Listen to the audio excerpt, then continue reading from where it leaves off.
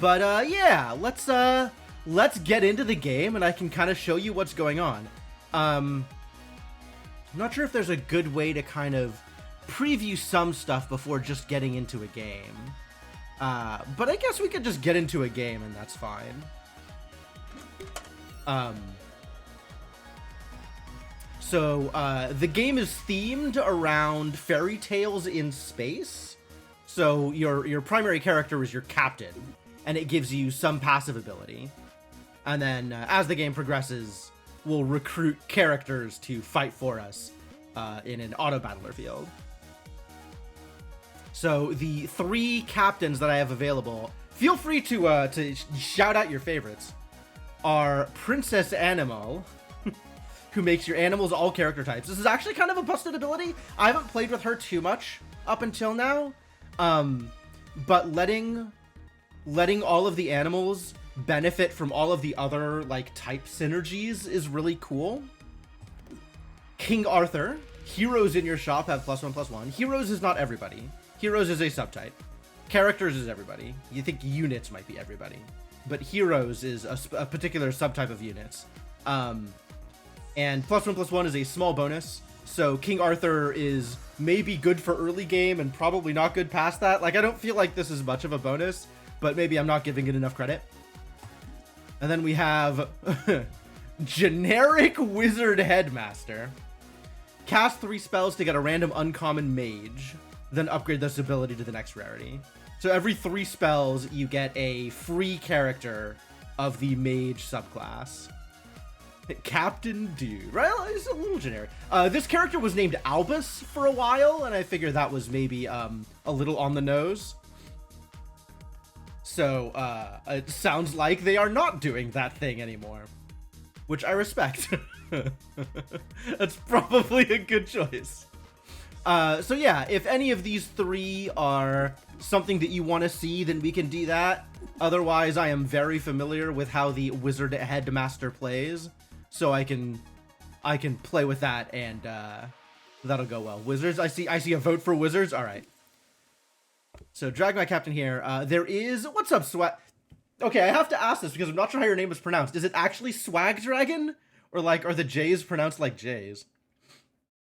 Oh, 2 votes for wizards, 1 vote for animals. All right, Princess Animal next time she shows up. So one of the other neat things that this game is doing is each captain comes with a unique deck that is added to the shared pool of cards. I've played around with this a little bit. This is also where some of the meta progression comes in. Rhymes with Mirage? Oh, hell yeah. Swaj Drajan. I'm in. So there's a large pool of cards, a fairly surprisingly large pool of cards that aren't mixed into the general shared pool. And you can select up to 12, I think exactly 12, of the ones that you have unlocked in order to bring with you into, like, basically these get shuffled into the shared pool as part of the choices that you can make.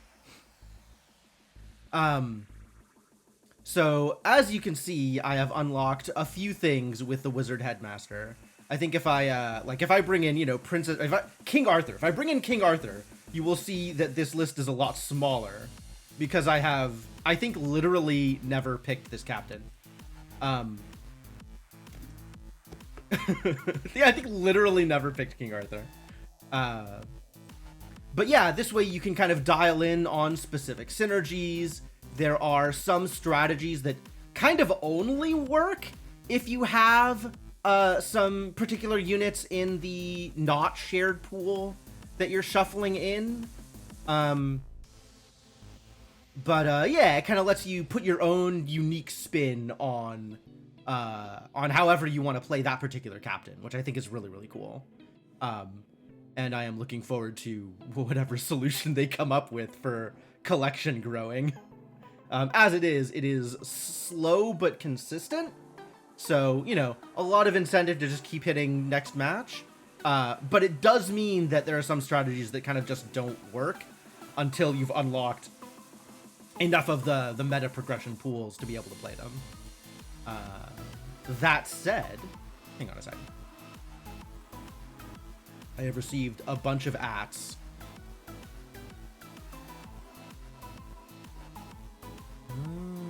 Okay. Figure that out later. Anyway, cheers, Vera. Anyway, let's go. So the way this works is you have a play field down here of 5 slots. There's a front row and then a back row. And units that you buy will take whatever position you put them in, and then they'll attack mostly at random from left to right, front row to back row.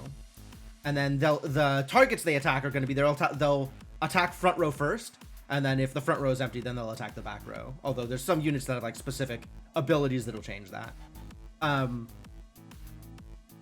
then the units that are available, so the way this works is I have 2 shops available for this turn. And it doesn't cost anything to buy something from a shop, but you can only buy 1 thing from each shop.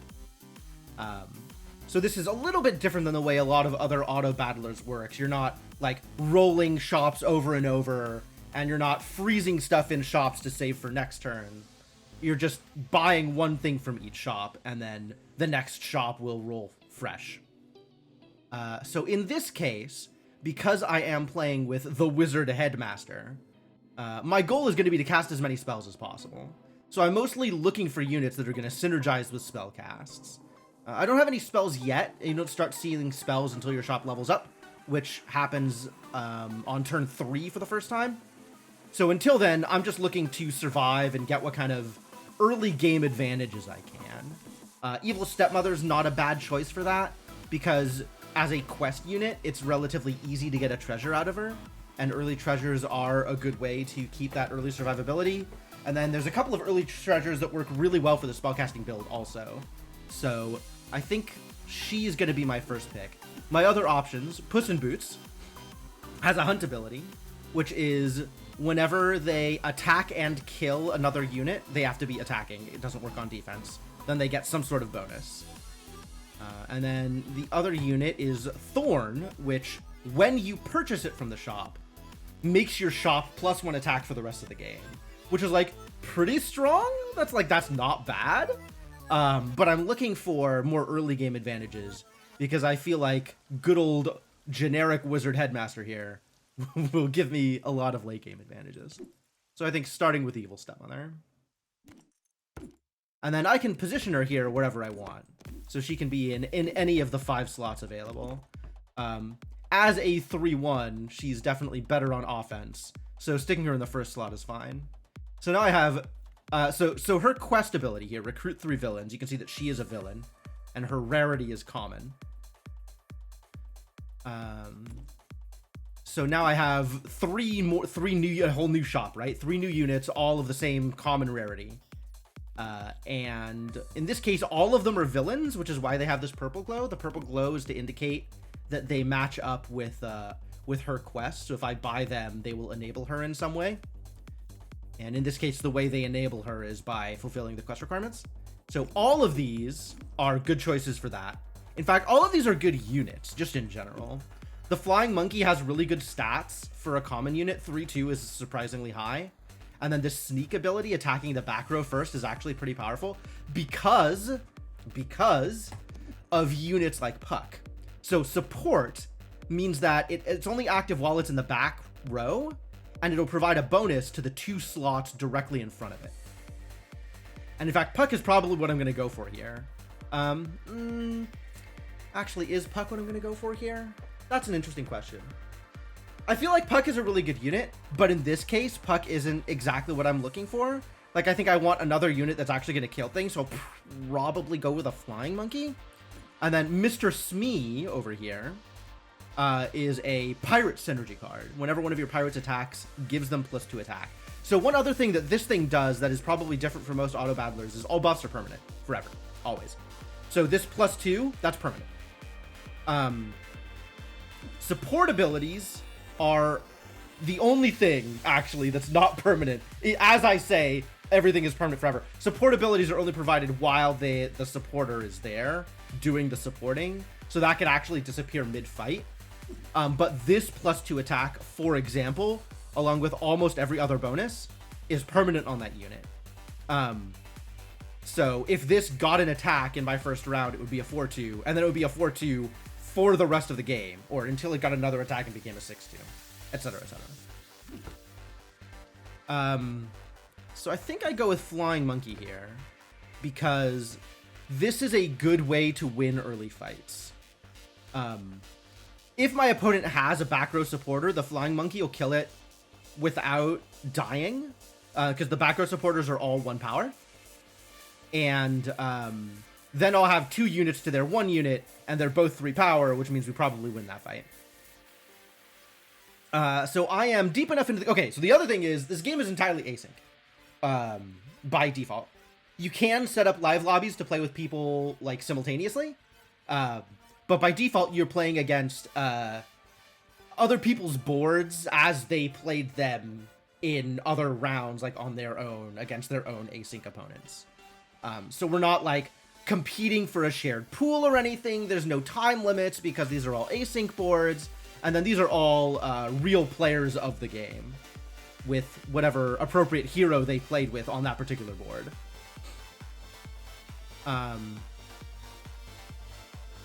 I don't recognize any of these names, but I recognize that all of these are real people. So yeah, so I've got my board set up the way I want to. I can kind of manipulate things and finalize whatever I want to here, and then I click battle and things just go. And they just went. So we got a tie, so nobody's hurt. And you can see what their champion is. I'm gonna just keep clicking on things pretty much at random so you guys can see whatever it is. So tie means nobody gets hurt. You can see I have 3 hearts, my opponent has 3 hearts. If somebody had lost, then they would lose half a heart, not a full heart. But if they lost while the opponent had 3 or more units still up, then it would be a full heart of damage. And then the half heart can actually be healed if you win a future encounter. So the health system is actually really generous. But anyway, that was first round. So now I have turn 2, and I can buy whatever I want here. So 3 options, only one of which is a villain if I am dedicated to getting the Evil Stepmother's quest fulfilled. So we got the Jealous Stepsisters here. There's some great art in this game already. Like, I'm really excited about the art in this game.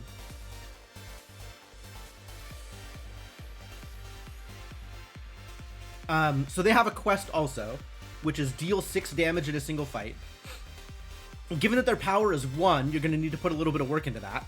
But if you put the work in, it's not that hard to get like a 3/3 Jealous Stepsisters that attacks once and then defends once. Or even up to like 6 power and just get the single hit in. So this is not a bad purchase. Mysterious Egg is great if you want to lose fights. But also it's really powerful once it hatches, so like you're kind of signing up to lose a heart or 2, and then once it hatches you're kind of going to be ahead for a while until other people catch up. So after 3 turns, it hatches into a random character 1 level higher than your shop. And then the shop rarity goes up every other turn. So this would actually be a really good turn to buy the Mysterious Egg, because this will hatch on my turn 5, which is after I have leveled up past common into uncommon into rare, so it'll be a blue shop, the first blue shop. So this will be a purple character, whatever the next level up past rare is. I don't remember. I know that orange is legendary. I don't remember what purple is. Diamond. It's not diamond. I don't know what it is. And then we have Baby Dragon over here, which is a dragon. And has this Treasure Hoard ability, which right now is giving it no bonuses because I have no treasures. Epic! Epic was what I was looking for. Thank you, Swaj. I like that pronunciation for your name, too. Falcor Jr.? Yeah, I think that's intentional.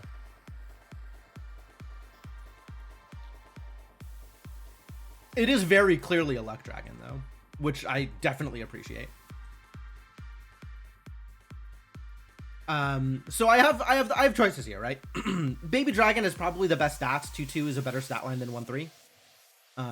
Mysterious Egg gives me the most late game power, and Jealous Stepsisters potentially gives me another relatively early game treasure if I can get her power up. If I can get their power up. If I can get insert pronoun here's power up. So I think I will go for the Stepsisters. I think I go for the Stepsisters here. Because Baby Dragon is just going to get replaced. Like, relatively soon, I think. Even at 2-2, which is decent for common, the moment I break into uncommon, this is almost immediately outclassed. All of this is going to be almost immediately outclassed. So I want something that gives me a little bit more of a lasting benefit. And also, I don't want to lose my next fight. So we're going to take the Jealous Stepsisters. And now I only need one more villain to get a treasure. So actually, Mr. Smee here is probably the pick. As a 2-2, he's fine. He attacks as a 4-2, which is really good. Itsy Bitsy Spider is 2-3 and nothing else, which is also fine. And Forgotten Present is a toy, which is a strategy all on its own, and has a Farewell ability, which is whenever the unit dies. And in this case, it'll leave behind a +1/+1 bonus on the slot, which sticks to the slot, so whatever character you put into that slot for the rest of the game will have whatever the slot bonus is. More on that later as I unlock spells, I think. Which, again, a decent ability, like that kind of ongoing bonus is really nice to have, but it's also a great way to lose a couple of fights. So I am not in the fight-losing business. So we're going to get Mr. Smee in here and take my first treasure of the game, which is exciting. So Evil Stepmother completed a quest, which means I get a treasure out of it. I would also get a treasure out of it if I... we haven't seen this come up, but if you get duplicates of a character, they go up a metal. So they go from bronze to silver to gold. And if you gold a character, then you also get a treasure for them.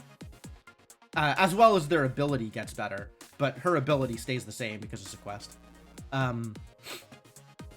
So 2 real ways to get treasures, and then some other random ways to get treasures later on. But now I have a choice between these 3 common treasures. So Lucky Chest doesn't do anything for me now, but the next treasure I find is a level higher. So that could potentially mean the Jealous Stepsisters quest, instead of giving me a common treasure, would give me an uncommon treasure. That's the most likely outcome if I take the Lucky Chest. Lesser Mimic is duplicating my next treasure, which is kind of cool. And Worn Shield gives me +4 health to the first character I recruit each turn. 4 is pretty good, actually. Like, I think the Worn Shield is pretty powerful. But I am interested in high rolling. So I think I want to take the Lesser Mimic. And then hope that the Jealous Stepsisters give me a treasure that is suited to casting spells. But Worn Shield wouldn't be a bad choice here. And would make my first purchase on turn 3 kind of busted. Actually, now that I think about it, the more I talk about it, the more I'm talking myself into taking the Worn Shield. I like the art on this. I don't know that I've looked closely at the art on this. Like, I've looked at this art, because this art is adorable. But I don't know that I've looked closely at this art before. It's cool. I'm probably going to be saying that a whole lot today. I bet there's a whole bunch of art in this game that I have looked at on the small screen and never had this ability to kind of zoom in on it, or never chosen to zoom in on it and actually look at it. The button. Yeah, right? This game very much knows what it's doing.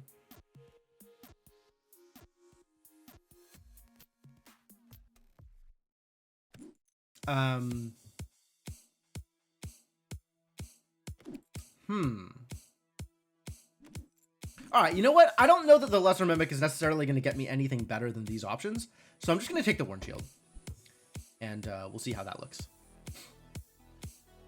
So now I am playing against a different randomly chosen opponent from the same pool of 5 people that were chosen as my async opponents. And we'll see how well I do. Is this my setup? I think I want to put the Evil Stepmother in front also, so that my final attackers will be into a 1-3 instead of into a 3-1, just in case that makes a difference. And then I need Mr. Smee to be first here, because I really want him to attack. So who goes first is a roll of the die, and then your units always attack in order, left to right, top to bottom. So let's go. Who are you? Gladius. After you KO 20 enemies, get a random rare silver character. After 40, get a random golden legendary character. Not legendary golden character? Inconsistent. Yeah, see, Flying Monkey hitting the back row is pretty strong. I unfortunately got wrecked. So as you can see, I lost half a heart here. Because there's only 2 enemies, it's a half heart. If there was a 3rd enemy, it would have been a full heart. But since there were 2 or less, it's only half a heart, which means that I have a chance to recover it, depending on how my next fight goes. Alright, so now we have spells available. This is not exactly the spell I was looking for, but it is a valid spell. One could legally cast this. But my goal right now is to get my board filled out a little bit more. And then also, these toughness numbers are unusually high because of the Worn Shield. So whatever my first recruit here is, they're going to have a lot more HP. So the Minotaur looks pretty good here. These are some real big numbers for this stage of the game. Unfortunately, my jealous stepsister is nowhere closer to winning their first fight. But this might help. Wow. I knew this was like the wolf, and I didn't realize that it was wearing the grandma's bonnet or whatever. These soap bubbles? Has somebody been washing the wolf's mouth out? This is fascinating. My other options, if I don't want the spell, I think I want the spell because I really want to start working on getting wizards out of the wizard headmaster. But my other options are Billy Bones, who is a pirate and has a hunt ability. So whenever he kills an opponent, it kills an opposing character. The next character you recruit has +5 attack, so he makes my next shot better, which is like, I think a decently strong ability, but it doesn't make your board any better immediately. It just makes the next character you recruit better, which, like, depending on how you're recruiting and who you're recruiting, this might not be that effective. I'm a much bigger fan of hunt abilities that permanently improve the strength of the character, rather than something like this, which makes the shot better. Like, making the shot better has uses, but not my favorite thing to do. The spider we've seen before, and then Pan's Shadow is new. Buffs from Fae give an additional +1 attack for the rest of the game on recruit, which is really cool. That's true. Billy Bones with Mr. Smee means he'll keep growing every time he attacks, which is pretty good. That honestly is pretty good early game. And that means that the first unit, if assuming he gets his sleigh, the first unit I recruit will be +5, +4 from where it would otherwise be, which, like, those are big numbers. Those are absolutely big numbers. Wouldn't be the worst choice. Like, I could have Billy Bones replace my stepmother here, and then move Mr. Smee in the back row so he doesn't accidentally get sniped, and then put Billy Bones in the front here. And that would be, like, a completely reasonable course of action. In fact, I think that would get me a pretty strong board, but I'm more interested in getting the spells cast. And this is actually a decent spell to put on the stepsisters if I'm trying to get their quest done, which I am trying to get their quest done. So I think that is going to be the direction I go here. Otherwise, I like Pan's Shadow a lot too. I like this recruit ability. This is potentially powerful since most of the supporting units are Fae. Like the Puck that I passed up earlier on that gives +3 attack to everything it's supporting. That would get increased by recruiting Pan's Shadow, become a +4 attack. So anything that makes this like buffs from Fae bonus shows up in a couple of places, and it's the synergies on that are surprisingly good. But yeah, we're gonna go with the teeth. Let's give the jealous stepsisters some teeth and see how well this goes for me. This is still probably not going to get the quest this round. Like, my expectation is it's just going to run into something and immediately die instead of getting 2 hits, which is what it would need. So I might actually shove it into the back row instead. And that way it'll live through some of the first trades. And then hopefully my opposing enemy will still have enough units alive for this to hit twice at that point. It's also a roll of the dice. Like, at that point, the board might be pretty much completely empty. But I think her odds are better back here than in the front row, where she'll probably just trade with whatever's in the front row and only get one hit. Yeah, so she could have hit the Foul Lich. That could have worked out okay. Oh, and it did. Perfect. I probably lose this fight. Oh, nope, we tie again. Great. And I got the quest, so it worked out perfectly. Everything is coming up Millhouse. So since I tied, my health stays the same. If I had lost that fight, I could have lost the other half of the heart. If I had won that fight, I could have refilled the heart. But as it stands, this went pretty well. How do you already have these many treasures? My god, dude. What are you doing here? Oh, you have the Beanie Baby. That's what happened. One of the units is a 2/4 Beanie Baby that when it dies becomes this worthless treasure and then stops being on your board. Like, it doesn't come back turn over turn, which is hilarious. And also, look at this art. Look at this. This is so good. This poor Beanie Baby. Oh. But anyway, she did the thing, so I get a bonus. Okay, yeah. So, actually, this would have been a great bonus. This would have been a great treasure to duplicate. So, I guess in this exact situation, being results-oriented, by not taking the Lesser Mimic, I have made a mistake. Because I'm 100% taking Bounty Contract here. It's just so much better than almost anything else I could grab. Magic Acorn means that my supports, instead of targeting the 2 slots in front of them, support the entire front row, which is great if you have supports. I do not have supports. And Curse Ring means villains in my shop have +2/+2. So the villains I already have don't get +2/+2, but future villains could get +2/+2. But instead I'm taking the Bounty Contract, which means my entire front row, whenever they kill something, gets +1/+1. Which is fantastic. And plays well with other abilities I might get later. So, here we are. Jill is one of those Fae that I was talking about. She has a support ability. She's actually a pretty good supporter. +5 attack is not bad. Why does she look like a Homestuck character? Morgan Le Fay actually plays really well with the kinds of things I'm doing, because she gives a bonus every time I cast a spell, which is pretty cool. And she's ranged, which is pretty busted. And then Symmetry is a tree or a Flying Dutchman, depending on what you're looking at.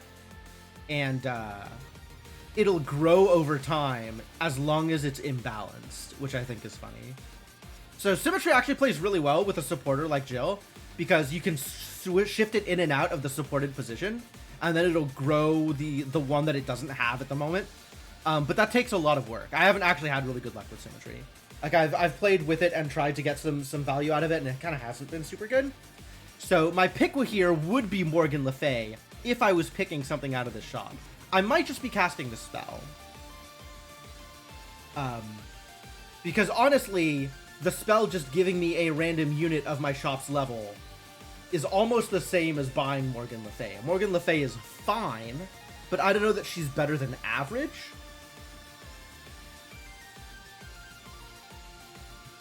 And this way I get to roll the dice and increment my spell counter, right? It brings me one step closer to the free unit out of the Headmaster ability. So I think I like Morgan Le Fay just fine, but I would rather meet in a tavern. Hey, look, it's Billy. Billy is back. All right, well, get in there, Billy. So I have the choice of not recruiting it. There's a discard slot up here that counts as recruiting it for almost every purpose other than putting it onto your board. But in this case, Billy Bones is strictly better than the Evil Stepmother for me, so might as well. And now I have 3 new units. Santa Claus summons toys whenever he gets attacked. Santa Claus, I actually really like Santa Claus, but I think he's not not super good. I think he's fun. But he's a lot better if you're aiming for the toy strategy, which I am not. And he doesn't have any attack, which is not super ideal. Frog Prince over here requires a little bit of investment. When you golden him, he transforms into a random character of your shop's level, which, like, that's kind of cool. But I don't need that. We don't need that. Tink is rad. I love Tink. Tink, I actually wouldn't mind just replacing the flying monkey with Tink, but I would prefer getting the spell cast, I think, and getting my free mage out of the Wizard Headmaster. Because I think whatever random mage I pick up, who are my random uncommon mages? I think the random uncommon mages are exactly Morgan Le Fay and Santa Claus. So that's all right. I must be missing another mage. Katamari is technically a mage. Who else is a mage at uncommon? I don't remember. But we'll see, because I'm going to cast the spell.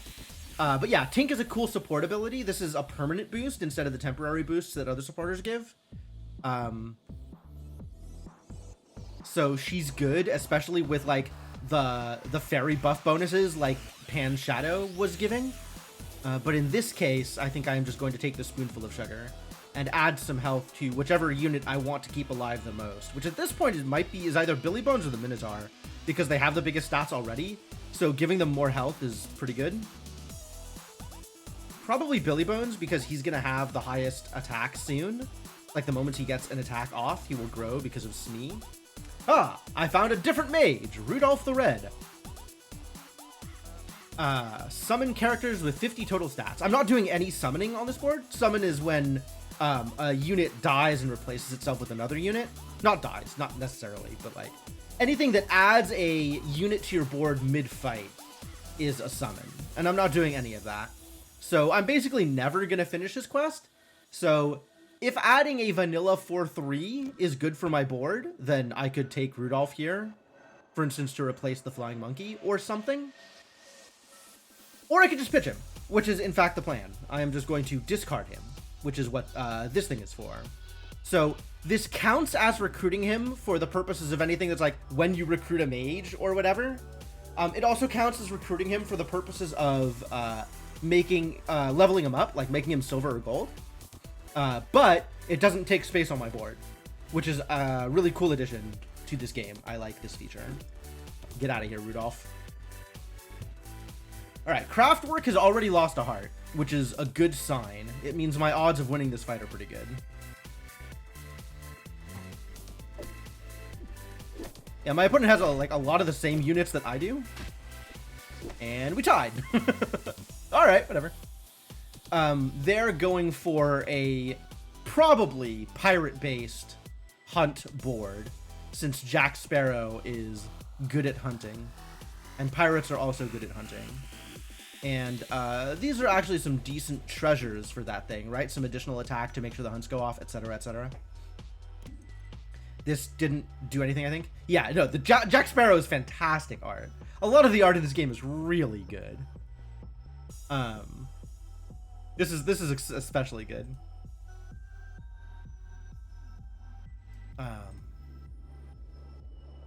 Yeah.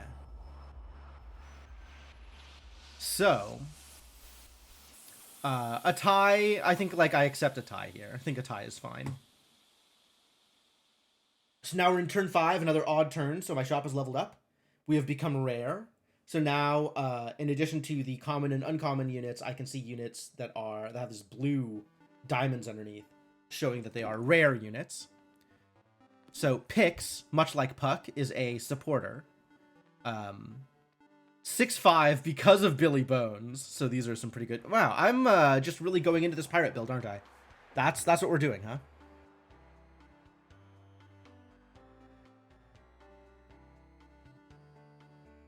Yeah, ties are fine. Ties are fine. Ties mean I have not lost any life. Ties are certainly better than losing.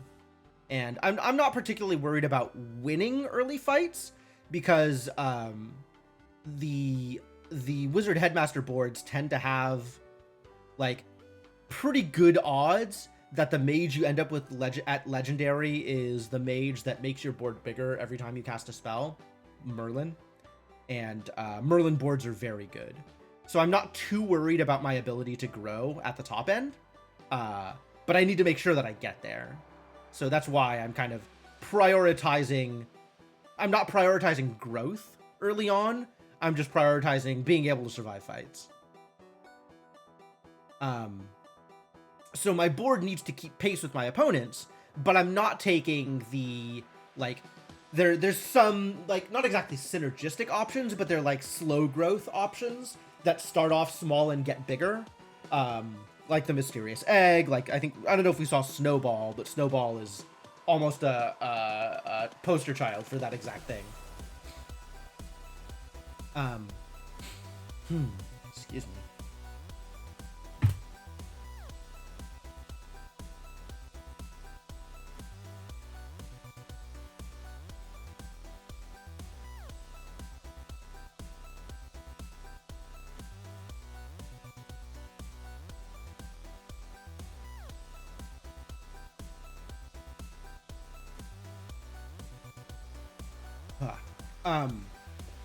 But yeah, so ties are fine.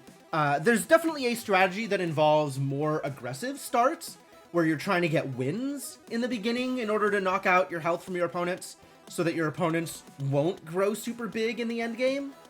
But I haven't been building that way either. Also, I haven't really been getting the units for that. There's some characters that are much better at winning early fights than others. And mostly I've been getting mediocre characters with the choice for some, you know, growth characters that would lose me early fights, which is not what I wanted. So here I have the choice. I have a bunch of animals on this board, right? I have the Flying Monkey and the Minotaur, which would synergize well with Mama Bear. Each fight, give your animals slots +2/+2. So that would be +2/+2 every turn in 3 slots, because I would be replacing the Jealous Stepsisters here, which is pretty good. I also have the choice of Blackbeard's Parrot, which grants hunt abilities to the pirates. So instead of free +2/+2, this would add a hunt +2/+2. So kind of strictly inferior to Mama Bear, except it's a pirate synergy instead of an animal synergy. And then that would also just replace the Jealous Stepsisters. But yeah, like the Jealous Stepsisters and the Flying Monkey are both really small at this point, and probably both need to go in order to kind of keep up with my opponent. I could also just cast a Lightning Bolt. Lightning Bolt pretty good. Lightning Bolt helps me win a fight. This is what's known as a combat spell. It doesn't improve my board in any way, but it does make my next fight slightly easier. So I have the choice between Lightning Bolt or making my board better with one of these two. And this is actually kind of a tough decision. I think my snap decision here would be Blackbeard's Parrot, because bigger stats, 13-9 as opposed to 10-9, and plays well with Billy Bones and plays well with Mr. Smee. But I think Mama Bear might be the right choice here. Because this is a much bigger boost overall to my board, right? The +6/+6 every turn while I have animals there is not bad. And that gives my Flying Monkey a little bit more longevity. Oh, perfect. This is actually the best thing I could have possibly found here. Pumpkin Spice Latte. Oh, look at that art. I hadn't actually, like, this is another one that's like, I know what this card does, and I hadn't looked closely at the art. That's great. So this will heal my heart. It'll go from cracked back to full, and then it'll just re-roll the shop on top of it, which is good because none of these are things I want to buy. None of these units make my board any better. Pan Shadow is that same like recruit plus Fey ability, so this is potentially something that gives me value later on if I ever get Fey onto my board, but that's like questionable whether I'll ever get that. And this also gives me the chance at buying a better unit. So absolutely going to Pumpkin Spice Latte here. And then that also gives me another shop, which is great, right? Because that gives me another spell to cast, even if I don't find a unit that I like. So we have Achilles, who is surprisingly strong. Give me and your other characters +2/+2 for a hunt ability. Yes, discarding counts as recruiting for that purpose. Yep. Achilles also has a farewell ability, which buffs your opponent's board. So he's a little tenuous sometimes. But I think the way that they do the async boards is they do snapshots of everybody's board on each turn without making it grow organically. So I think Achilles actually has no downside in async. If it works the way I think it does. Well, no downside for this game. It does mean that if anybody faces my build in a future game, they could get value out of my Achilles. But at that point, that's somebody else's problem, so I don't care. Shipshape Inspector is another pirate. Decent stats, 7/7. And this quest is interesting. Like, either you have it or you don't. And right now, I have no buffs on any of my slots. Although, at the start of my next fight, I will have some buffs on 3 of my slots. So actually, I could get this guy with the expectation that in 2 fights, right, on turn 7, his quest will go off, and that's potentially a good way to do it. And then I'd get a blue treasure out of it, which is not bad. And then Anne Bunny is an animal pirate. I'm not sure what this character is supposed to be referencing. But they're baller. Like, +4/+4 is a solid hunt ability. And they're an animal for Mama Bear, which is great. So all of, like, I think Anne Bunny is just a great pick here. There's a case to be made for Shipshape Inspector. I don't super like it. There's a case to be made for Achilles, just improving my whole board. I think Anne Bunny is probably the pick here, except True Love's Kiss is available as an option.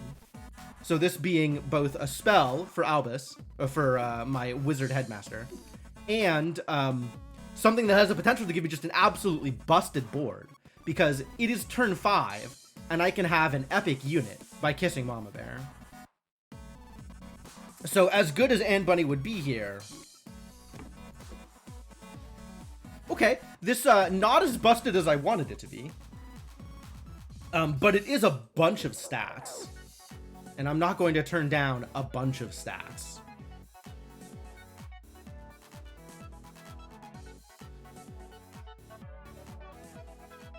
Yeah, there's definitely better epics that I could have gotten here. I think actually from Mama Bear to Bronze Goose, I would have been happier with a Mama Bear. But this is a decent chunk of stats, so it's fine. And who knows, maybe on turn 7, I'll find another Bronze Goose, and we'll just get a epic treasure. All right, now we're going up against Mix Spokes. Mix? I'm not sure how I'm supposed to pronounce this out loud, actually. I've seen it written before, and I don't know what I'm supposed to do with that. Is it actually Mix? I don't know.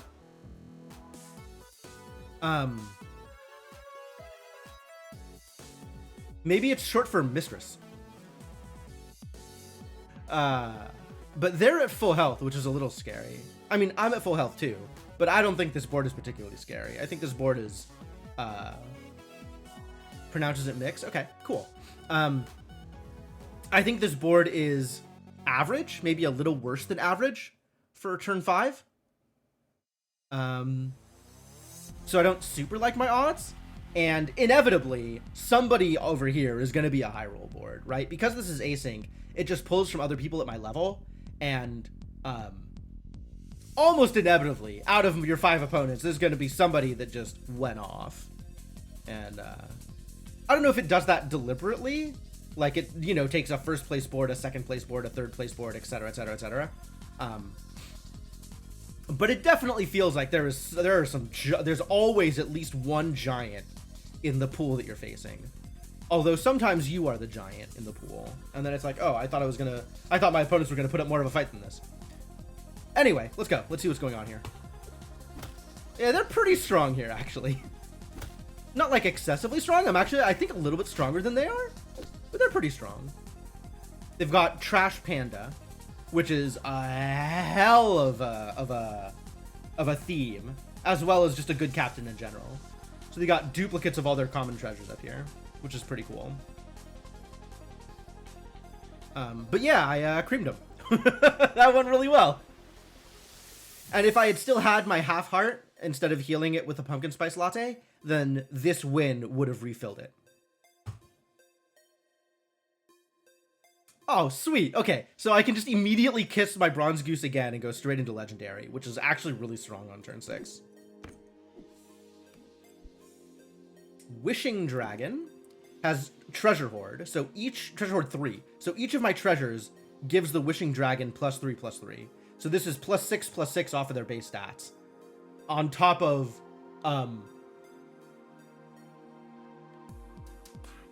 I think I had some extra bonuses. Like, I think Mama Bear was being buffed by the shield and by Billy Jabone's recruit ability. So, like, I think this is also +5/+4 on top of the +6/+6 from Treasure Hoard. So that's cool. And their ability is nuts. Absolutely bonkers. I will definitely win every fight until I get to turn 9 is when we start seeing legendary things by default. So I'm expecting to absolutely win every fight until turn 8 or turn 9. What's up, Dragonfly? How's it going? Welcome to the stream. And I got a free 2-headed wizard to replace my flying monkey, which is exciting. So 2-headed wizard is my rare mage off of my wizard headmaster's ability. When did this name change go through, by the way? How long has it been since the wizard headmaster has not been Albus?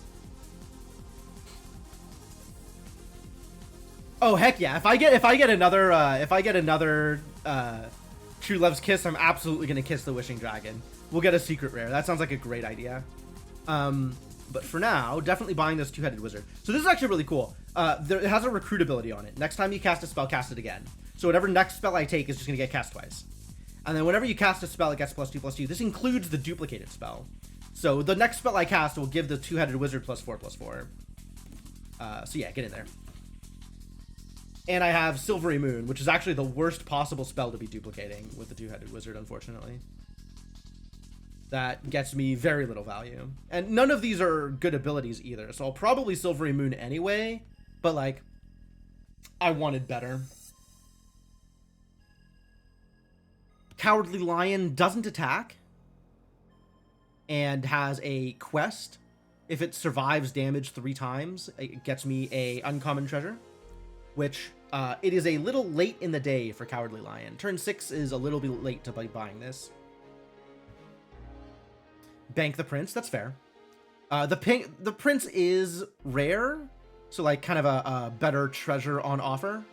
But I'm actually completely on board with just silvering my Wishing Dragon here.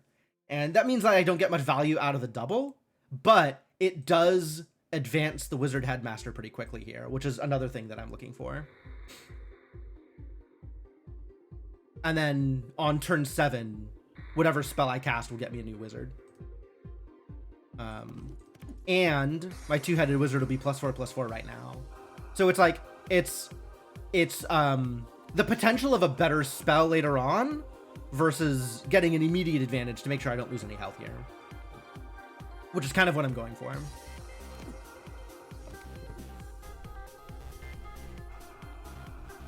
I'm not necessarily sure that this is like the right decision, but this is the logic behind the decision I'm making. I'm up against someone who wasn't going to be much of a threat anyway, it looks like. Well, we'll see how this goes.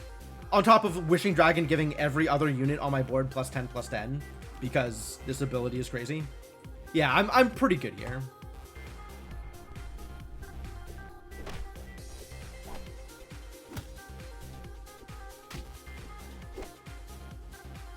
Like, I could have been stronger if I had waited for a different spell, but also I just really want to push into my legendary wizard from the Wizard Headmaster. Alright, so no purples here, so definitely going to be meeting in a tavern. Fairy Dragon, not exactly the support I'm looking for. +2/+2 is not a big deal right now. Which is, their Treasure Hoard 1 is just +2/+2 right now. Slash is kind of cool, but very rarely worth a shot pick. If I had units that I really wanted to replace, then Slash might be a valid pick here. But like, given what the Wishing Dragon is doing to my board, I'm perfectly happy with the units I have, even if they're not doing anything in particular. And then this is an extremely late Mysterious Egg. Huh. That's actually a thought. Like, a Mysterious Egg now will hatch on turn 10 into a secret rare, which is the next level up above Legendary, which you can never find in shops unless you do something cool. Mysterious Egg is one way to do a cool thing. And it would immediately become a 15/15 egg, right? Because of the Wishing Dragon. So, I'm kind of in on replacing the Minotaur with the egg. Wow, what a thought. Yeah, now that I'm looking at it, I kind of like this plan.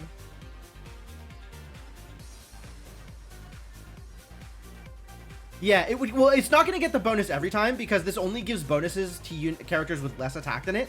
So it'll get up to, oh no, it will get up to 35 because it's just barely low enough. And then it'll become a secret rare with plus 30/+30. So, yeah, not bad. All right, yeah, that's better than a random purple. I think I'm on board.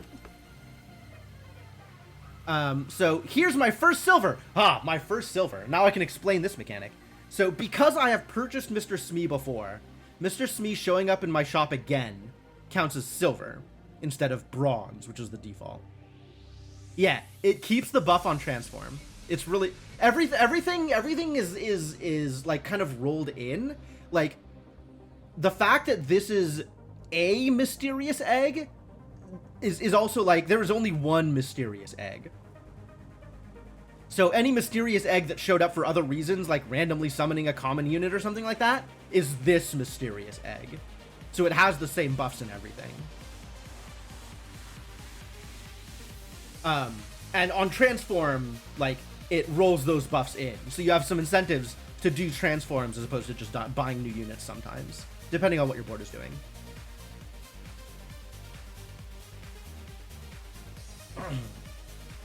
But anyway, silver. So you can see from the stats, the silver is very slightly more powerful. +1/+1 on top of the base. Also, it's a free shop. If I bought Mr. Smee here, if I silvered Mr. Smee, I would get another shop as if I had gotten, it's just a free roll of another shop because I bought a silver unit.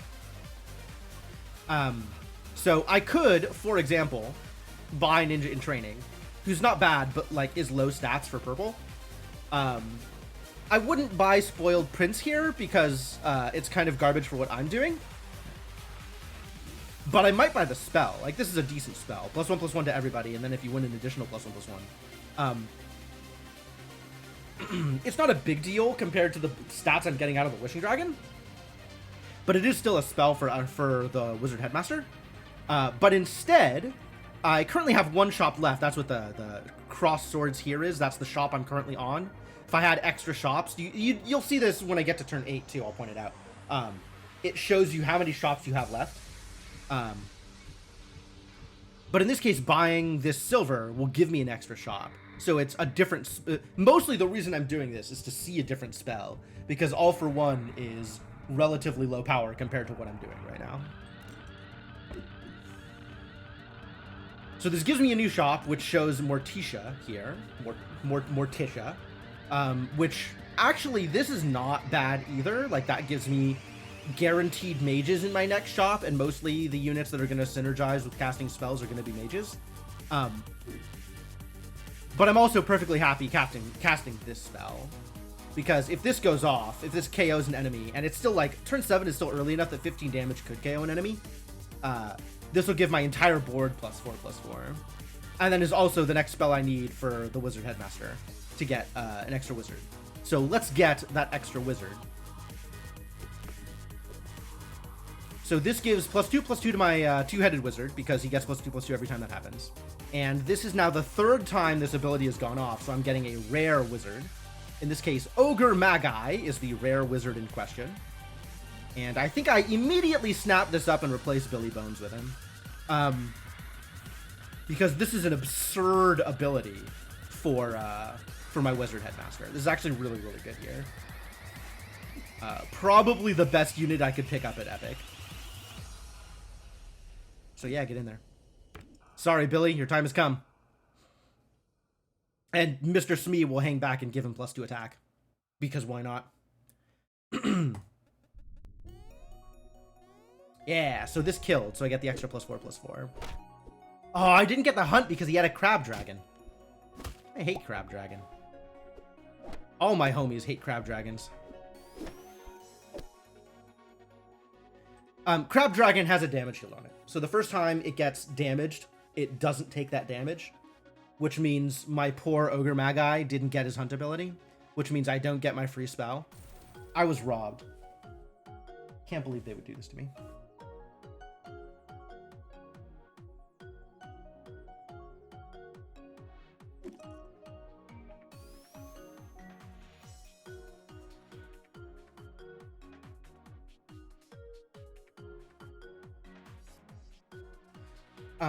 Anyway, that fight still went well enough. Like, I'm not going to complain about having 2 units up at the end of the fight.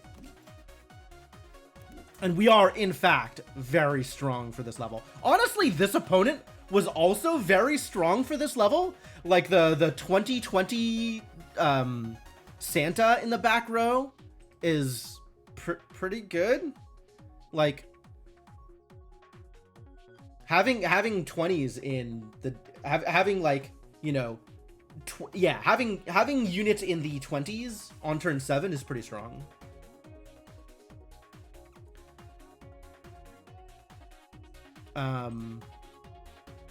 So now, ideally, we'd be looking for 3 more spells this round in order to pick up my Legendary Mage. Let's see what our options are here. Jack Frost is another support Fae. So much like Jill Sunshine. Oh, I get it. Jack Frost gives health instead of attack. Barrel of Monkeys is a really cool card, very powerful, synergizes with a surprising number of things, and basically does nothing on my board at the moment. But when it dies, it fills the board with 1/1s, which is really cool if you have anything that synergizes with summons, or if you have anything that's providing slot buffs, or if you have anything that synergizes with animals. Especially, like, there's a couple of things that do animal, like, on KO stuff, which is really good with Barrel of Monkeys. But we have none of those things, so we're not picking up Barrel of Monkeys. Magnificent is a hell of a card. She's got Treasure Hoard 1, and then whenever you recruit a villain, both that villain and Magnificent get Treasure Hoard again. So she scales up just by buying more things, which is really cool. However, we don't have a lot of treasures. And more treasures is helpful, but not the goal. So I think Magnificent is not the direction we're going. So I think I'm just buying the spell, which is like the boring option here, but none of these really help my board. And then the spell will, in theory, make my next character bigger, assuming I ever recruit another character. Ah, I see we have a bigger 2-headed wizard. All right. This actually does the thing. So this is great. This is a great find. Because it'll give me another shop again, and the spell in that shop will be doubled because I'm getting the recruit ability from the 2-headed wizard again, because I am recruiting another 2-headed wizard. And these 2 characters are not super impressive here. Sugarplum Fairy is yet another fairy, and she does the fairy thing of making your shop better, which is the other fairy thing that fairies do, which is like really cool if you're scaling up your fairy buffs. So, you know, if this number suddenly became like +7, +6, then every fairy you buy makes your shop like almost an order of magnitude bigger, which is wild. But we're not doing that thing. So Sugar Plum Fairy, pretty bad. Mighty Mouse, actually super cool. Also, the art is very cute. Animals and heroes in your shop have +4/+4. After you recruit one, improve this ability by +2/+2. So once you have bought an animal or hero after buying Mighty Mouse, now they have +6/+6. And then again, +8/+8, etc., etc. So Mighty Mouse actually really good for scaling your shop as well, assuming that you want to buy animals and or heroes. I don't know that I want to buy animals and or heroes, and also the 2-headed wizard is just super, super good for what I'm doing. And now we have a double cast of Happily Ever After. Man, did you ever watch that Mighty Mouse cartoon? Like, it has been a long time since I have watched an episode of Mighty Mouse. It's Redwall? It is Redwall. I wonder if there's episodes of Mighty Mouse on YouTube. I wonder if it's worth looking up again. Like, there have been cartoons that I have gone back to and sincerely regretted going back to. Like, I watched an episode of, not Thundercats. Thundercats doesn't really hold up, but it's not bad. But there was a different TV show from around the same time as Thundercats that was like bluegrass robots in space or something. And I don't remember exactly what the name of this show was, but I watched an episode of it, like Silverhawks. I think that's it. Yeah. I think that's it. I watched an episode of that like maybe 10 years ago or something, and I very much regretted it. Absolutely a mistake. Do not give in to nostalgia. It does not always work. Anyway, what am I doing? I think I'm buying Happily Ever After. I think we are making our Wishing Dragon bigger so that it can make further units bigger. I think that's the plan. Happily Ever After is +4/+4, and if you win, let's be real here, when you win, give it an additional +4/+4.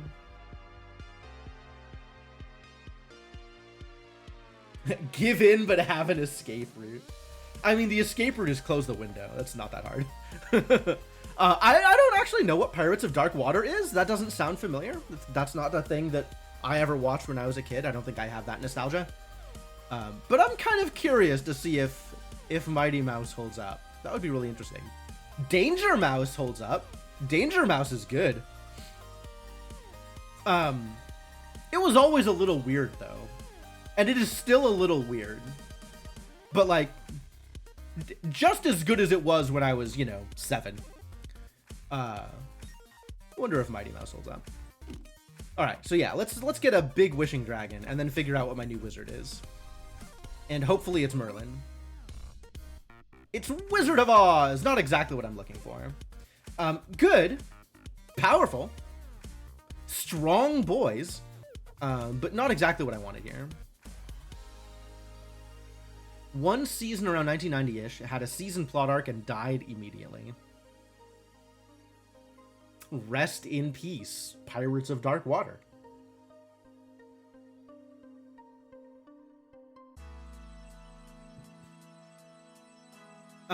So we probably buy this, but I have to figure out what it's replacing. Which on this board, probably Mr. Smee? Probably Mr. Smee. Alright, Mr. Smee, thank you for your service. You are being replaced by a tutu. But now my Wishing Dragon is enormous, which is great news for everybody involved.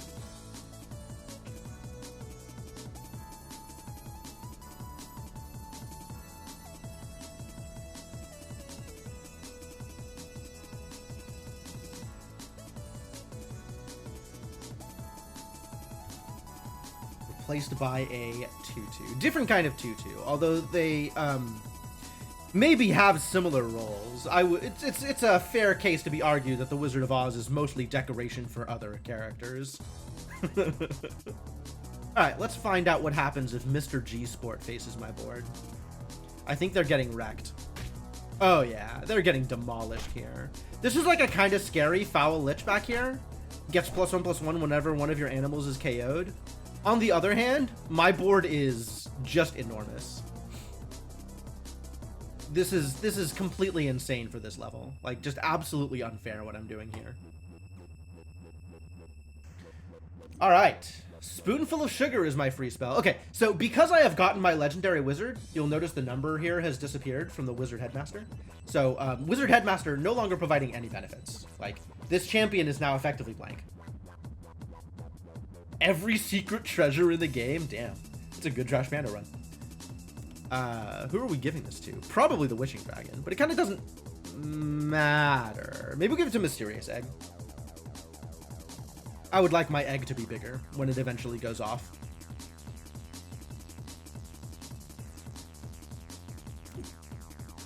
But like +4 health is really mediocre at this stage of the game, and I haven't been buffing my spells much at all.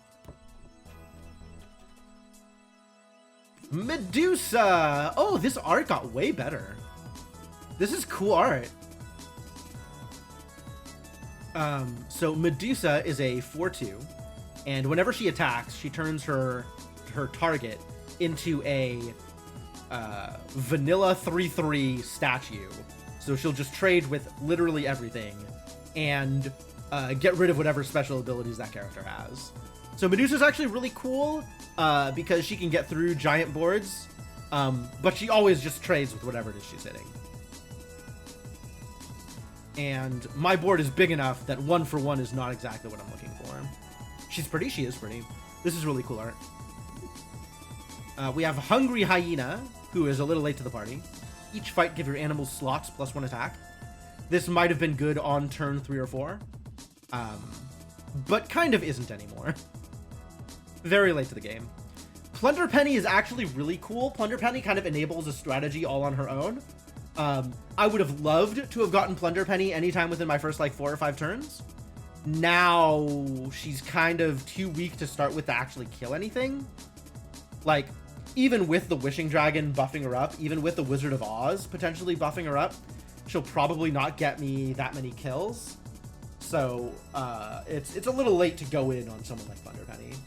So instead I will just cast a spell, and that's going to not do a whole lot, I think. It'll give +2/+2 to the two-headed wizard. It'll deal the 15 damage, which probably won't kill anything at this stage of the game. Turn 9 is a little late for Huff and Puff to actually do anything. Maybe I just buy the Medusa then. Absolutely a decent case to be made for just recruiting Medusa to the discard slot in order to level her up, so that we could potentially start making our way towards some of the legendary treasures. And my magic synergy at the moment isn't super huge. I'm really just trying to get Wishing Dragon to save me. But this, okay, so the benefits of the spell right now is the 15 damage, which is mediocre, +2/+2 to the two-headed wizard, and then because of the Wizard of Oz, +2/+2 to both of these units. It's not terrible. It's not amazing, but it's not terrible. I don't know if it's better than attempting to get... You know what? We'll buy the spell. Let's just buy the spell, since we do have some of those synergies. And we might eventually... I guess I'll have to pay attention to how many people are left alive and see whether I want to focus more on getting treasures. Buy the spell again. This is a boring board for me. Yeah, there's a bunch of people left alive. Okay, so this could potentially still go on for quite a few more turns, so I should probably be investing in the legendaries to try and get a treasure later on. We'll see if double Huff and Puff does the thing, though. Double Huff and Puff, in fact, did not do the thing, as expected. But I still got the win, because my board is still pretty big. And my egg becomes Shadow. Farewell. Summon your last character that was KO'd this fight, and give it +10/+10. So we want him in the back row, because we don't want him to get sniped too early. I wish I could put him here, because I don't want him summoning the Wizard of Oz. But he's also better, like the Wizard of Oz is much better for me here, buffing the Ogre Magi. +30/+30.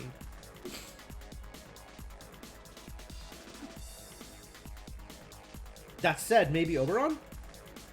This is less than 30, +20, but it is an each fight ability, which means it's stacking. So this is a constant +30/+30. This is only +20 attack. The health doesn't change, but it's 20 each fight. So that might be a better choice than the Wizard of Oz.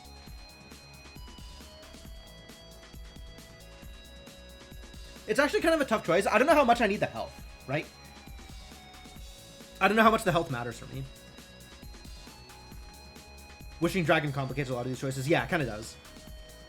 Because I want my Wishing Dragon to be bigger than everything else on my board so it can continue buffing the rest of my board.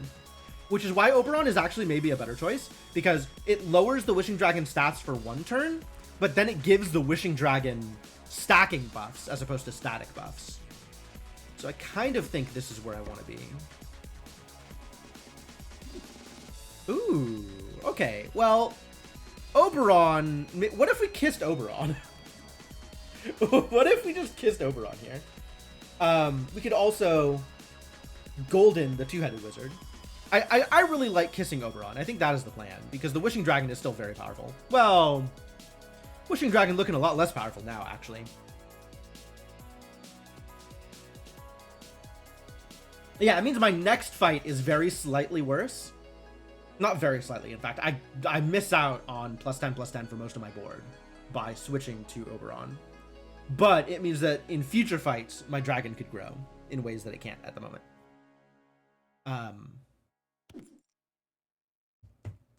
If I was going to kiss something, should it be Wishing Dragon? That's a real question. I think it actually should be Wishing Dragon, because I think my back row Oberon is more helpful to me than my Wishing Dragon, right? Like the abilities on on Oberon probably more important than the Wishing Dragon at 50. But also, like, goldening my two-headed wizard is pretty tempting, because it again doubles spells, and it also means the two-headed wizard grows faster. But I think the kiss is a lot more powerful right now. Like, this is cool, but this is a lot better. The question is just who to kiss. It's actually a difficult choice.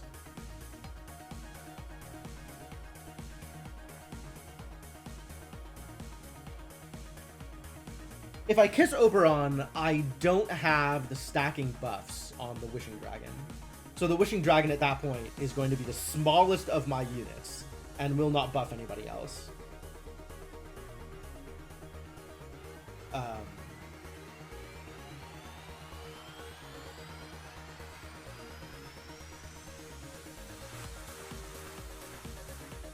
But Oberon is already like a smaller unit, so I potentially get more value out of kissing him. I don't know. It's tough.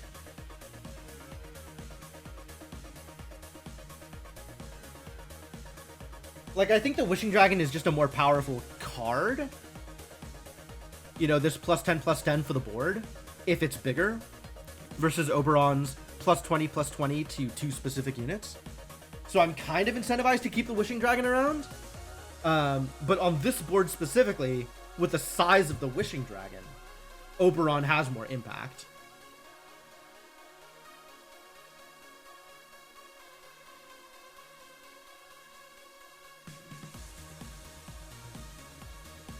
Somebody just kissed somebody already? Yeah.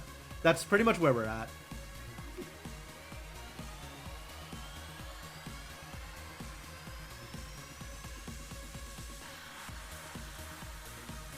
I think I'll kiss the dragon. Hey, look, we got a new dragon. Smug is my second favorite dragon. The inspiration for Smug should be obvious. And every time Smug kills an opposing unit, you get to copy a treasure that enemy has, which is wild. Just absolutely bonkers. So, go steal me some treasures. Ah! The stupid dragon again! God damn it, Crab Dragon. Like, we're still just demolishing our opponents. Like, this wasn't even close, even with the Crab Dragon. But I was once again robbed. What big teeth? Okay, well, I think Smug needs to have some teeth. So, have some teeth, buddy. Ah, here we go. This is what I've been waiting for. So through the Looking Glass, very similar to True Love's Kiss, it transforms a unit, but instead of making it one level higher than it currently is, it just makes it the level of your current shop. So this is actually great on the two-headed wizard. I mean, in this case, I think it turned out pretty well. Also, it stayed silver. Not that I'm going to see another Smug in the shop, so I can't golden it directly, but whatever.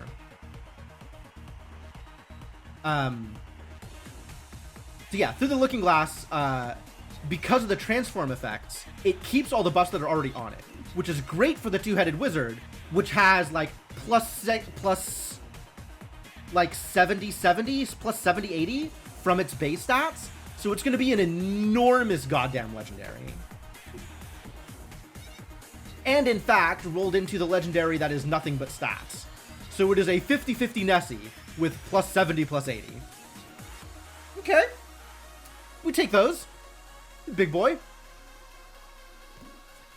Blessing of Athena doesn't do anything here. Gives a slot plus 6 health if I want extra health on my smug.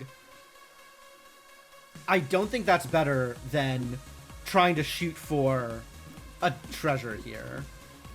Like rolling Mockingbird or rolling White Whale into the discard slot in order to silver and or potentially gold them later on. Because now none of the things on my board benefit from casting spells. Like, I really want Merlin. Merlin never showed up, though. So, I guess just get out of here, one of you two.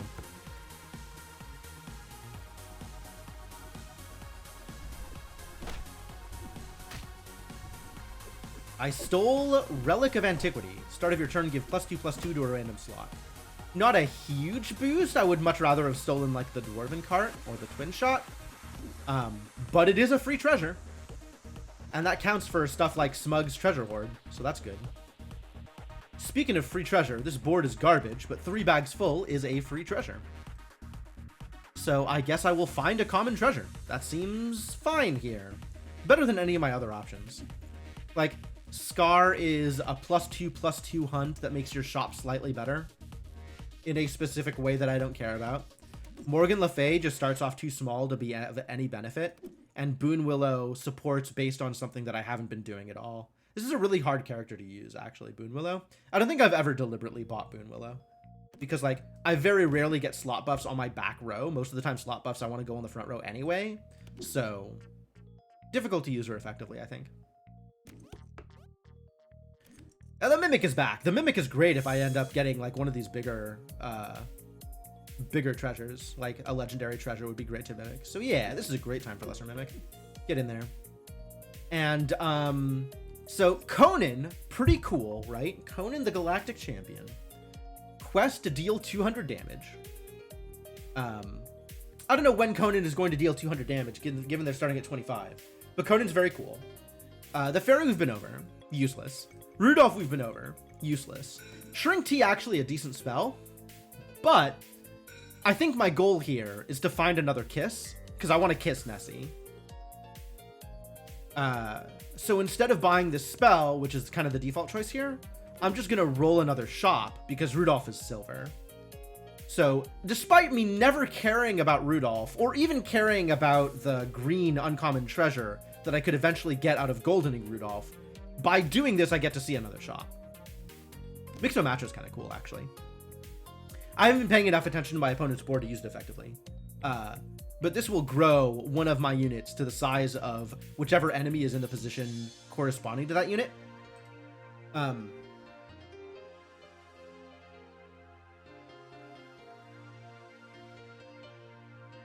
if I had been paying attention to where my enemy's big units were, this would be a fantastic spell to use.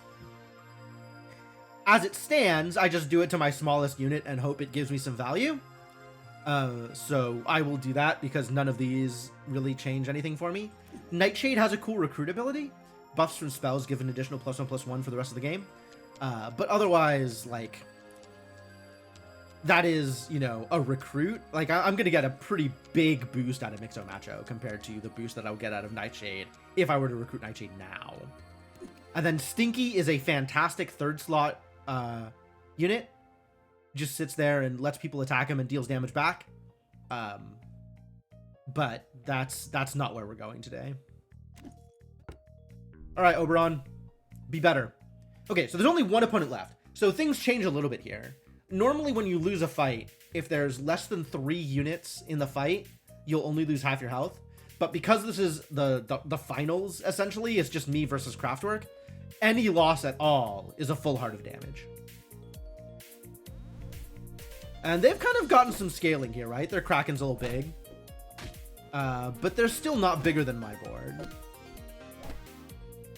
So, also, this tells me if I Mixo Macho again, I want to do it to whoever's here in the front, because the Kraken is their biggest unit.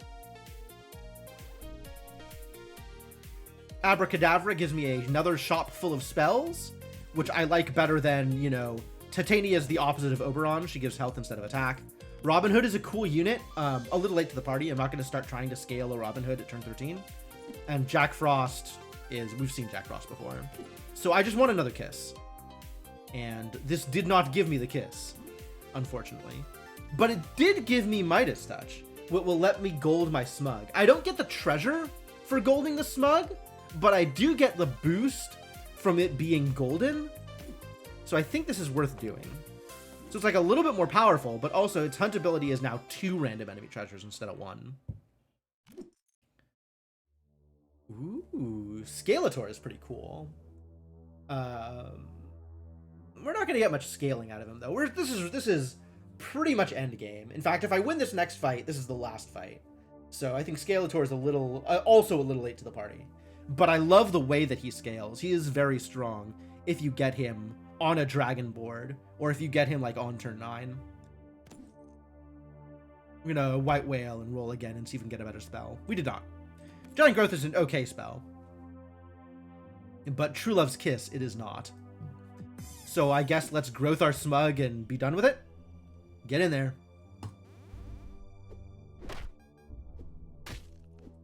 Oh, it didn't even kill. Wow, speaking of be done with it, looks like I'm just dead. Oh, never mind. We tied. Which means my opponent is getting bigger than I am, quicker than I am, which is dangerous. So we got to do something about that. Eureka's cool because it rolls you a new shop if you hit a mage with it. Punxsutawney Phil, absolutely fantastic for 3rd slot. If I haven't attacked this fight, summon a copy of me whenever he dies. So you put him in the 3rd slot, your opponent just attacks him over and over and over. And every time he dies, he pops back up until he gets a chance to attack. Also really good with summon builds, like if you're playing with... there's a couple of units that when they die, summon a new unit into their slot.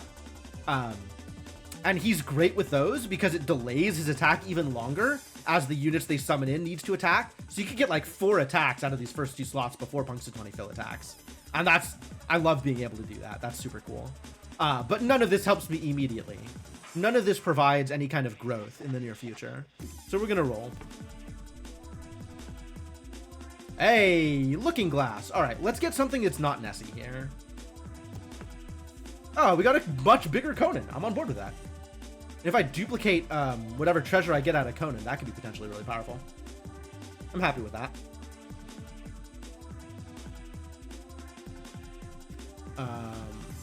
This Blessing of Athena isn't going to do much, so I guess let's roll Medusa and try and get treasure later on.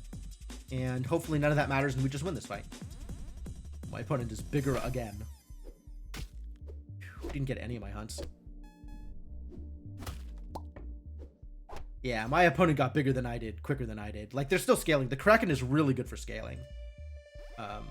So I'm going to have to be... I'm gonna be worried here is what I'm gonna be.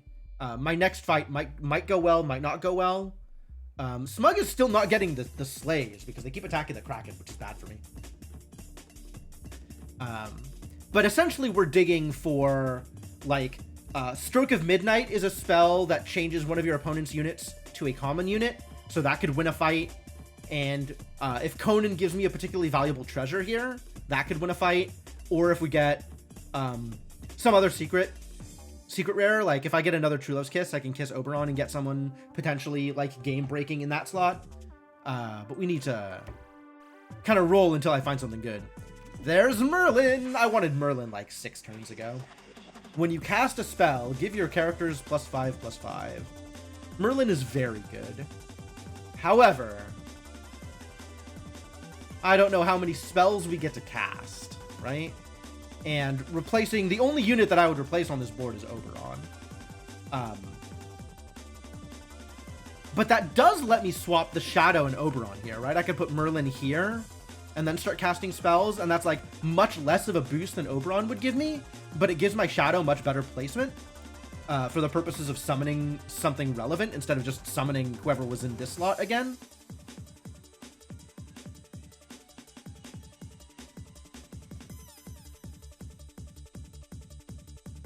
I think Oberon's not going to make the difference, and this might. I don't know that it will, but it might. And then none of these matter for my board right now. Genie of the Lamp is someone that, like, you kind of have to get started. I think even on turn 7, which is the first turn that you could buy a Genie of the Lamp legitimately, it's a little late to the party. Like, I don't know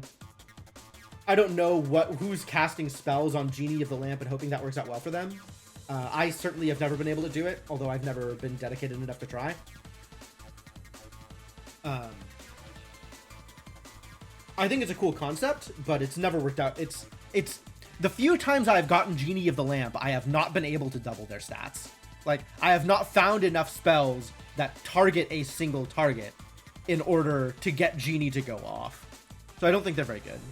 And Guardian of the Grove is a fantastic character, integral to the animal build, and I am not doing the animal build.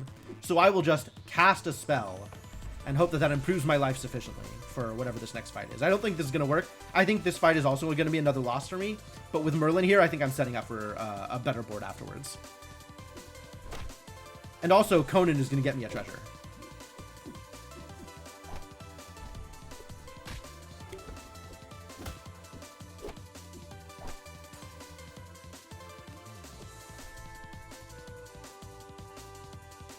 Okay, 2 Hands of Midas is not bad. As are 2 Swords of Shadow and Light. This is actually one of the better... Oh, they nerfed it. This was +10/+10 when I was last playing. That makes sense, because it was busted. I think it's still busted. Like, at +5/+5, I think it's still very good. Maybe not quite as broken. And then this one gives you a random gold, or one of the random characters in your shop becomes golden. So if you're trying to scale up on treasure, this is how you do it. This gives you a treasure every shop cycle, at minimum.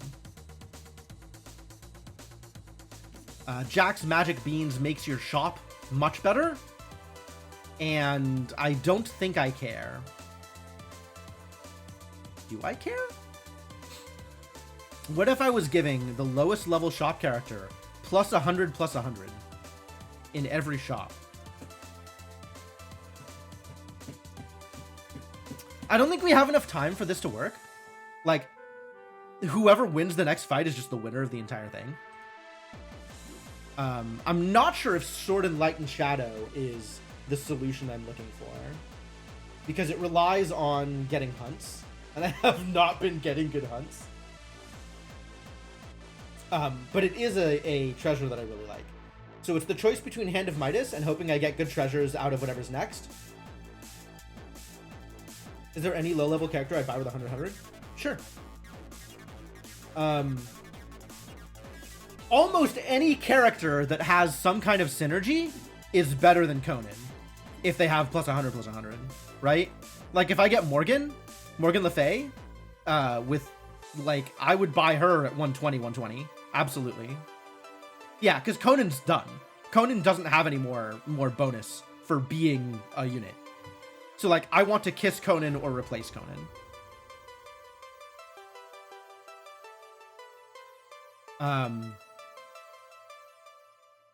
So I don't know if more treasure is a better way to go, or if just having some massive low-level units would be effective enough here.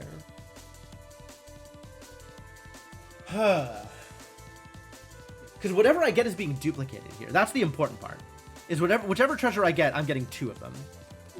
I don't think Sword of Shadow and Light is good enough, because, like, we haven't been getting slays. That's part of the problem, right? If Smug was getting slays, we'd be in a better position.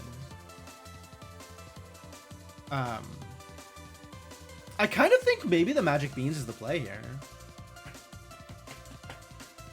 But then I'm buying units instead of buying spells, so I probably just replace Merlin with whatever massive thing I'm buying.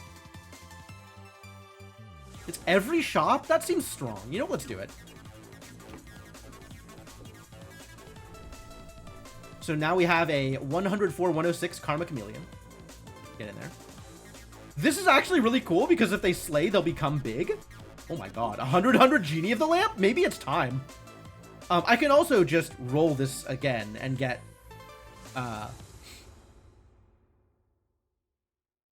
like, This is still never gonna go off is the problem. Yeah, let's roll this again, because that's blank. I wish it had been the goodie bag. If the goodie bag had been 100, this would have been amazing. This would have been shop of the year. This, when it dies, summons another unit and gives its stats. So if this is 100, it'll summon some random common and give that common plus 100, which is effectively double its own stats. Like, that would have been actually a perfect grab off of double beans. As it stands, like, none of these are very good for me. Forgotten Present doesn't do anything, so the extra 20 on Conan is probably just better. So what I can do, oh my god, if I live to my next shop, this is going to be amazing. Let's, fingers crossed, I live to my next shop.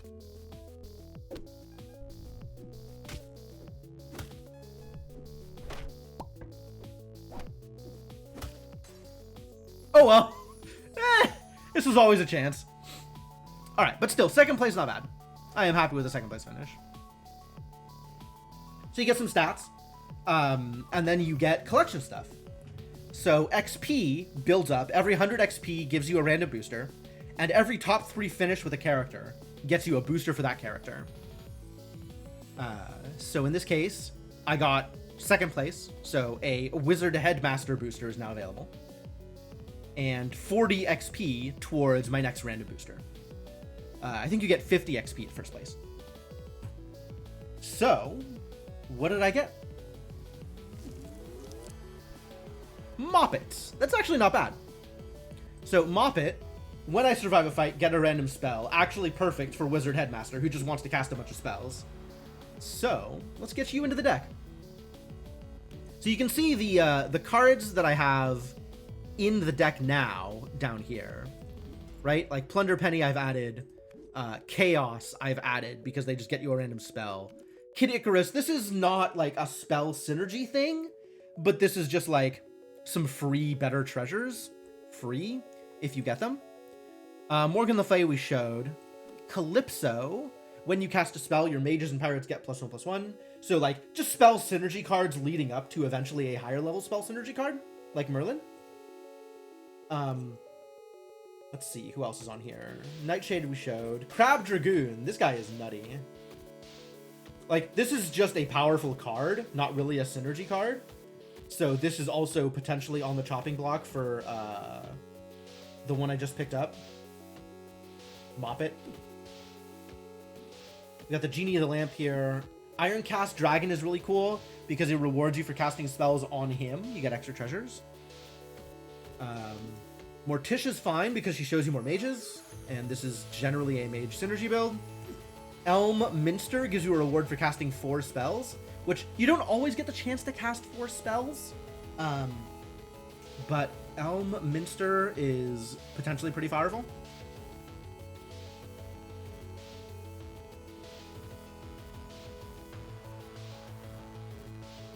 Yeah, I mean, I want it to work. I keep wanting it to work, but I've never gotten it to work. Yes, Elm Minster, correct. And Scalator because I love dragons. Honestly, Scalator is just here because I love dragons and has nothing to do with anything else that this deck might be doing. So there's definitely things that I could sub in to replace. Mysterio is a fascinating choice. Transform your bronze characters into characters of your shop's level. Which, honestly, that's a thing that I've kind of been wanting to do in a lot of my shops anyway. You know, like, oh, what? I really hope I pull Through the Looking Glass in this shop, right? And then if there's a character that you don't want to transform, you can just level them up. Just level them up. So I think Mysterio is, like, situational. But there's definitely been situations where I've been like, okay, yeah, I would much rather have this board be a bunch of random legendaries than whatever kind of minor synergy they're pulling together at the moment. Like, Mysterio is really good on turn 9 exactly. Have I played this a lot? I have played this a lot. So, like, Genie of the Lamp's on the chopping block. Scalator, kind of on the chopping block. And then Kid Icarus could also go. And I wouldn't be mad about any of those if any of these were better in my deck than the things I am replacing them with. There are some actually really good options here, like things that I haven't played with a bunch, but have like been turned on to slowly over time. Like Prickles is pretty good. O2, so it doesn't contribute much to a fight directly, but this support ability when a character in front of me is attacked to give it +1/+1 is actually really, really strong over the first few turns. Like Prickles usually means a turn 1 loss, and then a turn 2, 3, and 4 win.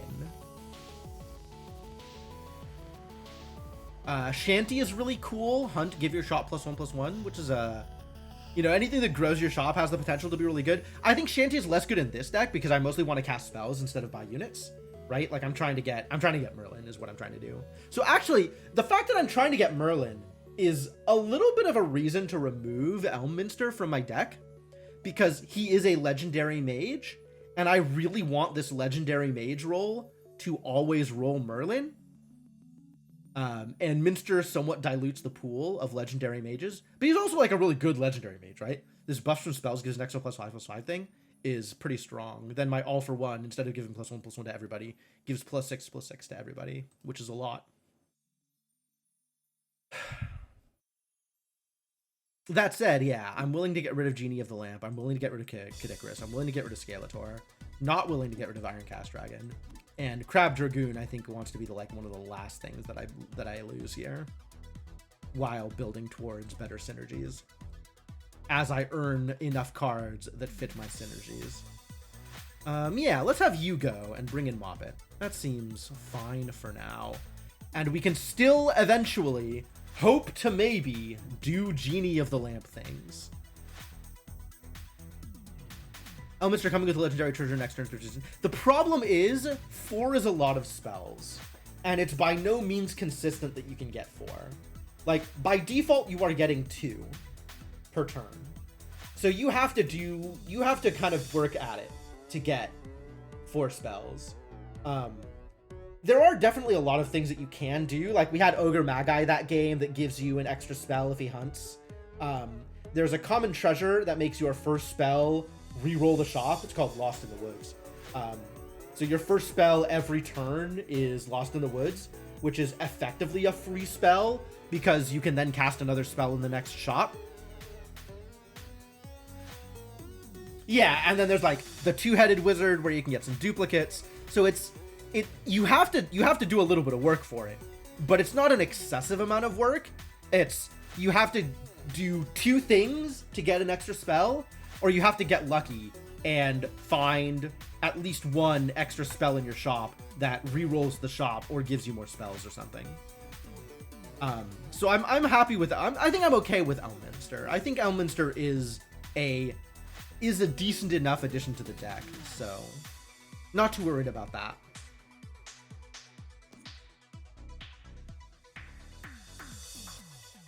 Yes, exactly. Like, you are moving towards that direction anyway. That is the kind of thing you want to be doing regardless. Regardless of whether Elminster is in your deck, you want to be playing more spells a turn if you can. So the question is, do I want to make room for Mysterio? And I think I do.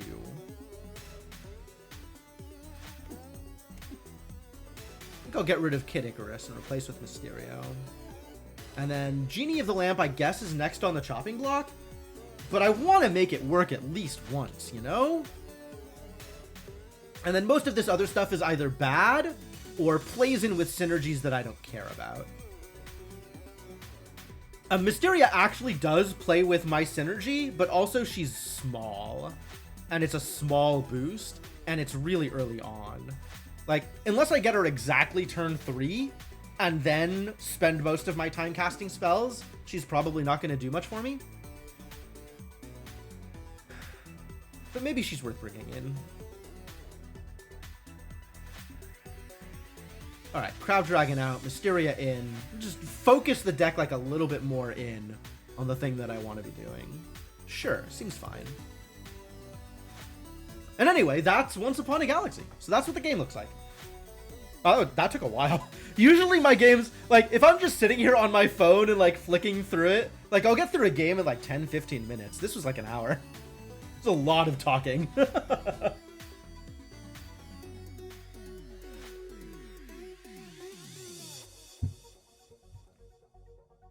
how does the deck work exactly, since there's clearly other stuff offered? So,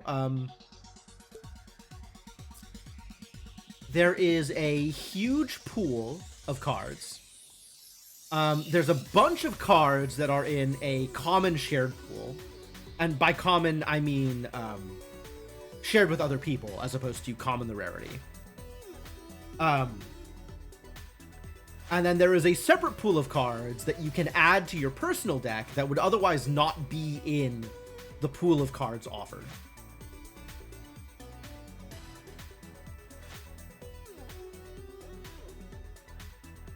So like, this is all of the cards, including both pools. So this is bigger, like a much bigger pool of cards to choose from here. You can see there's still a couple of cards that I have never seen. Mephisto and Trog are both captain pool, like things that you have to put in your deck in order to see, and I have not unlocked them for any of the captains.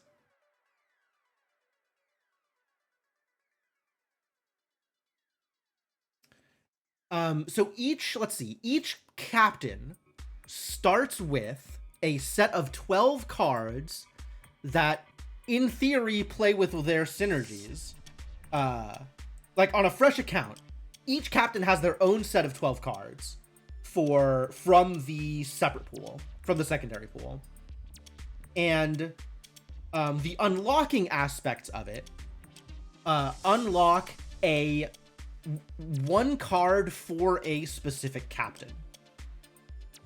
So you could have different cards unlocked for different captains. And then from each cards that your captain has unlocked, you can add whichever 12 of those that you want to your deck.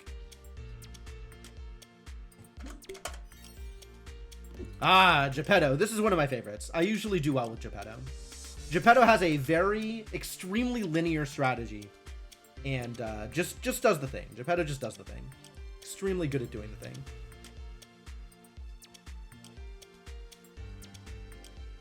But like, Gladius and Loki here are both captains that I haven't picked very much. So like, if I bring over Loki and edit their deck list, like, this is what their default deck list looked like. I have not changed their default deck list at all. So they had this set of 12 cards unlocked from the secondary pool. And since then, I have unlocked 4 more cards for this champion, or for this captain, just by virtue of playing the game and getting random unlocks. But these 12 wouldn't necessarily be the same 12 base as they would for another captain. For example, Gladius, who I have also, I think, actually never picked. So I have, 4, 5, 6, 7, 8. Wow. A bunch of other cards unlocked. And they had, this set of defaults, which is a different set of defaults from, this was probably their defaults, from Loki. And then Geppetto, who I have played a lot, has a lot more unlocked cards here that I can pick from in order to flesh out my deck. One of the reasons I've been playing Geppetto so much is not only are they good, but there's also like specific cards that I want to unlock for them. So I've been playing them a lot to try and unlock those cards. And I'm still short on, what am I missing for them? I want to unlock, there's a legendary that really helps with toys that I want to unlock. There is a epic card that scales up with toys that I want to unlock. And is there anything else I'm missing for them? I think those are all the things. I think there's 2 more cards for them that I'm looking for. Those 2 cards would actually make a huge difference once I unlock them. But anyway, so the heroes that we have available, Geppetto. Whenever you summon a character during a fight, give it slot +1/+1, and then that bonus becomes 1 bigger whenever you golden a toy. So this summon a character ability is type agnostic. If an animal summons, or a hero summons, or a toy summons, it doesn't care. But the bonus that it gives gets better whenever you golden a toy. So this is made better if you buy a lot of toys out of the shop. Geppetto's great. I know Geppetto's good. Gladius. After you KO 20 enemies, get a random rare silver character. After 40, get a random golden legendary character. Gladius doesn't play with any particular strategy, so you can kind of do whatever based on the cards that show up. And then you'll get a free character when you've KO'd 20 enemies, and then another free character when you've KO'd 40 enemies. With my limited experience with Gladius, I don't think I have ever survived to getting the legendary. I don't think Gladius is very good. And then Loki, whenever you cast a spell on a character, cast it on 2 random characters instead. So Loki plays really well with, like, whenever you cast a spell, bonuses. Because instead of casting a spell, you're always casting 2 spells, as long as it's a targeted spell. But the downside, you don't get to choose who you're targeting. So, wanting to buff up a specific character is a little bit worse with Loki around.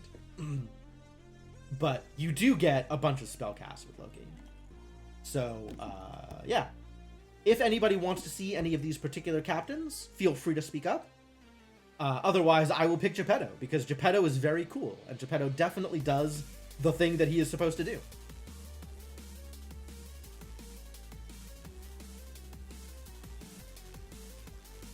What do you call it when instead of kissing a character, you kiss 2 random characters? I think they call those play parties. Gladius sounds new. Gladius is pretty new. Alright, let's play with Gladius. We don't have a lot of unlocks here to mess around with, so I kind of have to work with whatever I've got. And what I've got here is pretty generic. It doesn't look like it's building... It doesn't look like I have a lot of the options unlocked to build towards a specific thing that I would want to do. Maverick and Icewing is kind of cool. Hephaestus is kind of cool. So maybe we want to aim for more of a dragon strategy. I could just put all of the... Just dump every dragon I have into the pool and see if that gets me anywhere.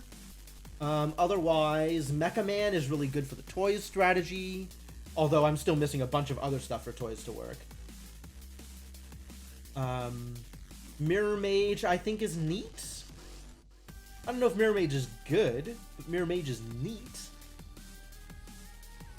And then we have a bunch of, like, really generic, you know, Space Ranger Woody, your shop is all toys, Mirror Mirror, when I attack an enemy, set my stats to theirs, like, kind of generic. Does something, presumably.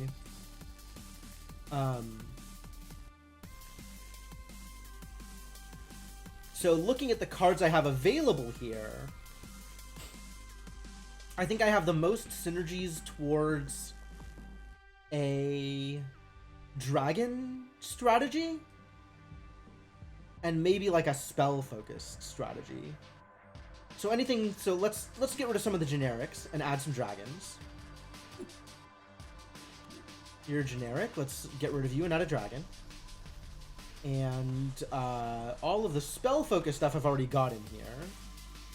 I could also be looking at, like, Raven Riptide to go for more pirate stuff. Raven Riptide supports pirates instead of... Toto, maybe? Yeah, instead of Toto, let's get Raven Riptide in there. Sure. Yeah, I think this game is doing some really good stuff. If you are interested in auto battlers, I recommend you give it a shot. And I specifically want to support it because I think the Storybook Brawl devs kind of got the shaft, and I thought Storybook Brawl was a really cool game, even if I didn't play it as much as I could have. So I was sad to see that go, and I'm very happy that they are doing additional work with the lessons they've learned from that game. And coming up with something that's easy to play, which this is definitely easy to play. Alright, let's get in there. Mysterious Egg is here. Mr. Smee is here. Always happy to see Mr. Smee at the start. And the Evil Stepmother again. I don't want to take Mysterious Egg here. I do want to take Mysterious Egg on an even turn. Like, I want to take this egg on turn 2. Because then it hatches on turn 5, which is the turn I level up. If I take this now, it hatches on turn 4, which is the turn after I level up. Which is the level up from common to uncommon, so this would become a rare on turn 4. Whereas, if I take it next turn, it'll become an epic on turn 5, which is a much more powerful boost.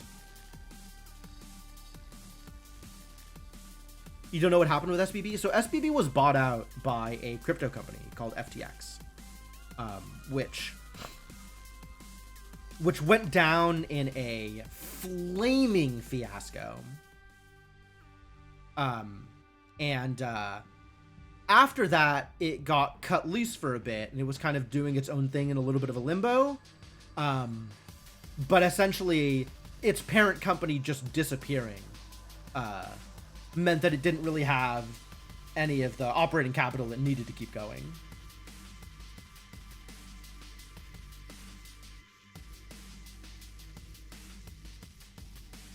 So I think we're going with Mr. Smee or Evil Stepmother here.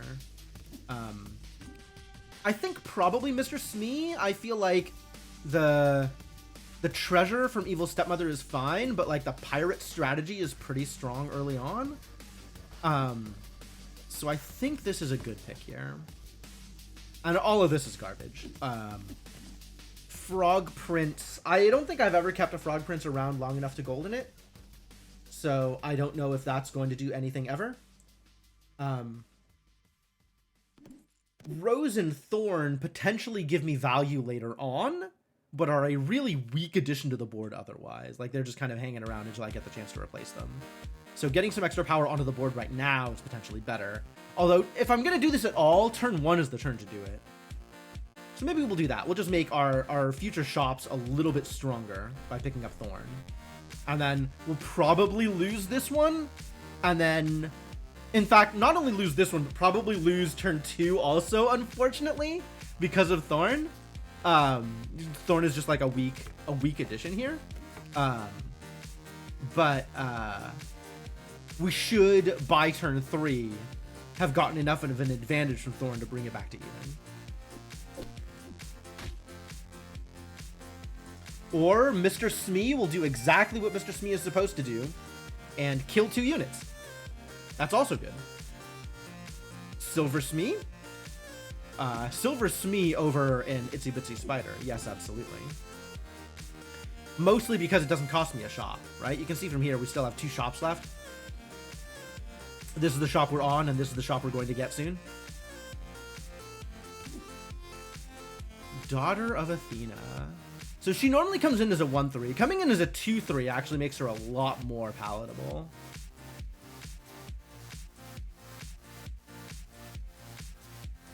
I could also bring in the Gingerbread House, which gives this boost to attack to my neighbors. That's kind of cool. I don't mind making my Thorn potentially stronger right now, just so it trades off with something instead of bouncing off of something. Actually seems like a decent choice. And then we have Silver, so buy Silver. And Flying Monkey's pretty solid here. As is Puss in Boots, actually. That seems pretty good. I like Puss in Boots because they're a pirate, so they'll level up with Smee's ability. Let's see where this goes.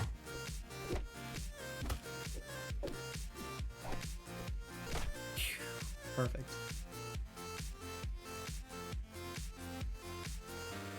So the thing that I was worried about with Thorn, and the thing that usually happens, is you saw there was an X2. I don't remember what the unit was anymore. The fight went too fast. But there was something with 2 power, 2 toughness, rather.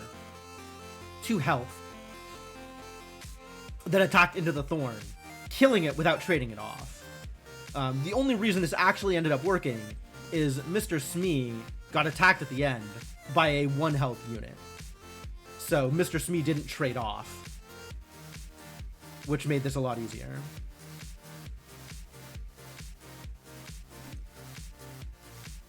Shall we gold a Gingerbread House? I suppose. Might as well. This is not a bad Pan Shadow here. Like, a 5/2 on this board is pretty strong. But let's get that treasure. Breadcrumbs! Breadcrumbs is a great starting treasure. The spell in your first shop each round is Lost in the Woods. So this just gets you a free shop each turn, if the first shop doesn't have anything better in it. Right? So there's Lost in the Woods. See a new shop. Easy. How do I feel about these choices? Puck grants power to all the units in front of him. Pyrat is a pirate with a pretty good hunt ability. So I actually don't mind bringing in the Pyrat. Um, that's kind of cool.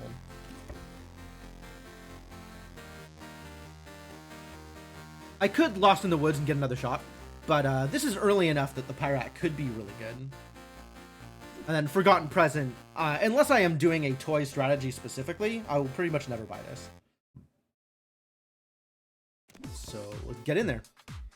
And then we'll keep the gingerbread house here in the middle in the hopes that something attacks it first turn and it buffs both of my units. And then we'll just be looking to replace Thorn as soon as we can.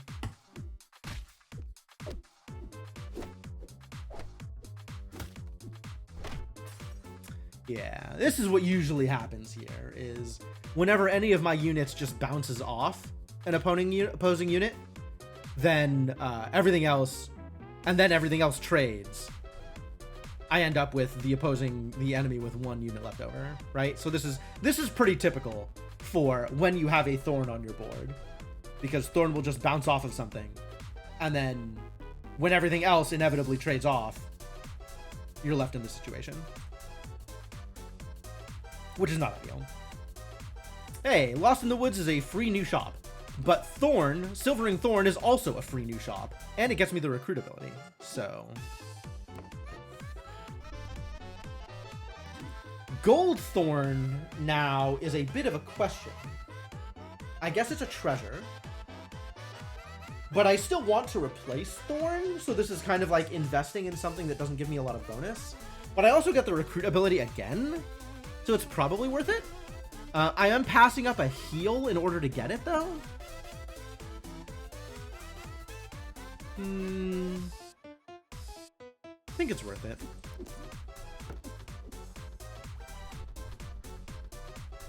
Captain's Cutlass, +5 power to the front slot. Cursed Ring, all your villains are +2/+2. And Potion of Treasure Finding, which is rad, and I don't know whether or not I'll ever get value out of it. Correct. Gold is not a free shop, only silvers.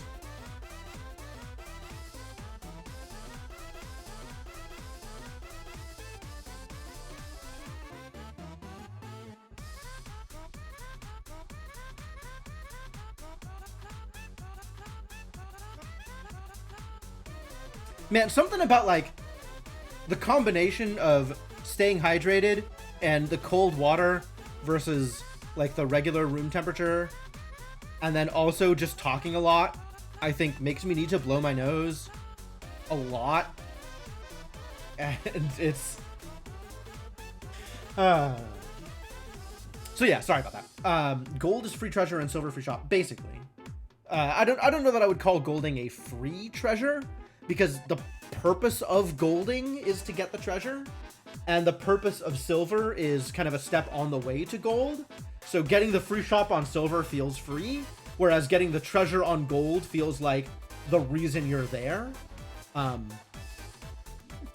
golding does double the abilities for some of the units. Like Gingerbread House used to be +2 attack. Thorn used to be +1 attack for the ability. But because it's gold, now it's +4, and now it's +2, etc., etc. So I love Potion of Treasure Finding, and I don't know how many more quests I'll fulfill. Like, quests are surprisingly rare once you get past out of your common shop. So I think I'm just going to take the Captain's Cutlass.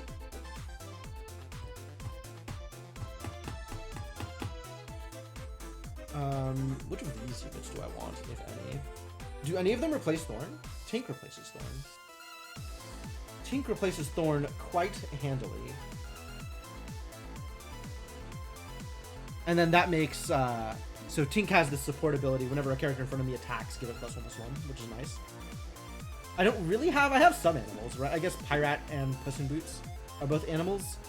So Hungry Hyena and Baby Bear both do a thing there. Maybe I like that better. Start getting slot boosts instead of character boosts on characters I'm going to replace. I'm into it.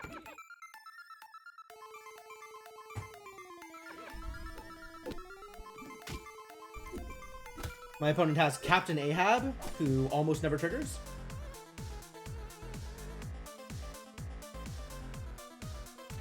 Yes, we get 2 free characters off of our captain. Once I have knocked out 20 characters, so this is counting down from 40. Once I've knocked down 20, I get a rare silver. And once this runs out, 40 characters, I get a golden legendary. I am now 8 characters away from my rare silver. I have lost a heart. I did it. I have lost a full heart. And it is now a rare shop. So we've hit turn 5. We are getting rare characters. And in 8 more KOs, so middle of turn 6, probably, by when we hit turn 7, which is when the shop turns epic, I will get a rare silver character. Not exactly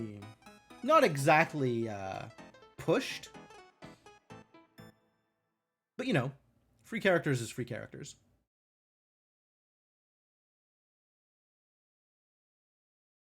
So what am I doing here? Am I getting lost in the woods? I might be getting lost in the woods. Karma Chameleon is cool. I kind of want to... Maybe Gladius is a summon build? Maybe. I mean, that's the thing, is like, these abilities don't lend itself to anything. So it's just a matter of playing with the characters that are available. So if you get the characters necessary for a summon build, then yeah, you can go into it. But it's entirely down to what's in the shop, because Gladius doesn't innately support anything in particular. Against a summon build? Yes. If I could choose to go against a summon build, I would absolutely do so. That is where Gladius gets better. I unfortunately have very little control over that, but it would be nice. Alright, I think it's time to replace the Gingerbread House. And Achilles can get some slays here and make my board better. That seems pretty good. I don't usually play with Achilles, but I'm going to give him a shot here.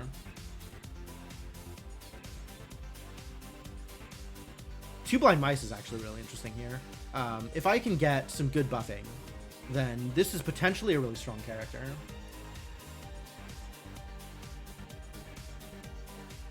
Right, buffs on me are doubled. So that includes slot buffs, like this one. And that includes this kind of buff from Achilles. And as you can see, it's a 9-1 right now. So instead of the +4 that it's been getting from Thorn, the Two Blind Mice are getting +8.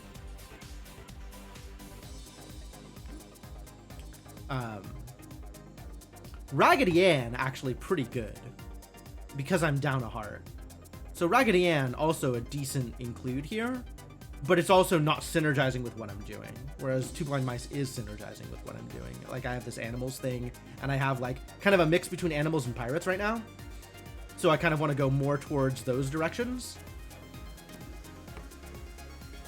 But also this pirate is like really tiny, which is a bit of a bummer.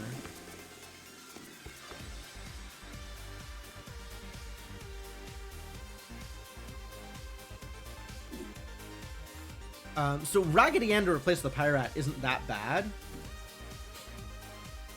Because the other thing about this game is a character is always that character. Like across shops, across games, across rounds. Not across games, but across like rounds and turns.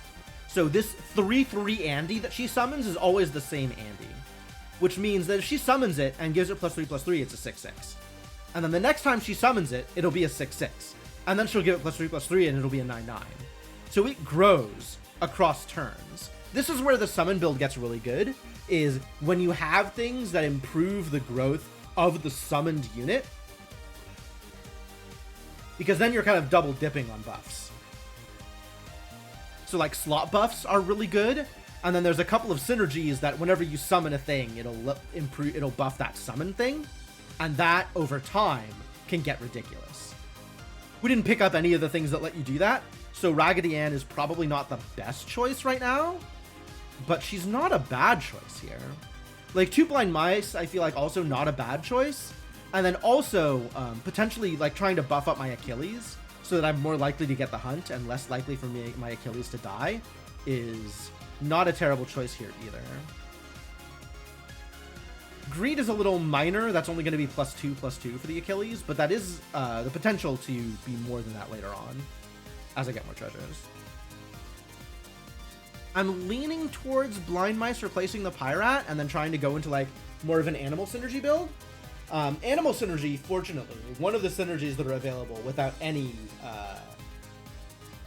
required characters from the secondary pool. Like, toys doesn't work nearly as well without, there's like 3, 4, 5 things that I would say you kind of need from the secondary pool in order to have a good toy build. Raggedy Ann is one of them. But there's 3 things specifically that buff summoned units. And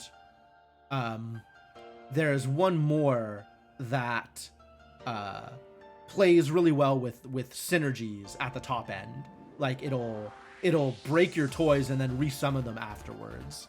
And without a couple of those kind of synergy-focused characters, toys suffers as a build. So I feel like you need more unlocks to really do toys effectively, or you need to be a champion that specializes in it, like Geppetto.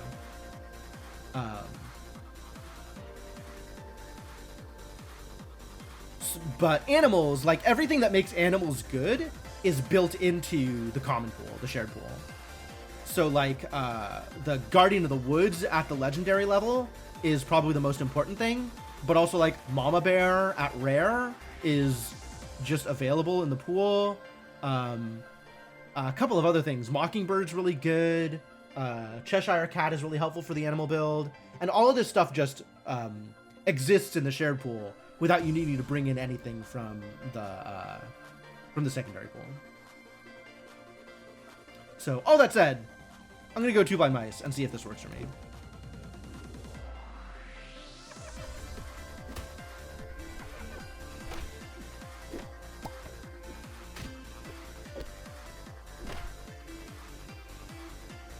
So far, so good. None of these are kind of the animal synergies I was hoping to see here. I'm really hoping to see Mama Bear. So I think I just roll this shop and try and get a thing that is better for me. Like, Blackbeard's Parrot actually kind of good because it's both a pirate and an animal, and it supports my pirates and it supports my animals. So like, well, it doesn't support my animals, but it supports my pirates and it benefits from my animal supports. But I'm still hoping for Mama Bear. Nope. Denied. You Meet in a Tavern could still be Mama Bear, random character of my shop's level. And, like, I'm seeing more pirate stuff. Davy Jones is not bad, but I think I want to lean into the animal stuff more than I want to lean into the pirate stuff. Oh, or both, or do both. Why not just do both?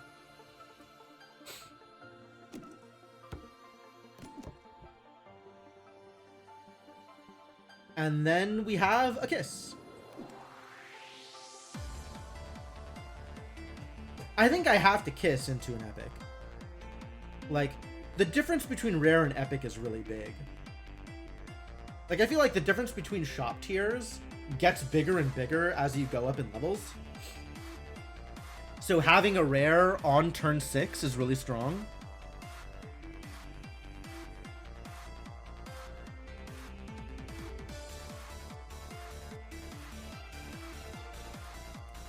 Let's see if you turn into anything good. Nope.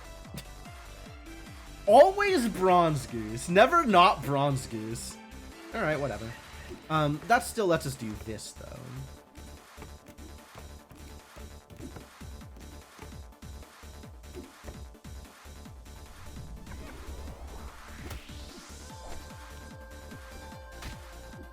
Alright. Gladius has done the thing. Here is my rare. Oh, my silver. My silver is Anne Bunny, which I'm okay with. So this is interesting. Because it's silver, it gives me a free shop when I take it. We have 2 shops, like our normal 2 shops, and then this kind of bonus shop with a silver in it. But taking this is going to give me a free shop.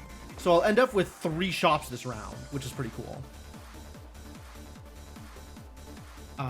Golden Anne Bunny, get in there. Co-captain's Corsair lets me choose an additional captain. It's cute. This is just +3/+3 to my team, very generic. This doubles my hunts, which actually, playing with like pirate abilities, this is really good. And this is a reason to lean more into the pirate stuff than into the animal stuff. Although there is still a lot of like animals and pirates together that do things that are good. If I didn't already have hunters, I would just take Co-captain's Corsair. But I think Hunter's Horn is actually really strong for me here. And that's actually a really good reason to pick up Blackbeard's Parrot. Kind of more pirates.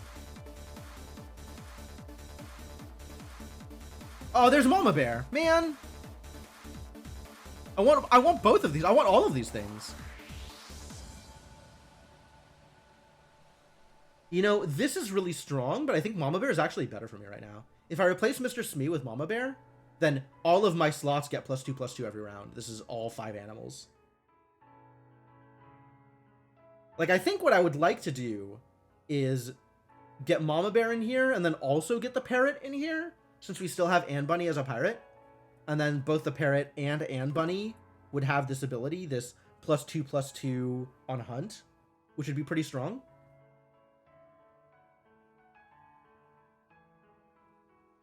But I think Mama Bear is stronger for me right now. Look, all you have to do is put out into the universe the thing you want. All you have to do is ask. And you will get what you want. Just send out good vibes, and you'll receive good vibes back. You know what I'm saying?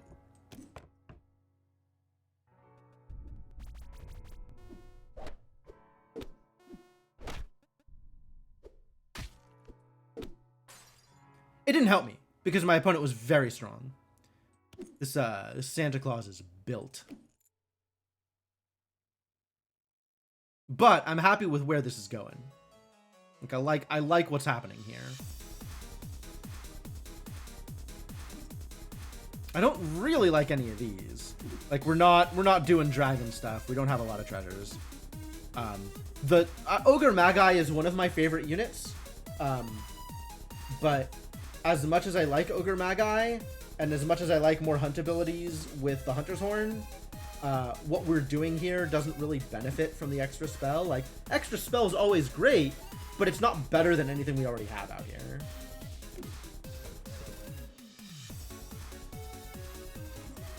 Mirror Mage, on the other hand, while it is more of a spell synergy thing, it is fun. Or we just take the Pyrat and roll another shot, which I'm not opposed to either. It didn't get me anywhere. Ogre Magi came back. I'm not gonna, like, none of these are getting out of my board. Like, my board is not helped by putting any of these onto the board, which is unfortunate. So I guess we just Starlight Starbright for +1/+1 to everybody, and this is just a bad turn. Or we take the Ogre Magi in the hopes of eventually getting a rare or an epic treasure. That's actually... it feels a little better to me. So let's see if we can get that epic treasure at some point. Daisy Jones, very cool. Not a lot of farewell abilities that are worth triggering, unfortunately. So I don't know that Daisy Jones necessarily plays well with what's available right now. Like, is decently sized if I wanted to bring her in. Isn't an animal, so unfortunately doesn't play super well with Mama Bear here. But it's definitely better than any of my other options. Or I just silver something. Oh, so they have a specific PC build for streamers. This exists because I am streaming it. I think eventually they're planning on having a more publicly accessible PC client, but right now this is like pretty bare bones, right? It doesn't have music built into it. It doesn't have a lot of the things that you might expect for quality of life from a PC build versus a mobile build. Basically, the only concession they did towards PC is they took the mobile play space and they added this stuff on the side, and they give you this preview here on the side from clicking a thing, whereas normally this would come up in the center of the window.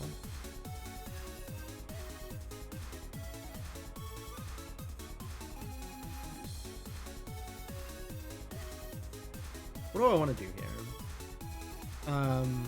Let's see.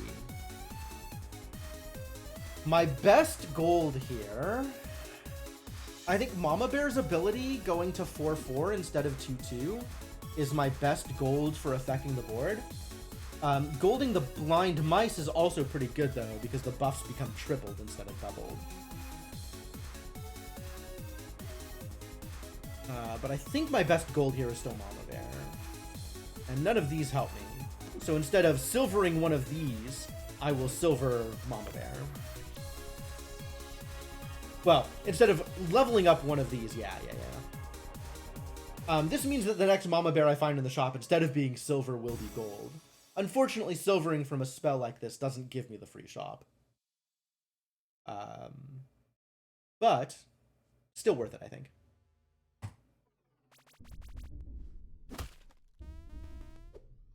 There you go. Now we're kicking butt.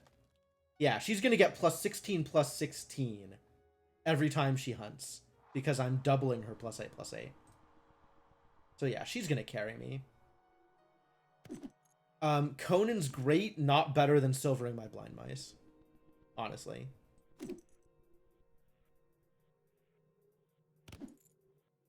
Although a case can be made here for Lost in the Woods instead, because it leaves this silver blind mice in the pool.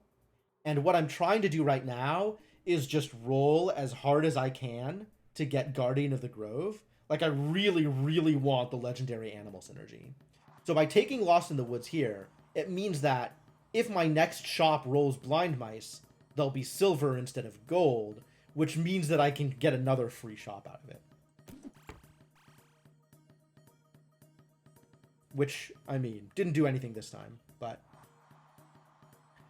Anne Bunny's got a lot of growth on her, so I like the idea of sticking Greed onto my blind mice, since that's going to be plus 6 with my current treasure, and might be more treasure later on.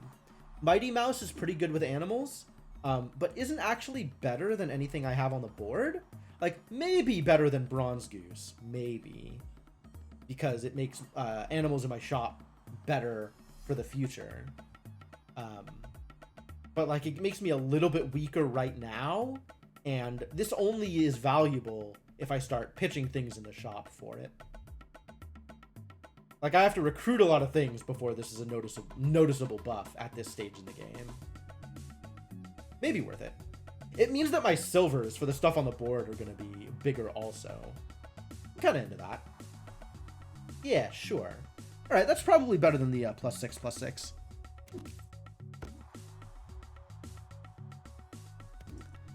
Barrel of Monkeys? Okay, yeah, this is nice, except for the Barrel of Monkeys themselves. Like, this is a thing that I'm going to want eventually, I think. Like, my ideal animal board, frontline, whatever, like, Anne Bunny here is cool, Two Blind Mice is cool. I want to have Barrel of Monkeys here, and I want to have Guardian of the Grove here. What's up, Formal? How you doing? So, I think I discard the Barrel of Monkeys here, and leave... I could also, like, replace the parrot? I could replace the parrot, I guess. I don't know how I feel about replacing the parrot. Like, I like that we're getting the extra hunt ability from the parrot. I think for now, I like keeping the parrot until the parrot can't get kills. And then I want to replace the parrot. Because right now, this is like... It's all... These as 1/1s don't really do a whole lot. Now, Mama Bear is helping that out with, you know, slot buffs and stuff. So it's not nothing... Actually, that's... Wow, these are real numbers. I didn't even look at these slot buffs before. Yeah, maybe we do just replace you. And now I have Barrel of Monkeys available. That's pretty good. A Kraken is also a thing that I really want. Kraken is an animal that has a hunt that gives your front slots +8/+8. In fact, every animal pirate is where I want. Those are the things I want. This is a hero, but not an animal. In fact, all of these are bad. I could level up my Mighty Mouse's ability, or I could Lost in the Woods. And I think I'd rather Lost in the Woods to preserve my shop. Wow, this got me nowhere fast. Stinky is not a bad choice, actually. Could replace my Blind Mice, since I'm not doing much in the way of buffing the Blind Mice.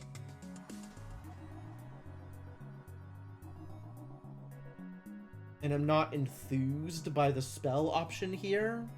Yeah, alright. Get in there. Now I have a Silver Stinky that's going to be even bigger because of the Mighty Mouse ability. So this is another +8/+8 on top of the silver buff.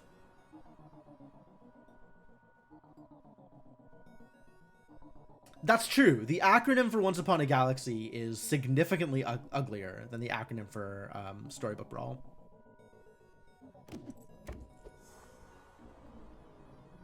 And this gives us no benefits from Mighty Mouse, as well as a spell I'm not particularly enthused about. Tim Allen Grunt. Oh my god. Oh. Oh.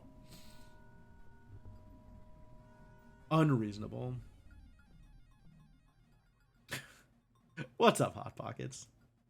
See, yeah, you understand. That is not a reference I expected. Thank you, Formal. Spoonful of sugar? Where do you go? I think we level up. We buff Stinky if I'm going to be casting the spell.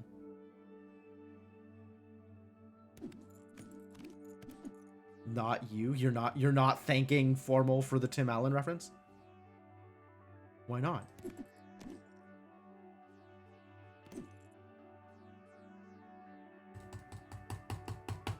Yeah, alright. This is like super minor, but it's probably better than tossing up a blue. I asked what's up. Oh, fair enough. I can respect that as well, you know? If not being up was an option, I'd probably take that.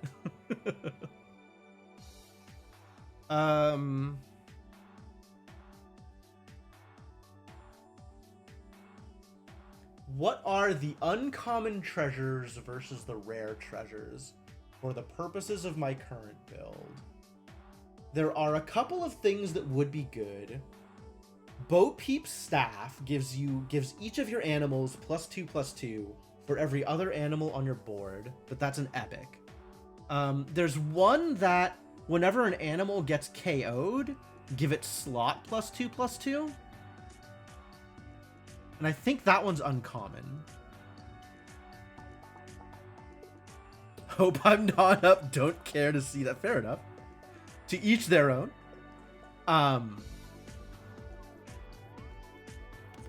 So maybe the call here is Space Ranger Woody. Space Ranger Woody. Damn. But then that means my next shop is all toys, so I'm definitely not going to get the animals I'm looking for. So I guess we'll pitch Calypso and see if that works out better for me. What have we got here? Big Plunder Penny is what we got here. Gladius did the thing, so now I get my free legendary. Fingers crossed for Guardian of the Grove. That is not Guardian of the Grove. However, I probably just take a gold Spirit Dragon. Is a gold Spirit Dragon better on my board than any of these units? Like, is it better than a Mighty Mouse? You know, with +6, +18/+18 on whatever it summons, it probably is.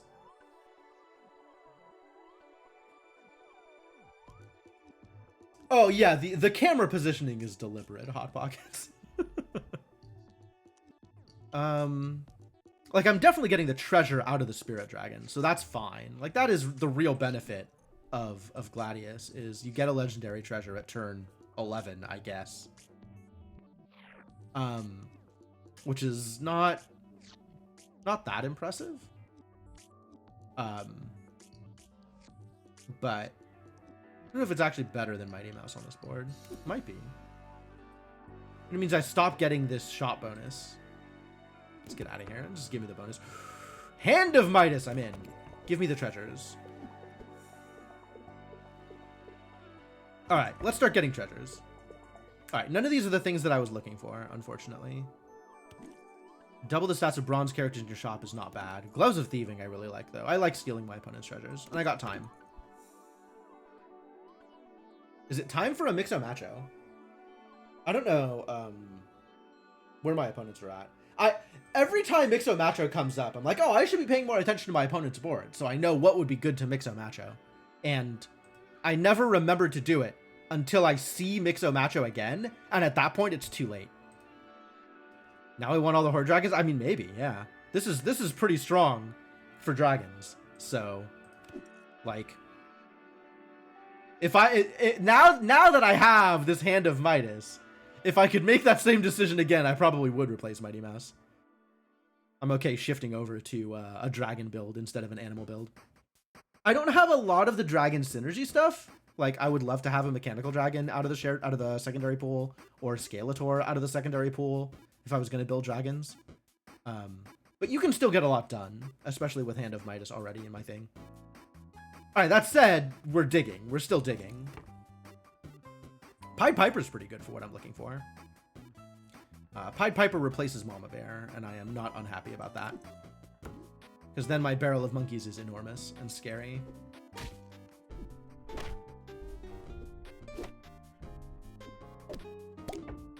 Hop. And I stole a Relics of Antiquity. My opponent has bad treasures. I still didn't look at... Man, I just kind of clicked through. I didn't look at who's big, and I didn't look at what my other opponents were. All right, well, Collector lives to fight another day. What did they have? What were any of their units? They had an Innkeeper, I think? Was that somebody else? All right. The ship has sailed on that one. Strategizing will have to wait until next round. They had a bunch of... Yeah, they had a bunch of stuff that's no longer on the board. I honestly, Formal, if I can't do it, I'm not expecting you to do it. But there's a lot of people in chat, right? Somebody might. Just because I won't, and you won't, doesn't mean it's impossible that nobody will. That somebody will. Thank you for the follow, Hot Pockets. Captain Hook is amazing. I love this guy. However, I don't know that he necessarily is what I am looking for on this board. Because we're still doing animal synergy things. So I guess I will just take his treasure. Starstone, absolutely. Get in there. All of this is garbage. I want... Oh, Pick a Pack of Peppers is pretty good. Not because of the buff, but because my next shop is guaranteed to be a thing that I am looking for. Namely, all animals. Alright, so we have 2 people left alive. Mr. G Sport, who we just trounced. And Lino41591, who I think had the Kraken and the Innkeeper. Like, this is potentially a scary board. All of the things actually about the same size, like just barely into triple digits. Which, not that huge a deal, honestly. Like, we kind of cleaned that up too. Ah, and the other person lost to the Ghost. That is a first place finish. Deserved, if I might say. A deserved first place finish. Cool. So that is a booster pack for Gladius, which is my hero. And that is a random booster because with the XP bonus, I got, I ticked over the next tier of 100 XP. Or the next 100 XP breakpoint. So let's see what cards we get. So we have a Witches 3 booster pack. We got Mirror Mage. Witches 3. Every 3 villains you pick give your back row slots +3/+3. I haven't played too much with them. I don't know how good they are. And I don't know whether or not Mirror Mage is a thing that they want. I don't think I've played too much with their deck. So I guess I won't worry about editing Witches 3 until I get to the point where I am playing with them. So let's see what else I get. What is my Gladius card? Underdog. Garbage. When I attack a character with more attack than me, give my slot +1/+1. It is not very good. It's okay. But it's not a card that I will set aside as a card I want to play over other cards. The fact that it doesn't pop out automatically annoying. Oh, this stuff? Yeah, I mean, that's still like the PC build is second priority, right? Like, this is not where they're focusing their efforts.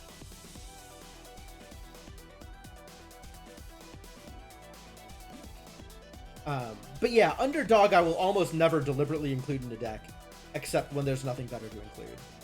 Like early on in the collection state, when you don't have other cards, you'll play with Underdog because it's what's there.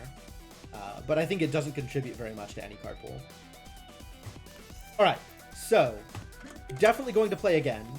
We've got some cool captains here. Elecdrake, one of my favorites. Treasure buffs are improved by +1/+1. I like treasures. I don't know if you know this about me, but I like treasures. So anything that synergizes with treasures is a captain that I will enjoy.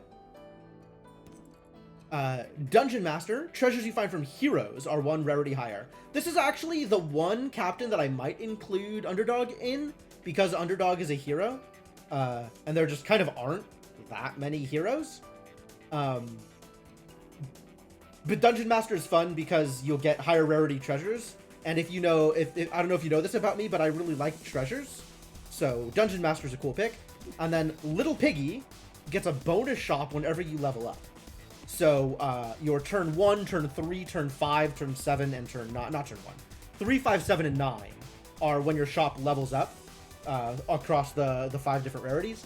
And each of those will give you an extra shop. So you have just one more thing you can buy, which is neat. Little Piggy doesn't focus on any particular strategy, but somewhat lends itself towards fairies, because fairies like buying a lot of units. But also, like, just anything works with Piggy, because you just have a lot of shops, so you can have more chances at getting your synergies. Alright, so, think about these options. Remember, talk amongst yourselves, and I will be back in a bit once I have refilled water, etc. We are definitely going to be playing more Once Upon a Galaxy, and in fact, if other people want to play Once Upon a Galaxy, there is a way to do live lobbies, right? People playing together simultaneously. And if we have enough interest to fill up an entire lobby, then I am happy to run some live lobbies and play against people. But we have to have enough people to do that. And I don't know how many people in chat right now want to play the game. But let me know if that is a thing you're interested in, and when we get back, we'll talk about it. But also, I am playing this one first. You can play? Fantastic. Yeah, I'm going to take my quick break here. I'm going to go refill water, etc. And when I get back, we'll figure it out. So thanks for hanging out. If you are new to the stream and enjoying yourself, I'd appreciate a follow. If you want something to do while I'm gone, feel free to take a look at my Discord. And I'll be back in a bit.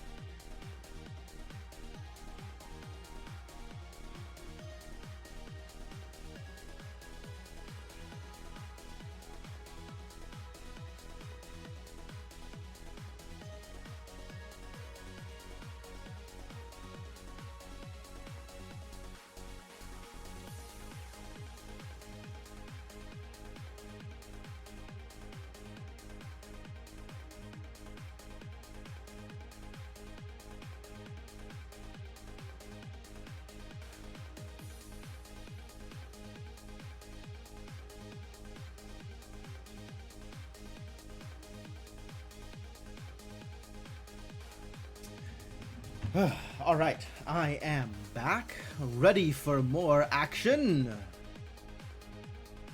Keep playing the game. So I see 1 vote for Dungeon Master and 1 vote for Piggy. Anybody gonna tie break, or am I just picking Electric?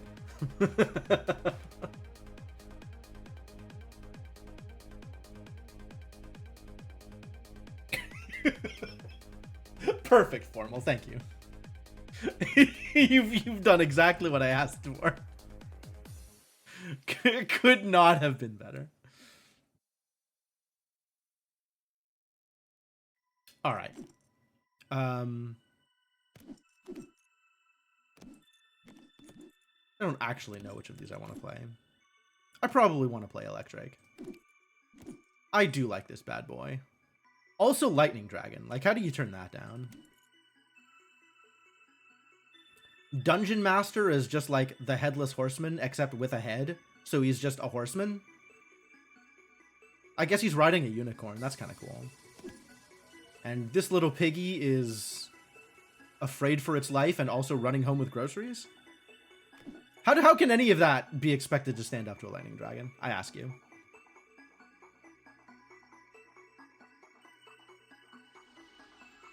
Definitely talking myself into picking Electric here.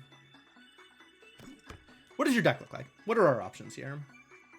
I think I have played you enough. Yeah, we have played some Electric, so there's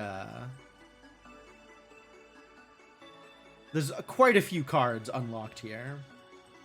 And I primarily want to turn this into a deck that gets a lot of treasures as fast as possible. So, very dragons focused here.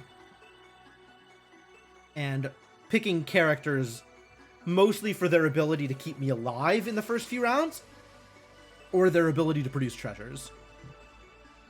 And then also a couple of toys, because toys are fun, I guess. Versus Dungeon Master, like, I just want everything that says hero on it, right? Like, we could bring in Underdog. Oh, I see. I have Link in Dungeon Master. And this card, this character is broken. Whenever it hunts, buffs from Fae give an additional +1/+1 for the rest of the game. So that means that stuff like Puck or Jack Frost, their static buffs get bigger. But also stuff like Katamari, which gives itself +1/+1 every time it attacks. That buff gets bigger too. And then there's some other fairy synergies, which are just amazing. So any deck with Link is going to be a good deck. And we can axe Morticon and bring in Mirror Mage, because that is one less epic or one less uncommon card to dilute the Link pool. All right, let's see if we can play with Link. Let's go. We're not going to get anything like that in the first round, but we can potentially make picks to buff stuff up, right? Like picking up a Forgotten Present here and take a first round loss in order to make this slot better. Gingerbread House is a good. Oh, no. We need to take Aladdin. Aladdin is very good with Dungeon Master, because Aladdin has the potential to get you multiple treasures, right? You get a treasure off it for silvering it, in addition to when you golden it. So, like, Gingerbread House here kind of gives the Forgotten Present a bit more power, a lot better potential for winning round 1, but I don't want to pass up Aladdin. Cool, lost that round exactly as expected. Puss in Boots seems like a decent include here. And then, not a lot of good options here. I think the Flying Monkey's just on raw stats. Probably better than anything else I could bring in. And I don't know whether or not to leave the present here in order to keep buffing that slot. Yeah, leave the present there to keep buffing that slot.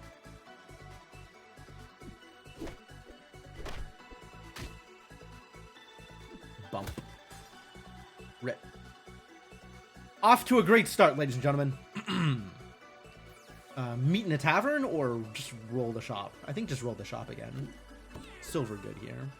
Still no Link. Let's meet in a tavern. Still no link, unfortunate. I think we are not getting a link here. Damn it. Sometimes that works out, sometimes it doesn't. No other Aladdin either. How do I feel about any of these options over what I have? Karma Chameleon... How do I feel about Karma Chameleon? Do I want Karma Chameleon to hunt into a blue? Not especially. Like, I kind of want this later, when I have support, in order to hunt into something much bigger. Because it hunting into a blue on turn 3 is, like, fine, but not impressive. Foul Lich will at least get the buffs from these animals dying, which is not bad. Or I could just Twinkle Twinkle and hope that whatever I get next is better than this garbage. Because this is some garbage. Let's be real here.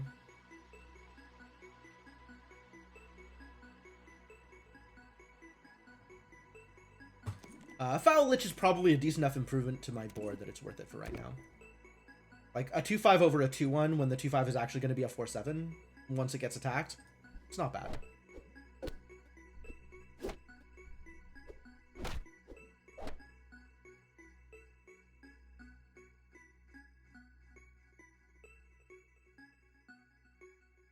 This is a turn 4 Mysterious Egg. Oh, that's actually really appealing. It does some not good things to my survivability.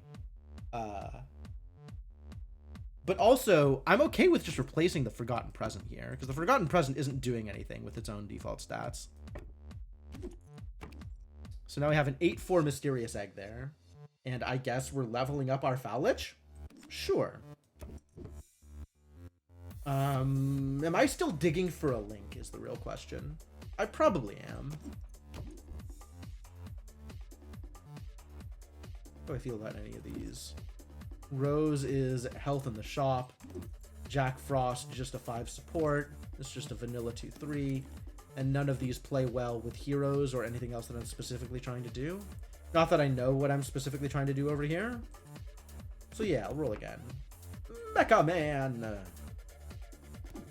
Mecha Man better than Puss in Boots.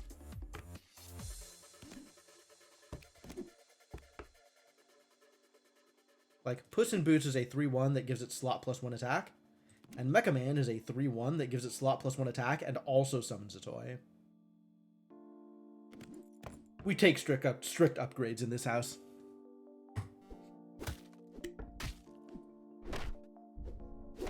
Oh no, my wind-up toy. Goddamn monkeys. I love Punxsutawney Phil. Get in there. You're doing God's work over here. Now what? Love this bastard.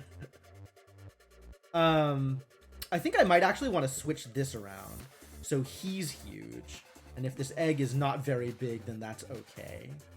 We're now looking into replacing either the Mecha Man or a Foul Lich. And none of these do that thing in a way I care about. Karma Chameleon might, actually.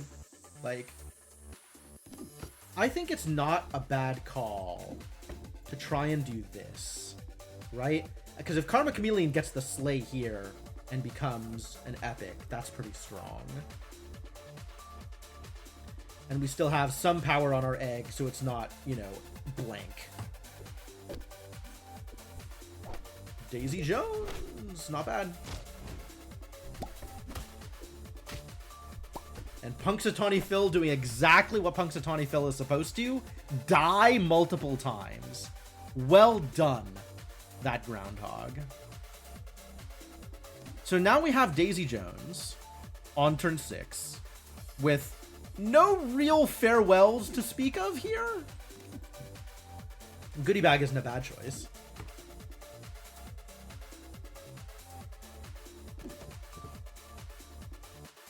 But at the very least, she's still +2/+2s herself when she attacks, so that's not bad either.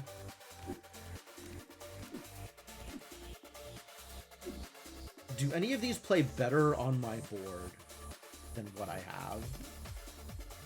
Blackbeard's Parrot over Fowlich, maybe. I lose some stats, but I give Daisy Jones and Daisy Jones alone another hunt. Goodie Bag instead of Fowlich. Maybe Goodie Bag in the front row instead of Daisy Jones? I don't know. That's a little weird. Katamari definitely not playing better than any of the things on this board. But Katamari a decent pitch just to silver her.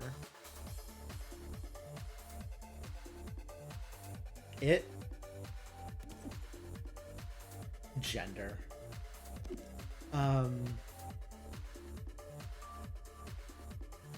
I'm amused by the idea of Daisy Jones's hunt ability triggering the Goodie Bag's farewell, but I don't think that's real. So I guess we just toss Katamari because +4 health is almost assuredly not real here.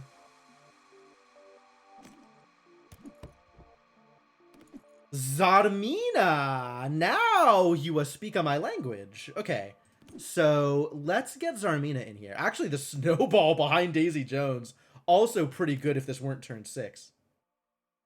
Like, I need to have Snowball earlier. Like, I need to have Snowball on turn 3. And then having Daisy Jones activating the Snowball becomes kind of wild. But Zarmina's really cool because of the quest, right? Like, I'm just looking to get this quest resolved.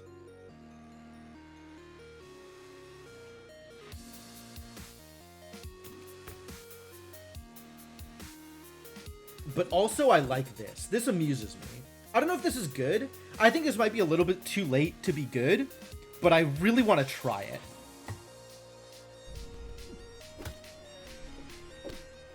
I didn't even get the hunt. Alright, well, definitely not good in that respect. Oh, yeah, that just cost me a full heart. This worked out really well. My opponent was pretty scaled, though. Like, I think even if I hadn't made that play, the one that made me worse on this turn, I think my opponent still would have been, like, that still would have been a loss. It might not have been a full heart loss. I don't know. This was not looking good. What do you become? Titania. Okay, well, now it's time to get rid of Jill Sunshine, because Titania is way better than that. Although Titania's only health, which is like... I think we want to do this, actually. And then find something good to put in the... Ooh, this is actually amusing. I don't know if this is good, but it is amusing. Because Cowardly Lion doesn't attack, and if they survive damage, I get their treasure. And that means that Daisy Jones is going to be the first to attack, which is kind of what I want in this slot. Frankenstein much better than Snowball. Like, as much as I love what Daisy Jones is doing here, this is late enough to the party that it's going to be a while before Snowball does anything, and Frankenstein always does something. Get in there, buddy. Save me. Frankenstein save me. Turn 7 Frankie is actually really good.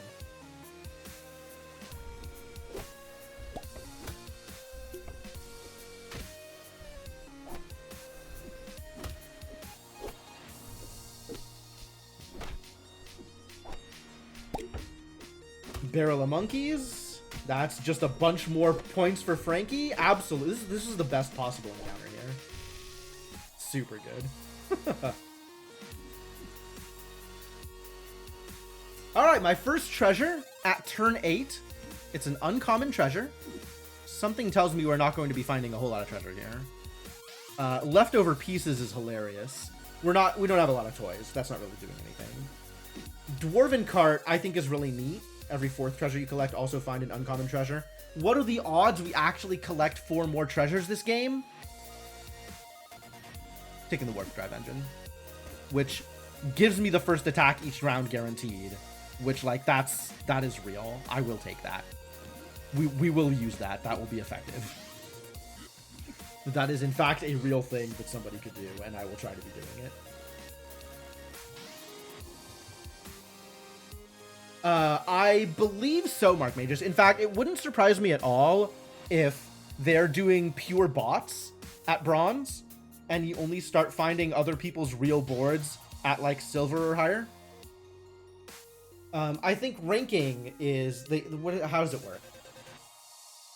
You have like bronze, silver, and then another thing, and then maybe another thing, and then legend, something like that. And it wants you to get 15 stars to rank up through each rank, and you get 3 stars for a victory, and also like 1 star for chained victories. Like there's a streak bonus, and I think you might get some number of stars for less than a victory, like 2 stars in second or third or something like that. So you will pretty rapidly get into legend, and once you hit legend, you'll start seeing some really painful boards.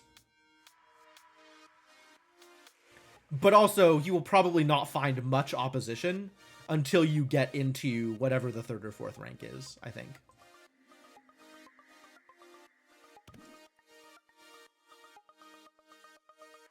This is really good art. Poor punching bag.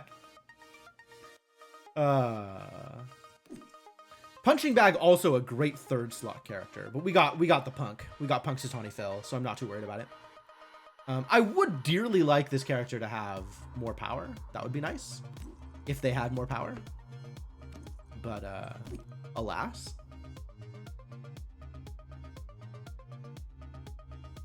And none of the things that I can buy here really do a whole lot right now. Scar maybe replaces the Cowardly Lion, and I don't feel bad about that. Brick Monster is not quite good enough.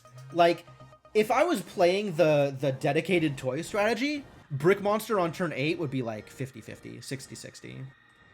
Something like that. Just offered Dragon Mother. Yeah, Dragon Mother is Dragon Mother is something.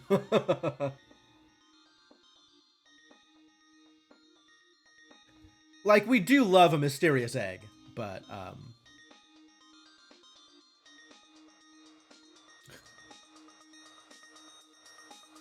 you need to play this. I've played Dragon. I think Dragon Mother is fun. It kind of leads you towards doing some things that you might not otherwise do. But yeah, Dragon Mother's fun. In fact, that's probably why Dragon Mother is fun. But that said, like, if I'm doing anything here, it's Brick Monster for the pure stats or Scar for the hunt ability. And it's like, +2/+2, I might as well just bring in the Brick Monster anyway over Scar, just because it's so much bigger. Or put Punching Bag in this first slot. Honestly, Punching Bag with Titania rounds probably worth it. That maybe has the potential to grow faster than Brick Monster or Scar. Let's do it. Yo, another Frankie. Champion of Eternity is dope. Actually, Champion of Eternity is potentially my favorite 3rd slot hero or champion. Or character. I think Punxsutawney is 2nd, but we do still need to figure out a way to get Punxsutawney some power. So I'm also digging for a spell to give Punks a little bit more attack. Yeah, Transform Synergy. I think Transform Synergy is not really a thing, but what the egg gets you is just a really, really powerful mid-game. And then the minor boost, it is a minor boost. By the time you get to transforming things, 5 power is relatively minor boost. Because there's not a lot of things that you can transform early game. There's Karma Chameleon, that's about it. You start seeing True Love's Kiss in rare shops, I think. Round 5? Maybe round 7? I think round 5. I guess like a True Love's Kiss round 5 is pretty strong. You start seeing Through the Looking Glass, I think, in round 7. And then there's also 1 or 2 secondary pool cards that kind of help, which she may or may not have unlocked by default. Mysterio is pretty good for her, like if you are doing transform synergies, but it's not. Transform synergy isn't a strategy, right? It's a nice boost for doing a thing that you probably already want to do, because usually transforms just get you a good unit. And then figuring out what strategy you're doing is a little harder if you're leaning into the transform thing, because you don't know what you're getting, so you can't aim for anything specific. But yeah, what Dragon Mother does have is a lot of power in the mid game. Her early game is fine, her mid game is great, and her late game is lacking. Like, she doesn't support much late game stuff. What am I doing here? I think I'm just getting Frankie. Like, let's make Frankie silver, because I don't think I want to replace Punks. Kiss! We found a kiss. Let's kiss Titania? Turn 8? Let's kiss Titania? That sounds delightful. Ghost armor. This is not what I was looking for the record. Give another character my attack and health. Actually, put that back here. But, like, this really needs to be buffed, right? So, lovely if I can start making it do cool things with Daisy Jones. But it needs to be a lot more powerful before that happens. Like, a lot more. Oh my god! What are you doing? Okay, well, I've lost this fight. Oh, okay. So, I have my turn 8 Ghost Armor, and they have their turn 7 Merlin. Like, yeah, I'm losing this fight. This is what Wizard Headmaster is supposed to look like, for the record. I don't usually have a 3 Blind Mice and a Merlin on turn 7, but clearly they're just a better gamer than I am. Also, they got literally every possible thing they could be looking for. I guess this could be, there's like a manuscript that gives your spells +2/+2. Like, these could be slightly better treasures. But this is absolutely incredible for a turn 8 board. I don't know who the hell is beating this. Nobody. I'm certainly not. Oh, and in fact, that is game over for me. Very much not beating this. Yeah, that ends my run. No, that definitely ends my run. Well spotted. 5th place. Terrible news. I was like, oh man, this secret rare is going to be so good, and it's Ghost Armor. It was not, in fact, so good. All right. Well, next game. I guess I'll check in again. How many people are in chat that would want to play in a live lobby? If we have, I'll say if we have at least 3 other people, that would be 4 people and 2 bots in the lobby. But I want to have like at least that much interest before I start this up. Otherwise, I'll just play another round.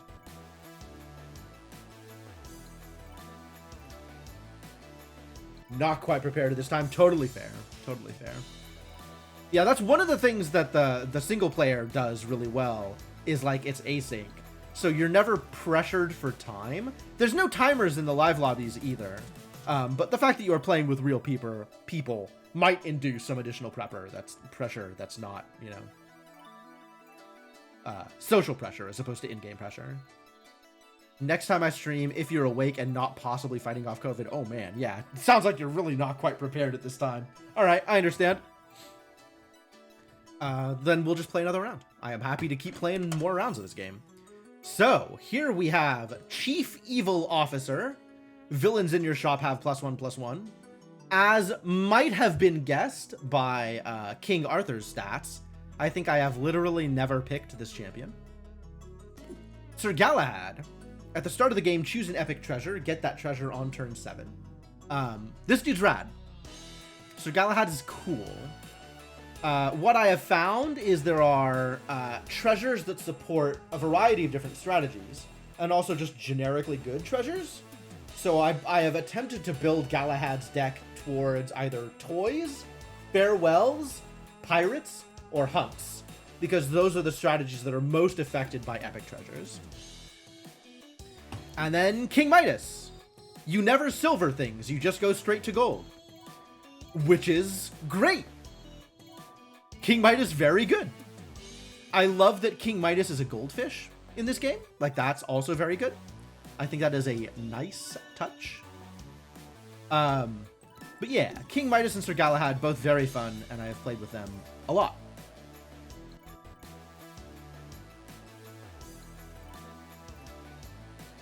So, any recommendations from chat? It's not going to be CEO, for the record.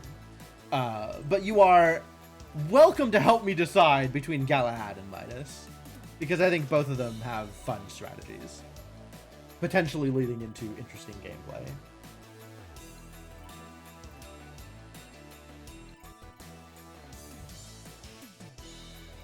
I don't know which I prefer. I probably have a slight preference for Midas, because you may or may not know this about me, but I really like treasures. So, so any champion that gets me treasures faster is a champion that I am going to play a lot of. But Galahad also good. Like, the guaranteed treasure gives you something to build towards, which is nice to have that kind of angle right at the beginning. Like, knowing that you want a particular strategy and that you'll get rewarded for playing that strategy is a nice feeling. But alright, let's just do Midas, because getting golds is a lot of fun. So what do I have in here? What are we doing with Midas? I have a lot of the tools necessary to do toys. I have Mordecon. Oh, that's weird. It's like offset over here. That's funny. Huh. Mordecon and Brick Monster are two of the more important things for a toy build. Because they scale with toys, which is what you really need. You need something that helps your toys scale. And then Busted Bot is a good early toy. And Mecha Man, who I don't seem to have unlocked for this champion, or for this captain, is another good early toy. I have Kid Icarus in here because you can golden him fairly early. And then get some rare treasures, which is cool. And then, of course, I have every dragon I can slam into this deck. And just in general, my options are... Like, I don't have a lot of options, so there's a bunch of stuff that's in here just because that's what I have, as opposed to because I think they're good. But let's play some more King Midas, and maybe I'll get stuff that's good. Who knows? Starting off with Plunder Penny. Plunder Penny turn 1 is fantastic. I love Plunder Penny, and I want my spells to be amazing. That would be great if my spells could be amazing. And then I would like to not die round 1. So, Itsy Bitsy Spider, get in there. Heck yeah! That is exactly what Midas wants. So the other thing about Midas is Midas starts with a cracked heart. Your heart is broken. I love that phrasing. Midas starts with a cracked heart, half a heart for the first one. So if you lose the first round, that is a full heart loss, basically. And winning the first round completely negates this downside, because you're back to full 3 hearts. So your first round is very important with Midas. And immediately we are paid off for being Midas. Master Rick Scroll, your buffs from spells give an additional +2/+2. If I'm going to be leaning into what Plunder Penny is doing, this is very good for me. However, Midas really wants you to not buy spells and just buy units, so I might not. Robin Hood's Bow, fine. Golden Ring, pretty much exactly what Midas wants. So let's do that. And let's hope we get some more golds sooner rather than later. Baby Dragon? They are a dragon. But if I want Plunder Penny to slay, I think I need to bring Mr. Smee into the pool. So, let's do that. Miss Culancia. None of these are names I recognize. Which is probably good. If it was a name I recognize, that probably means it's a board that slaughters me. Because I think I would only recognize names that have killed me in the past. We do have a Wizard Headmaster, though, and those are scary. Animal, Dungeon Master, and Melody over here, which is not a champion that we've seen so far. But every 6 cards you pick, your buffs from spells give an additional +1/+1. So another, like, spell casty captain.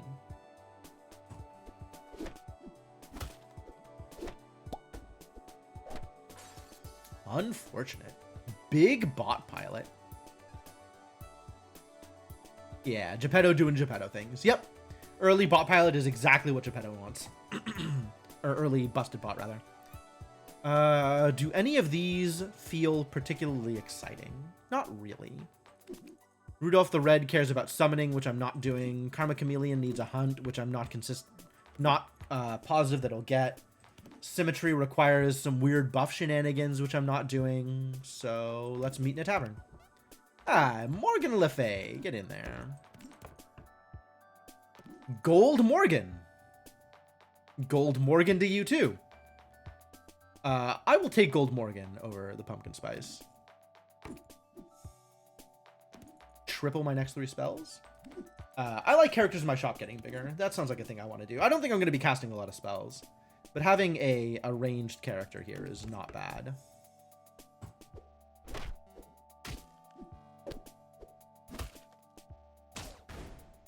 Heck yeah.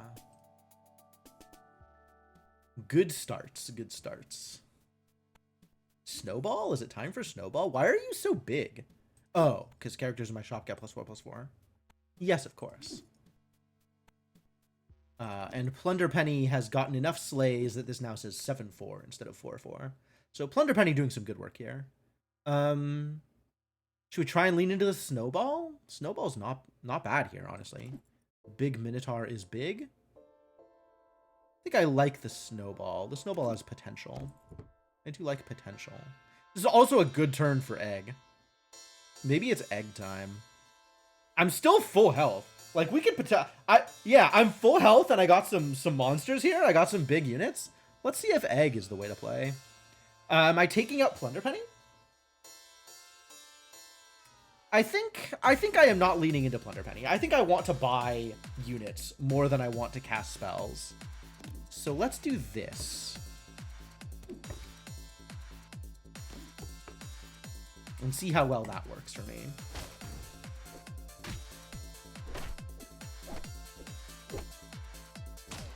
No, they've also got a big Morgan. How dare they? So nothing here really speaks to me. I do have one other animal for Baby Bear. Baby Bear is a 7/7 over Mr. Smee. We have Pix and Puck, which I'm like not super excited about. It's a little late for these stat bonuses. So maybe we'll just grab a treasure. Wand of Anger, Warn Shield. I like Wand of Anger here. I'm still not planning on casting that many spells, but like maybe we're gonna be casting some spells. I don't know. Ah, I found a big Plunder Penny. You know what changed my mind about Plunder Penny? True Love's Kiss is good here, but I don't have any rares to kiss, which is what I'd really want here. So like, I kind of love Sarmina here also. Sarmina is potentially like a good setup here. Right? Stick them like this, and then start growing Morgan and start growing the Snowball even more. But this is a giant Plunder Penny, which is very tempting.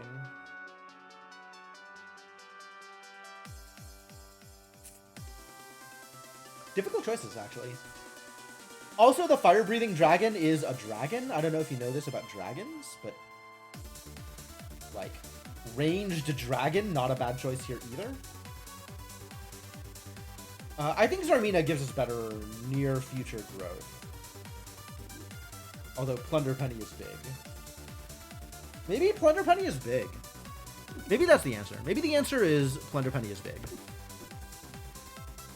And then I have Elven Tools for no summons. I have Secret Map for 7 turns later. And I have Drafty Window if I want to get things with recruit abilities, which I have not gotten at all yet. Secret Map gets me a legendary treasure on turn 12, which is very far away. And Elven Tools gives 5 attack to every unit I summon, which we would have to be summoning units in order for this to matter. This is pretty much all garbage. Drafty Window, I think. Secret Map, if we survive to turn 12, is going to be, you know, not bad, but at that point it might be a little late to matter. Drafty Window feels like it'll have the most near future benefits. Although Elven Tools does let me play with toys.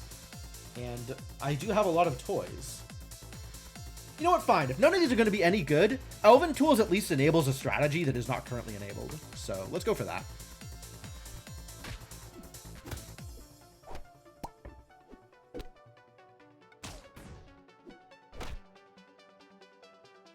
Kicked ass. That's what matters.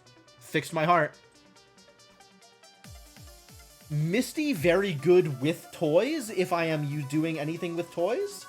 However, Misty without toys, not very impressive. I would have loved a Daisy Jones here. Oh, that's not till next turn. Next round, maybe I'll get a Daisy Jones. As is, yeah, Daisy Jones is epic.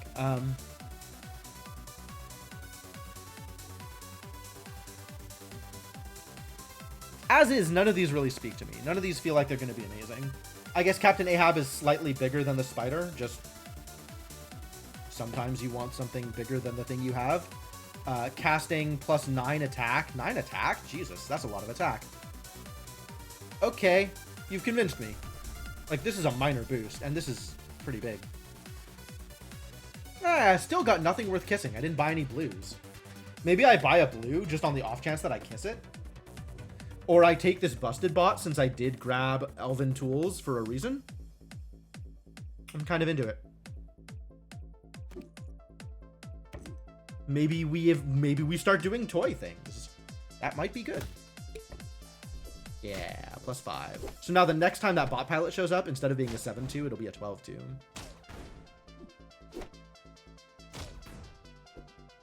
Whew. Perfect. I got lucky on that one. Yo, Captain Hook. Hell yeah. Captain Hook is incredible here, as is Daisy Jones. Oh my god, everything is coming up exactly the way I want it to. Okay, so we do this.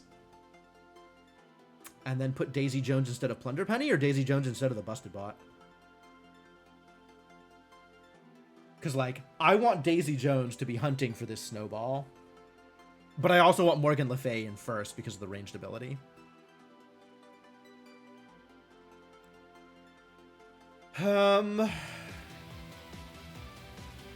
I think Plunder Penny is going to start getting outclassed soon. So this seems like a thing that I want to do. I love Goodie Bag over Busted Bot. Sorry, Busted Bot. You're cool and all, but Goodie Bag is better.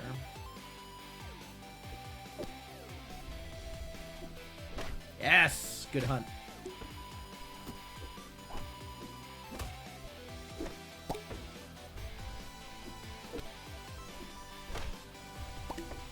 Wow.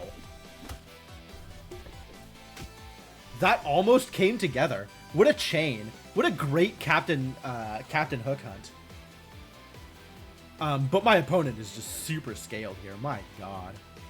They're in a very good place. Good Geppetto. Yeah, no, there's a reason Geppetto is uninjured at the moment. Alright, so I have pretty much everything I need here. Like, it is difficult to imagine finding units in purple that are going to be better for me than what I've got going on. I think the Goodie Bag is potentially replaceable. I don't know exactly what I'd be replacing it with, but Goodie Bag is potentially replaceable. But this is just some really strong bonuses here. And having like a really strong ranged unit in the front is great. Take the Angel of Mercy to heal my heart, just in case I run into some other monster. More spells, great, but this probably better.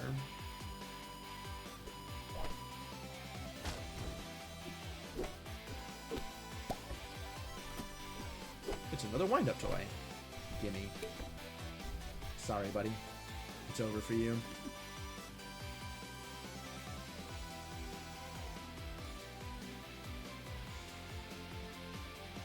None of these really speak to me, although Conan, not a bad choice here. But Stroke of Midnight is just a really solid spell to cast. I do want to pick up random legendaries, just because they're legendary, and that can get me some legendary treasures sooner rather than later. But none of these are it for sure. So I guess random spell, give all your characters plus 9 attack. I'm not going to turn that down. That's a lot of attack.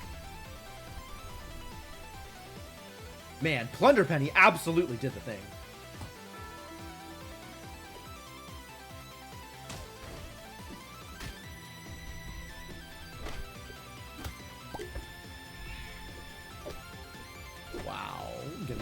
next year.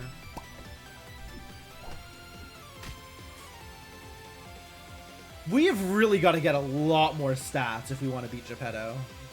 And I'm not sure what we take to give us a lot more stats. Like, none of these things are a lot more stats.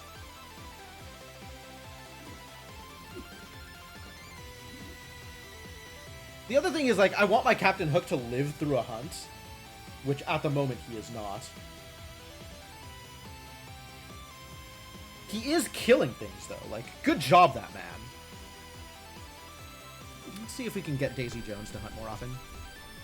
Actually, I should probably be buffing the goodie bag, in all seriousness. Let's just dig for some treasures, I think. We're still digging. Yeah. None of these are, like, affecting my board, although if Karma Chameleon can get a hunt off, that would be great. But I think it's unrealistic. This 6/6 coming in with no slot bonuses, no bonuses at all, just 6/6. Like, it's never hunting. It's never going to succeed. So we just discard the legendary in the hopes of getting some treasures later on.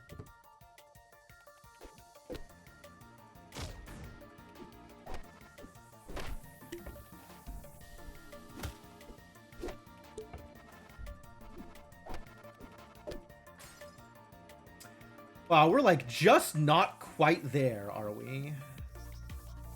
Wishing Dragon is not going to buff anything, but it is legendary. I think we're still just buying legendaries. If this was an AoE spell, right? If this was another all hands on deck, then I'd be taking it. But I think a single target spell is not good enough here. Medusa might be the trick, actually. This might be the thing that I need. This might be how I win this. With scams.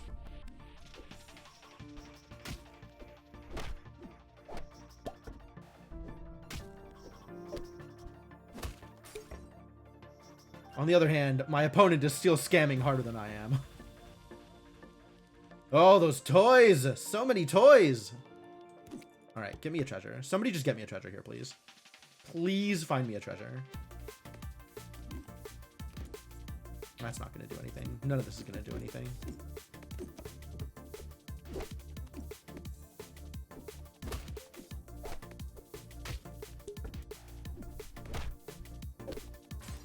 Yeah, this is just very barely behind on all of the scaling. Yo, that's what I was looking for. This also what I'm looking for.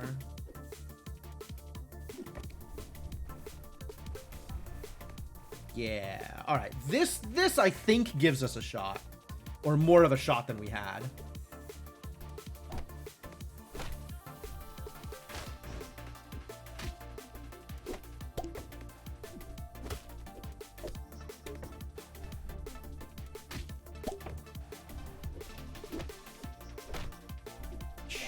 Yeah, my opponent definitely scaling way harder than I am. Oof.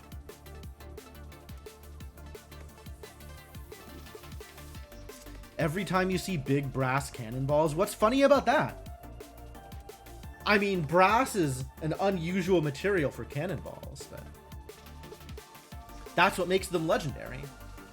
Also, they're unusual size. They're very big cannonballs.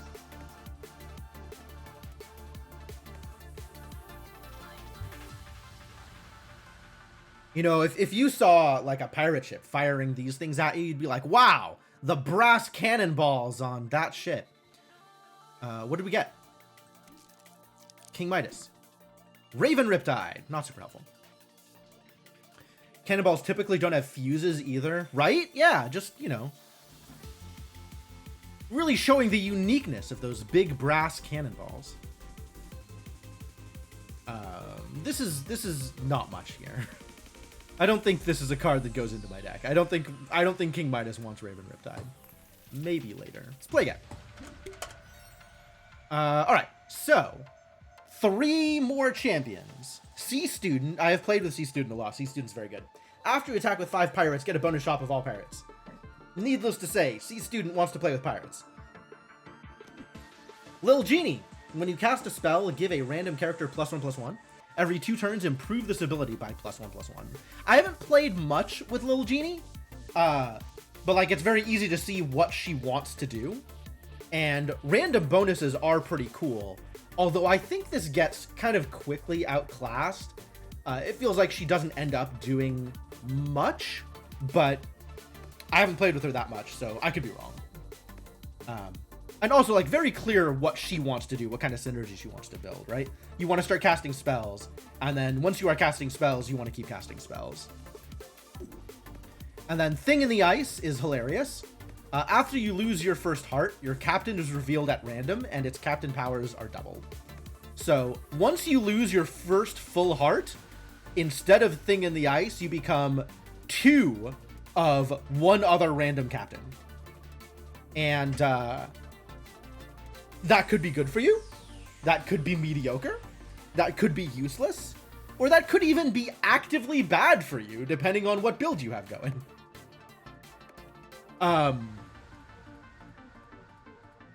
And I think it is almost always funny, but I don't know how good Thing in the Ice is. So yeah, these are the options. I see a Genie from Hot Pockets. You want to play with Genie? I haven't played much with Genie, so maybe this will be an interesting experience. I'm okay with that. Let's give it a shot. And I'm not sure that I've edited their deck list in the recent past, so maybe that's also worth doing. We have Link here, which is like a really strong reason to play this champion, this captain. Link is very good. I really love like the Link Fairy strategy. So if I can do stuff with that, I probably will. So let's pick some of these early units that conflict with Link in a way that they will improve Link's capabilities rather than just diluting the pool. And then other than that, take mostly stuff that doesn't dilute the pool and or mostly wizard stuff. Not that I have that much of a pool to choose from, but yeah, all right, let's go.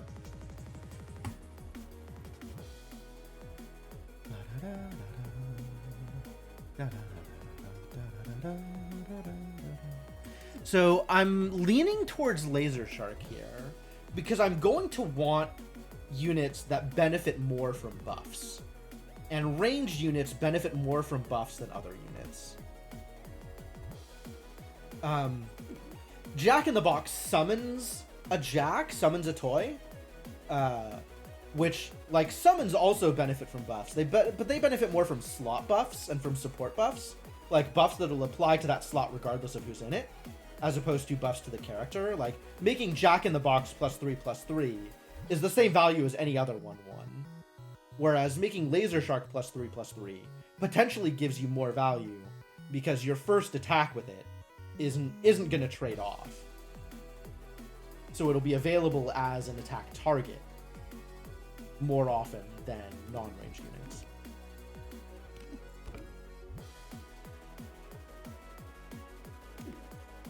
Turn 1 Mysterious Egg? I don't think so.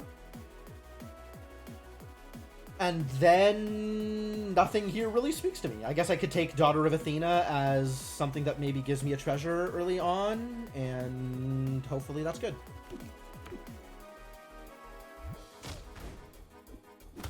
Hey, that's a win. I got lucky. I needed my opponent to attack Athena, and they did. Good job, opponent. Thank you for helping out.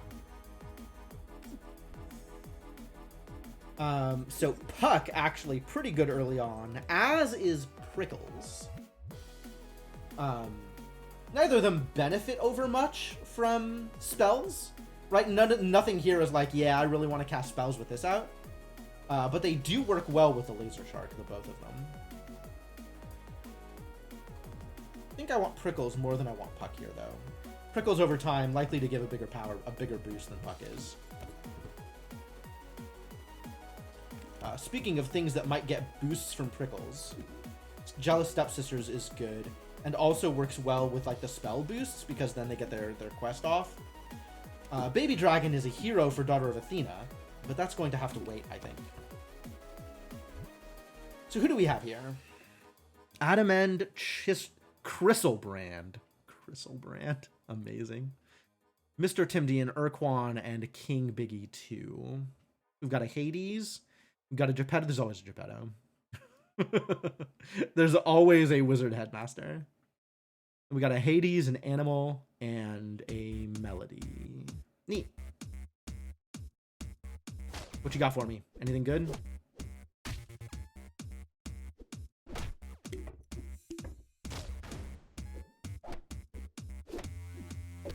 Well, we were always going to lose an early one, because that's how Prickles works. Prickles gets you some early benefit, but it's scaling. It's not immediate stats. So we were always going to lose an early one. It's unfortunate that we did so against a bot-wielding Hades, because that means we lose a full heart here because of that extra bot pilot, instead of half a heart, which we could recover, which is a real shame. But now we are into time to cast spells. So we want to fill out our board, and we want to take silvers because that is benefit that doesn't cost us a spell cast. But otherwise, it kind of doesn't matter what we're doing here. Pan Shadow immediately improves my Prickles buffs, which is kind of cool. And I think this Prickles thing is we're gonna keep that for a bit longer. So I think I will take that here. And then another silver. Great, love that. And now we're into casting spells for spell's sake. Unless I want to get something instead of Daughter of Athena immediately.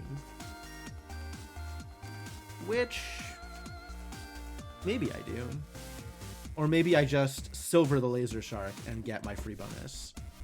Start getting bonuses. It might be time to just start getting bonuses.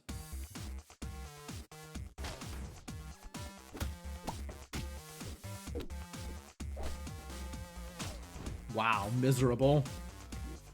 This does not look like it is going to win me any games, I'll be honest with you. We have certainly not started off well. Do we need more stats? I mean, I feel like we have stats, and maybe from here on out we'll be okay. Like, the Prickle scaling on the Laser Shark looks pretty good now. So maybe we can just spend on spells or golding an Athena for some reason. Ooh, Bounty Contact, actually. This is pretty strong here. Like, we need some early scaling to go along with this. Like, we need to scale and we need to stay ahead at this point. And this is probably our best bet for that.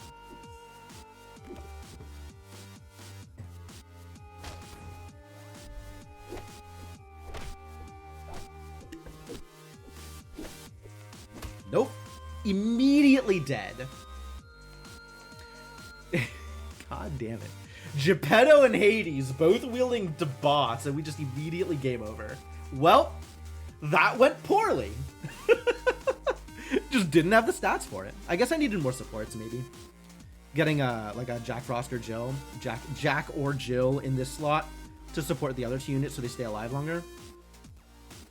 That went bad. We could do better though. Jack Sparrow, double your hunt abilities. I love Jack Sparrow. I've played a lot of Jack Sparrow. King Midas again. We know about King Midas. Athena, when one of your characters is KO'd, give it +2 attack. Give your characters that survive a fight +2 health. Athena's very good at surviving early game. Athena scales up really well at the start, and then provides you almost no benefit later game. I love Jack Sparrow and King Midas because late game they provide a lot of support. Like, they make your abilities a lot better.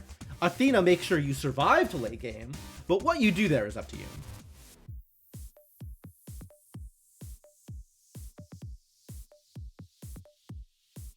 Like, Athena late game doesn't give you much benefit. Very small boosts to your characters when you're in the double digits or triple digits.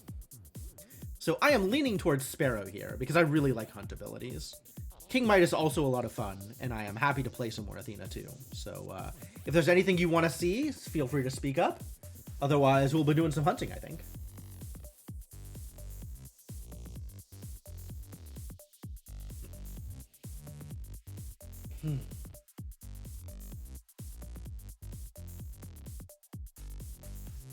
Pro Owl Lady. All right, all right.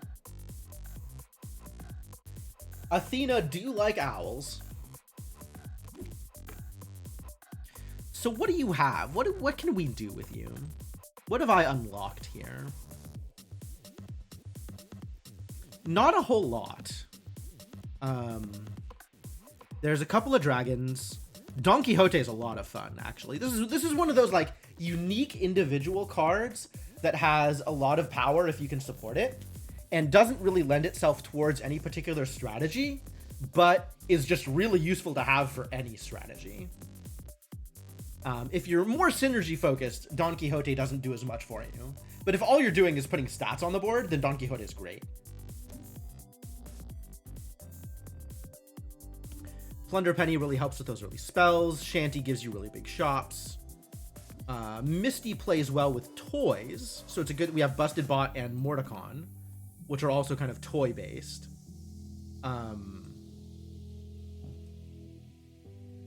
And then we got a couple of dragons, and yeah, this seems fine. Nothing in here particularly speaks to me, and we can just kind of do almost anything. Let's see if that works out. So we want survivability in the beginning, right? We want to live through our first couple of fights. And then once we have like turn 1 and 2 under our belt, we're probably solid until like turn 5, no matter what we do. So we have a couple of turns in the mid game to figure out what our strategy is going to be. And in the meantime, anything we get will scale on its own, which is actually a good reason to pick up Laser Shark over the picks I was looking at. Let's do that, actually. Okay. Okay. Sure. I'll go with this. This seems fine. And let's make our next recruits better. So now I just have to hope that I attack first, because otherwise I lose this instantly. Hey, look, I attacked first. Lucky. And now my Laser Shark is bigger and more difficult to deal with. I like the recruit bonus on my Evil Stepmother, the Worn Shield bonus. Plunder Penny? Plunder Penny's probably not going to get much done here, but she might, because after she dies once, she'll get +3 attack, and that's enough to kill things, even on turn 3. Oh, or she'll just get killed. Well, I guess that's fine. Smee! Yep, that makes Plunder Penny feel a lot better. And then we probably want to take another villain. Cowardly Lion gets us some treasure. In fact, I think I even like that better. Although Cowardly Lion's not going to do much surviving up in this slot. So maybe we want to put him in the back row? Front row for this round. Because I think they will actually be okay for this round. But I think even starting next round, I probably want to put them in the back row to give them some health first. And then we can move them up front again. Nope. Didn't even get one trigger. This shark just keeps surviving. Good job, that shark.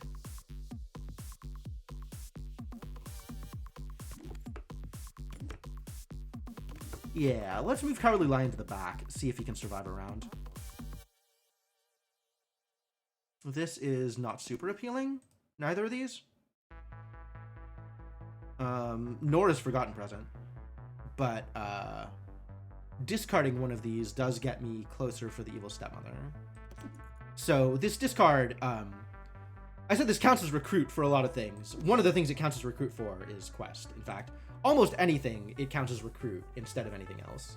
So, like, recruiting here turns one of them silver and levels up my stepmother a little bit more. And neither of these are really appealing on this board over what I have right now. So, get out of here. This is probably better than Twinkling. I think this is better than Twinkling. And now none of these are good options either, but we can What Big Teeth someone. Make my Laser Shark better at laser. Sounds delightful.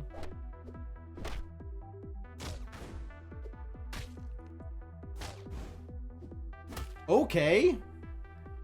Man, this poor Cowardly Lion is just never going to survive, is it? Ah, okay. So now the Minotaur is better than Evil Stepmother because I can recruit over the Stepmother and it'll still give me the quest reward, which is exactly what I want here. Heck yeah, bounty contract. Get in there. All right, I like where this is going. This is looking pretty good. The question is, do I replace Mr. Smee? Or do I replace the Cowardly Lion with whatever I am getting here?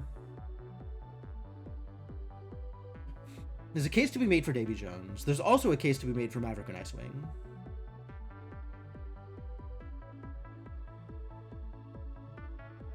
I love this track so much. Completely unrelated from any strategic decisions I am making. I really like this song. This is a good song.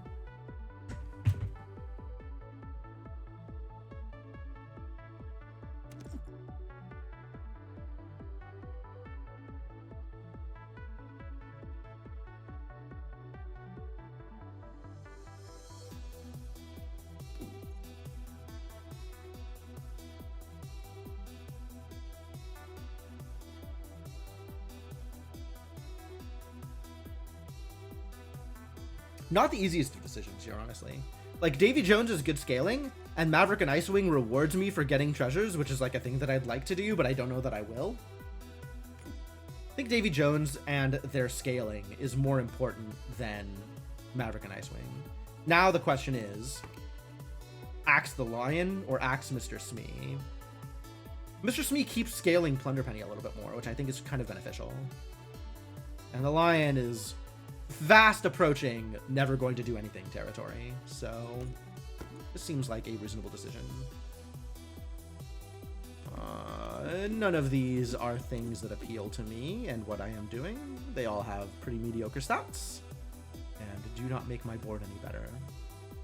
So we Presence of Gaia someone, probably Plunderpenny, so that she can continue to plunder. Goat from Mount Flower, Brady Gilg, Croaker, Video of the Veil, and Phaon 17. I think I've seen Phaon's name before. That sounds familiar. I don't know that I'm not that scared of Witches 3, but maybe this board is crazier than I expected. But Sparrow boards are always bad, especially still at 3 hearts. Oh, this actually isn't that bad. Like, this back row Laser Shark has just been doing incredible work for me. This has been really, really good. Kind of want to keep buffing the Laser Shark. Fire-breathing Dragon is cool, but we have to have more dragon-y support for this to be good. I'll buff my Laser Shark. None of these really matter here, and Down Came the Rain is kind of incredible, so... Go, Gadget Plunderpenny. She's doing great work.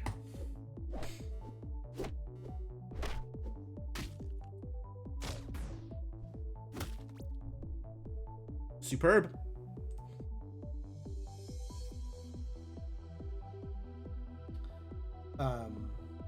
Yet another, like, none of these units really appeal. And the spell is like a pretty big boost. Make my Laser Shark more sharky. Shark 'em, buddy! Okay. This is probably where I replace Mr. Smee. I do like having Punks over here. There are some better choices for that slot, but Punxsutawney Phil is pretty close. Pretty good. And 8 power is not bad. The question is, what do I replace, right? This dude is 12-8 on his own. The Minotaur is 13-14 on his own. And Mr. Smee is still giving... yeah, okay. Mr. Smee is still giving, like, power boosts to my pirates, which is relevant.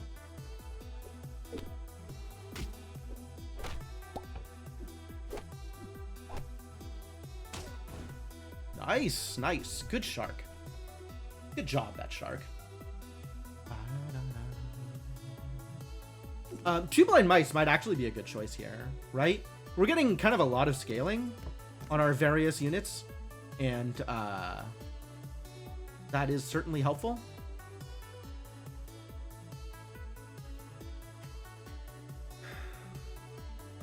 Do I have buffs everywhere? I don't have buffs everywhere. I'm missing a buff here for Shipshape Inspector to just come in and immediately give me the quest reward. But if I can get... It's only one slot that's missing, right? So bringing in Shipshape Inspector over Mr. Smee and then finding a quest reward, like a slot buffer, I think it's worth it. That's not a slot buffer. Damn it.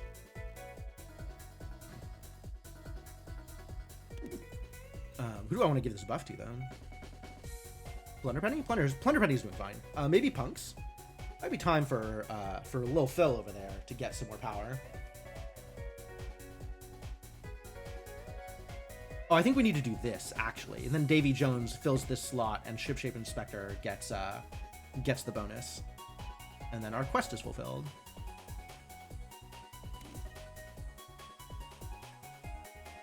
If we don't cast a spell, Kid Icarus is not a bad purchase. Like, they're not going on the board. But setting them up to become golden isn't too bad, since you get both an uncommon treasure and a rare treasure out of them. Unless +5/+4 is more useful to me, which might be. Punks is feeling a little lackluster right now.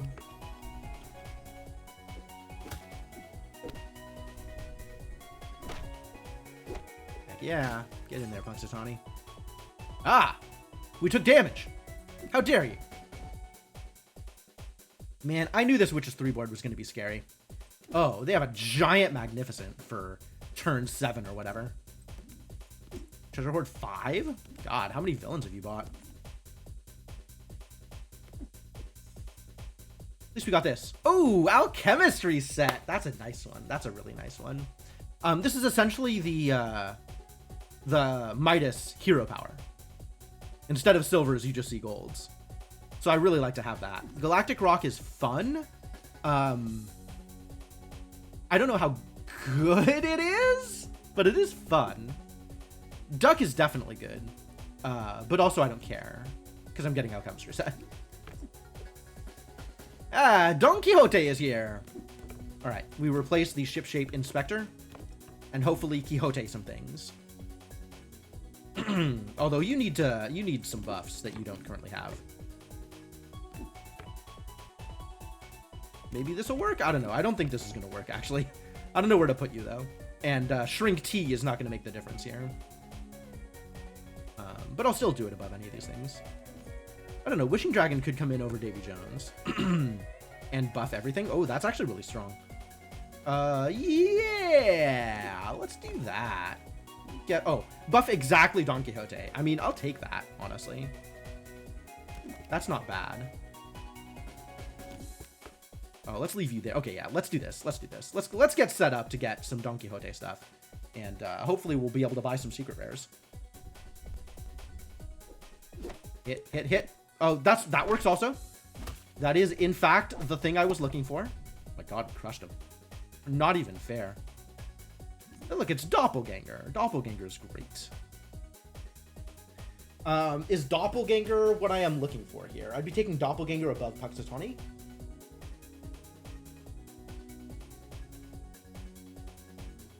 My scaling is now starting to come into question, right? We're still in the 30s here. These are low numbers. These are baby numbers. We need to be in like the 60s or 70s sooner rather than later. But Doppelganger is a good way to scam our way into success.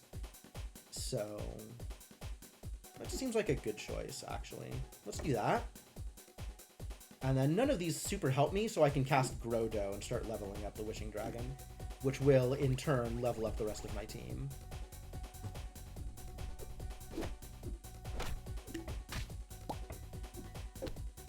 Oh my god. We got punxed!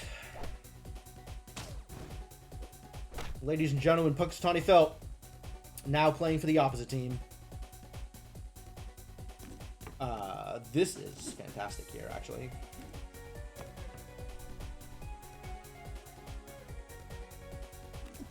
Good stuff. +6/+6 on a slot. Sure. Keep it up.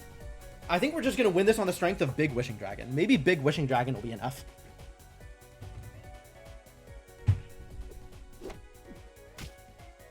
Oh dear. Ooh, Big Captain. Not big enough.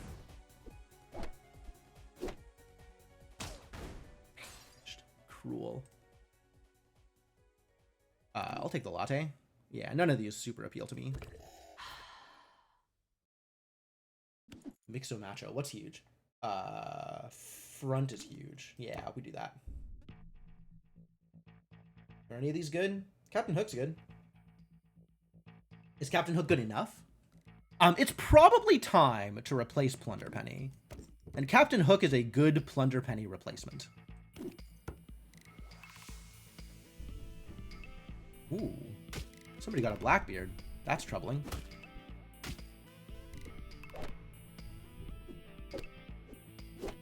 Ah. Didn't land. Crap. Crap. I really thought Blackbeard and Hook would work. But that's too bad.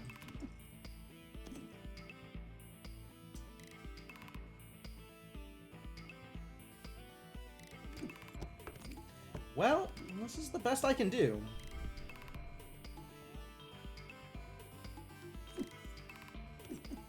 Okay, it's the same, but I get a blue treasure. Is a blue treasure better than doubling this? Probably not.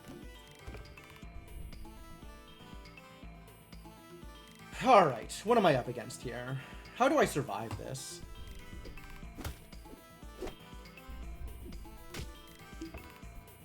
Dangerous. Yeah, I need a lot more power in order to survive this. The Captain Hook in the back is huge. As is the Blackbeard in the front. This is not going to help.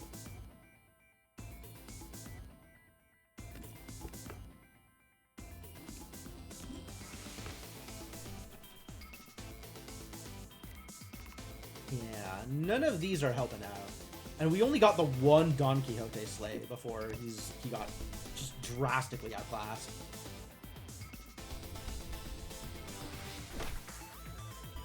What the hell was that a kill?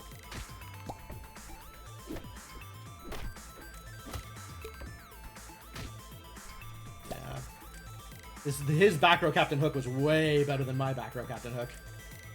Too bad. The Blackbeard is such a nice find with this kind of strategy.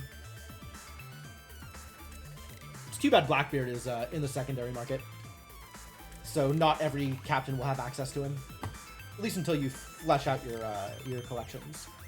But hey, this is a reward for Athena. What'd you get, Athena? Mecha Man! I might add you to the deck, actually. Like, we have support for toys here. I'm on board with getting Mecha Man in there. We don't have a Brick Monster, but we do have Mordecon, and we do have Misty. So we can make you into a toy deck until we figure out whatever else we can unlock for you. Again? Again. So Witches 3 we just saw. Every 3 villains you pick, give your back row slots +3/+3. Collector we haven't seen yet. When you collect a treasure, give your characters +1/+1. And an additional +1/+1 for each missing heart. There's a couple of specific units that get you a lot of treasures that Collector synergizes well with. But generally is just like, hey, play dragons. And then piggies here. I'm kind of into trying out Witches 3 after just getting demolished by them. But also Collector is always fun. And Piggy is Piggy, and that's fine. Speak your peace, chat. Or forever hold your peace.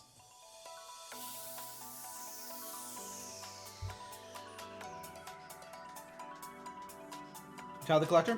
Give it a shot. So what do we have here? I have played a bit of the Collector.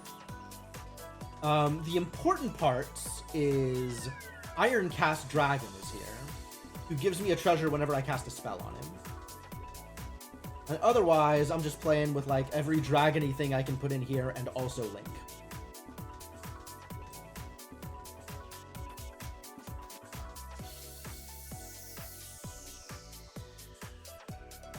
Shanty? How do we feel about Shanty? I think there's some cards here that I want to cut. Busted Bot isn't super good. Especially, like, cards that dilute my uncommon pool I want to cut. I think I want to keep Aladdin, because it works well with the Collector.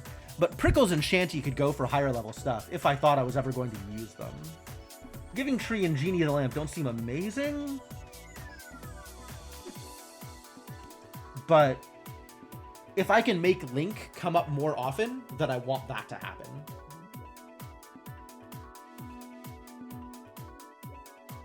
I don't know whether or not I trust Genie of the Lamp. I don't think it's going to do the thing. I think that has been a problem in the past. I think it is still not going to do the thing. All right, let's keep Prickles around. Maybe Prickles can get me a good link board. Let's go.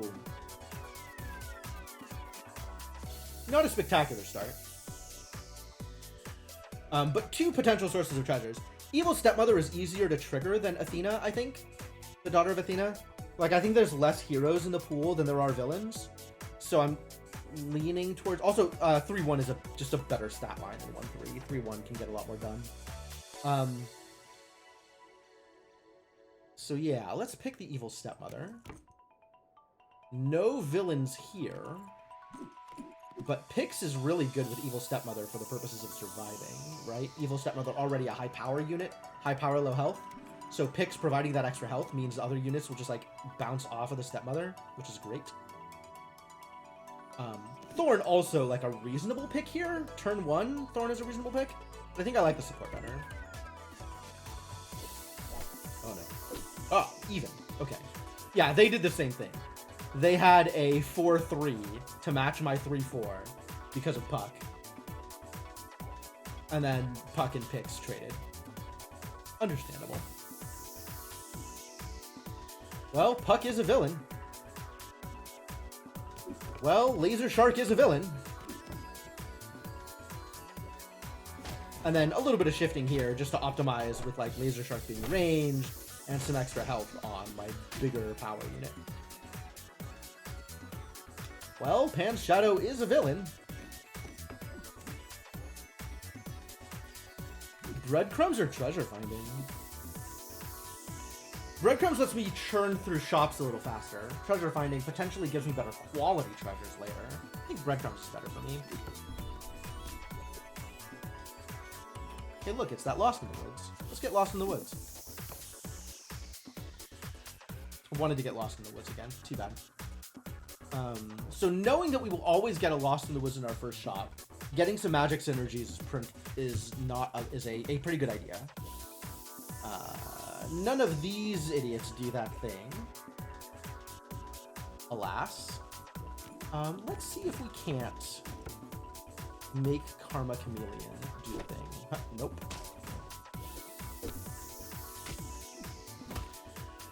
Well, that is absolutely a win.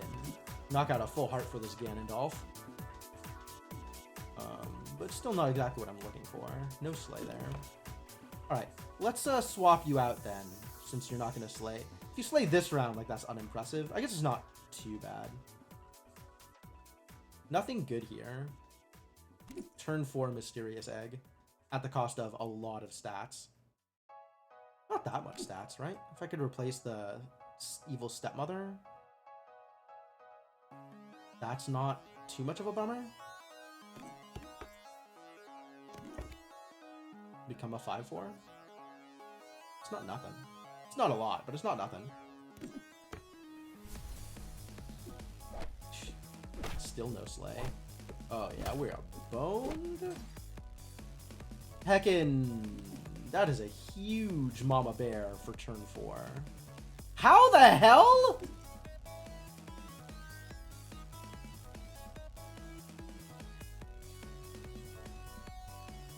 How did this happen, actually?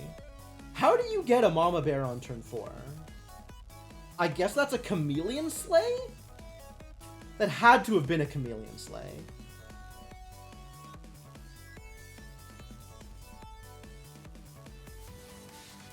Jesus, that is a gold Chameleon slaying into Mama Bear on an Animals board. Sometimes you high roll. Sometimes you just high roll. God. Must be nice. Dragon? Man, I would dearly like to be able to get some treasures here. We gotta start getting some new units in here. The 3-5 Laser Shark isn't gonna do it. 4-6 Laser Shark still wasn't gonna do it, but okay. Just taunt me with it, why don't you? And Bunny? Could be Anne Bunny over the Karma Chameleon. I don't know. I kind of want the Chameleon to slay here. If the Chameleon slays here, that's really good. More slot buffs. Let's see if the Chameleon can slay. Maybe. Heck yeah. Alright, now we lose this fight drastically. But we have a purple, and it's Jasmine Dragon. Okay. Potential here. Also, Puck and Pix are kind of suffering. We need some big stats back here, and none of these units have that. Still no big stats. Slash is maybe okay.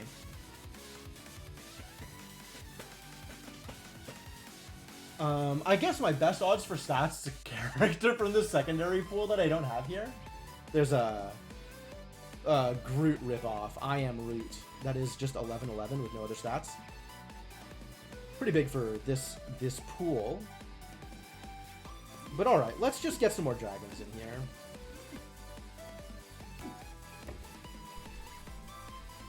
That's what I asked for. Is exactly what I wanted. Also that. This not so much. Alright, let's live through this. Let's see if this helps us live through this. This is still, like, not amazing stats. We probably just die here. That'd be unfortunate.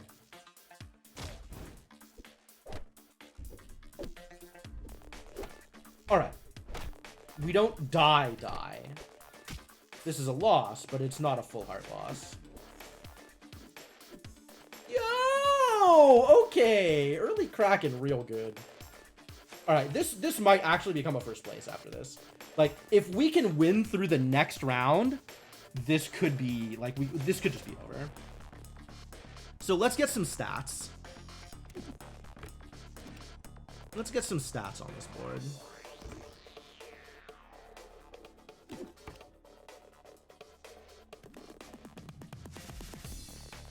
+2/+3, not a lot.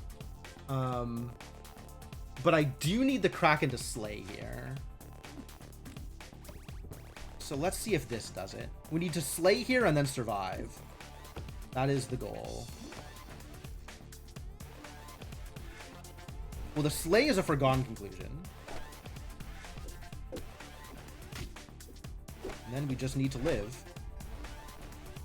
Nailed it. 2 slays on the Kraken? What a goddamn gift. Okay, we are in there.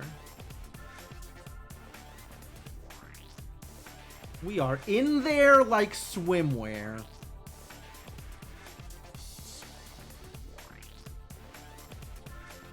Where the hell did I hear that?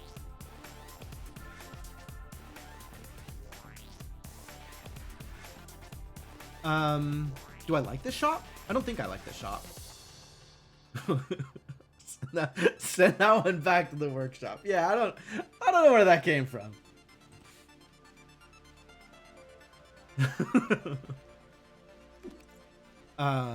Blackbeard's Parrot, not a bad addition here, but we can do better, I think. Let's get lost in the woods. Fairy Godmother, maybe. Definitely better than Pix, right? Just straight up better than Pix. Okay, keep trying. Okay, keep going. Continue. Oh, Pan Shadow here actually great because it triggers Jasmine, which gets me an extra shop. So let's do this, and then I get a free shop on top of it. Yes, I would like to collect all 3 of whatever treasure I collect next. That sounds delightful. Because none of these others do anything.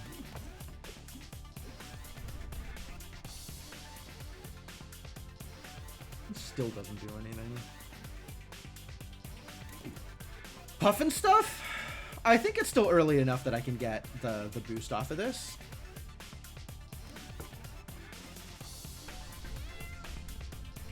Who's it hit? Nope, not quite.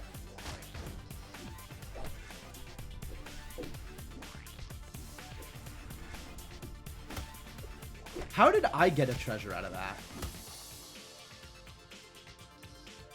How did my opponent get a treasure out of that? Was that White Whale? Does White Whale give everybody a treasure now? I'm confused.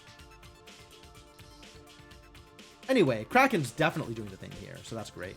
Ah, okay. Yeah, I don't know how I got this treasure, but I'll take it. And then I get all of these. So my pirates have Treasure Hoard 3, which includes the Kraken. Kraken's a pirate. My hunts are doubled, which include the Kraken. The Kraken is hunting.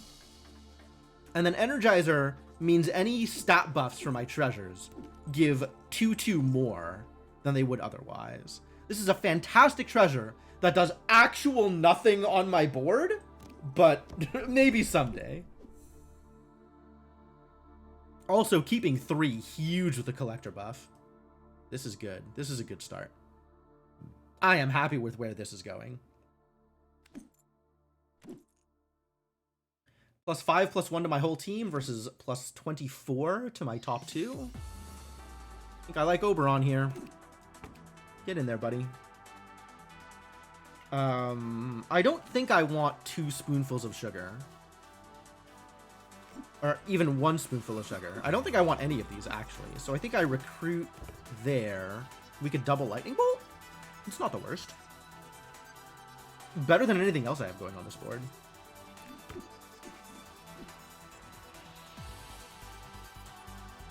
Triple Lightning Bolt? Why triple Lightning Bolt? Oh, because I'm doubling recruit abilities. That's cute.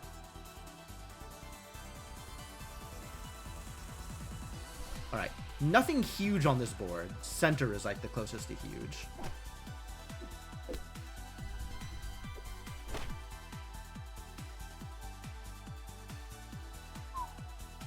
Silver that Kraken. Get in there.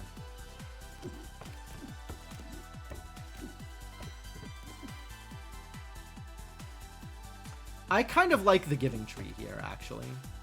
So this is interesting. When it dies for good, but it leaves its current stats as a slot buff. Which, if you already have a big slot buff there, that just leaves a much bigger slot buff. Which I think is cool.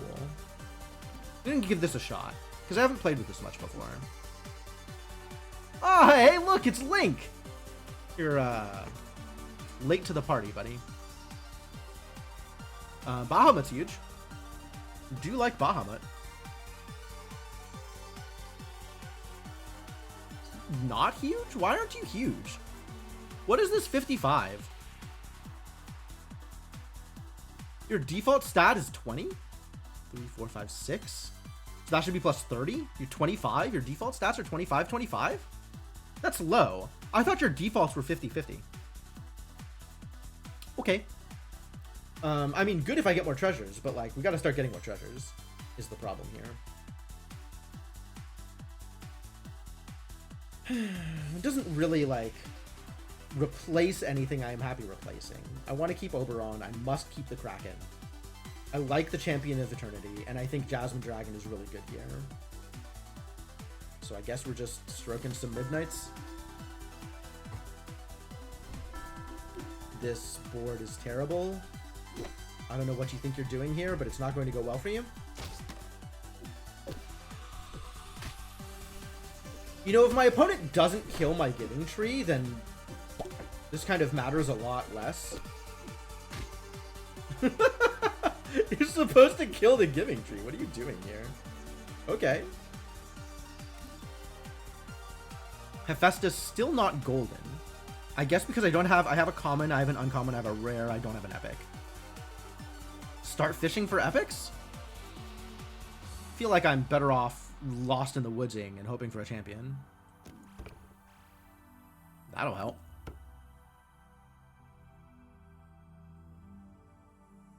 I can triple this Huff and Puff, which doesn't feel super good to me. Not that big of a deal. So let's just roll some dice on Merlin?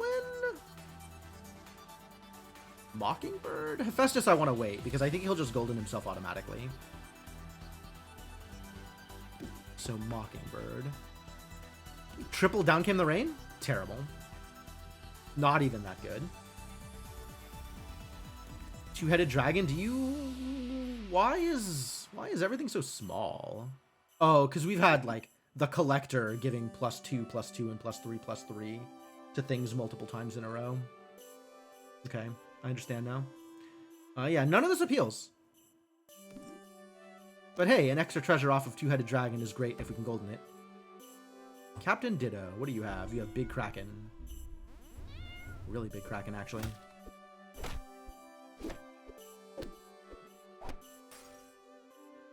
Okay, we lived is the important part. And this slot buff is enormous, which is great. Not with any of these, though. None of these are anything I want. I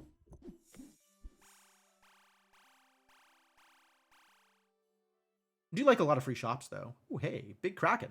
All right. What's cracking, Big Kraken? The sword is good. This is a great time to have a Sword of Shadow and Light. Get in there. Still looking for something good here. This seems helpful. Okay. I mean, okay. I suppose. And take a Captain Hook? Captain Hook might work out okay. Oh, I want Wishing Dragon here. Okay. Let's put Captain Hook in the back.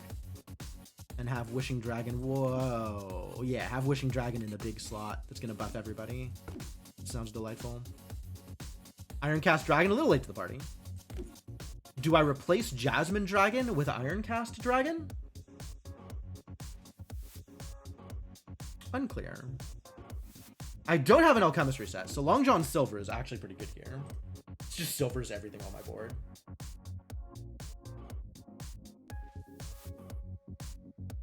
That'll get me some more treasures, hopefully in the near future. One board. And now it's just Captain Ditto with a giant Kraken. Not as big as my Kraken, honestly. A little bit bigger than my Kraken, actually.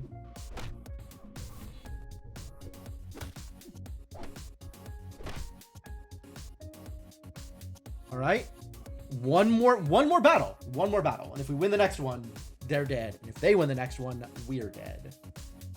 So let's get something good, huh? Okay, yes. Have to kiss a Titania. See, this is the kind of shenanigans I've been looking for. Get in there, gigantic ghost armor. That is perfect. This isn't anything. None of these are anything. But I'll buy a Magnificent just in case. Or I'll Growdo something. Make the ghost armor even bigger. You know what? Heck yeah. Get in there, ghost armor.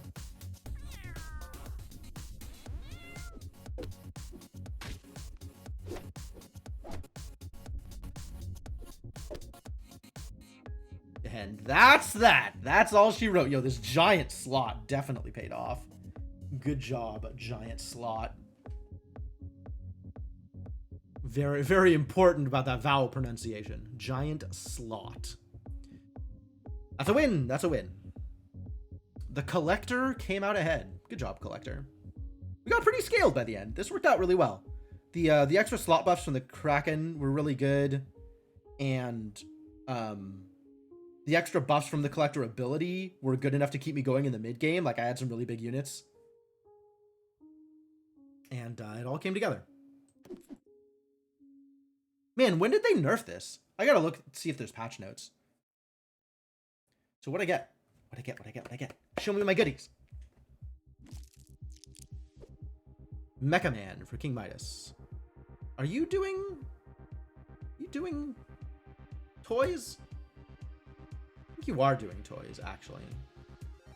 All right, I think we out Plunder Penny and in Mecha Man, because I generally don't want to be doing spells things with King Midas. I just want to be buying more units and having them get me treasures.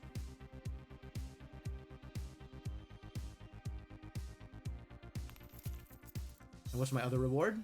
The Collector? What can the Collector do now? Raggedy Ann. Are you doing toys things? I think we deliberately decided not to do toys things.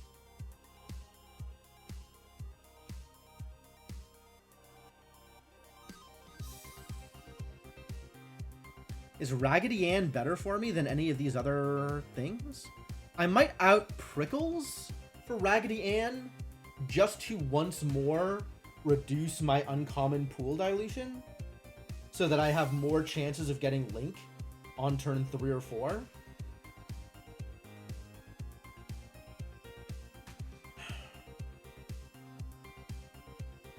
Doesn't play super well with what I'm doing, though.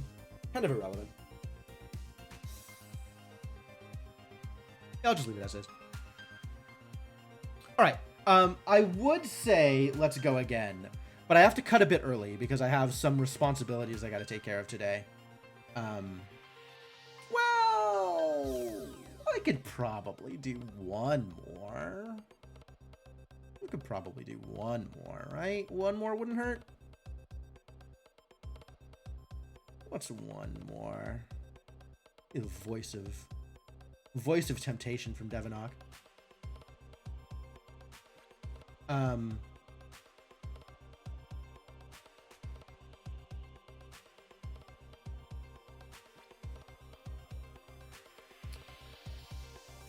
Yeah, we could do one more. That seems fine.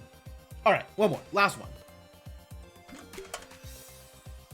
So we got all new captains here. Dorothy, when you complete a quest, keep an extra treasure.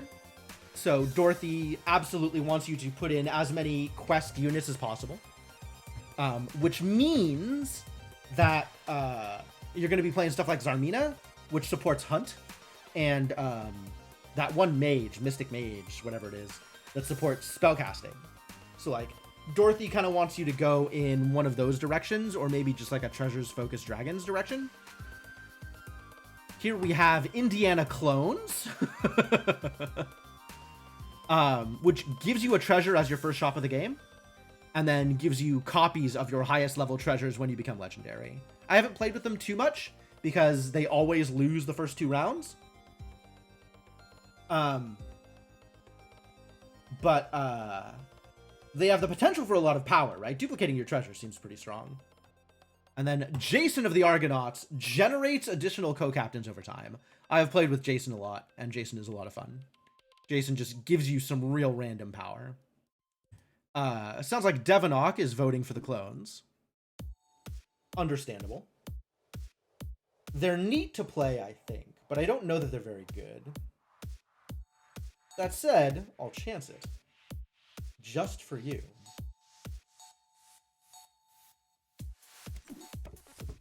So what do we have in here?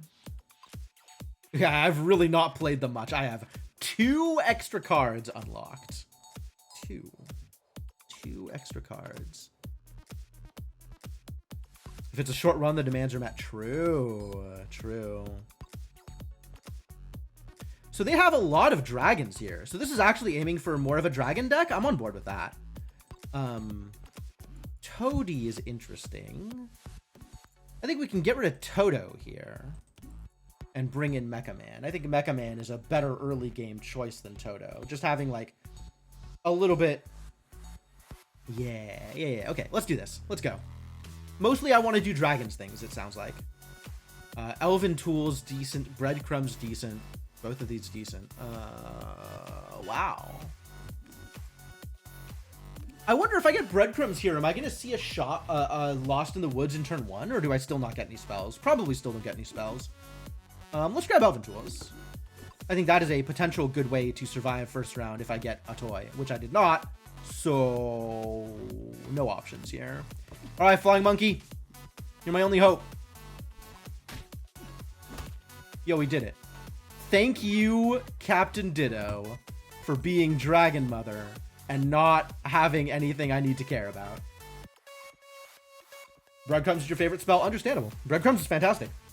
I was hoping I'd be able to get a Jack-in-the-Box here and not lose early hearts, but I guess my opponent deciding to throw is just as good. What are we doing here? Dragon? Puck? I don't know that I like any of these. Might take Puck. Definitely not Forgotten Present. Dragon's not the worst choice, especially if I'm going to be getting more treasures. Like, I would like to be getting more treasures, but I don't know that I'm going to be getting more treasures. Like, this is the problem, right? It's like, when you reach Legendary, it clones your 3 highest level treasures. Who's to say that you even have 3 treasures by the time you hit Legendary? Like, that still requires some high rolls. But, let's assume we're going to get some treasures and pick up the baby dragon, I guess. Alright, Gingerbread House seems fine here. Better than any of my other options.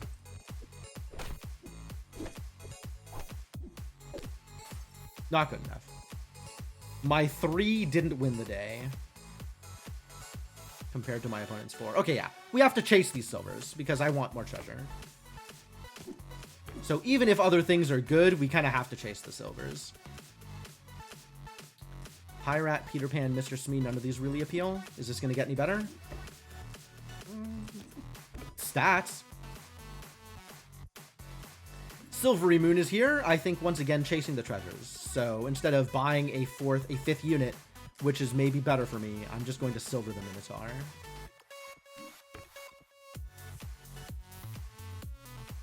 I don't know how I feel about that choice. These are all pretty mediocre units. Tink is okay.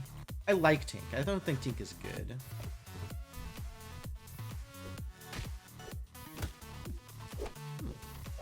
My opponent's still not doing anything. Thank you, opponent, for also throwing. I love it when my opponents throw. This is garbage. Baby Bear does something on this board, at least. Doesn't do nothing.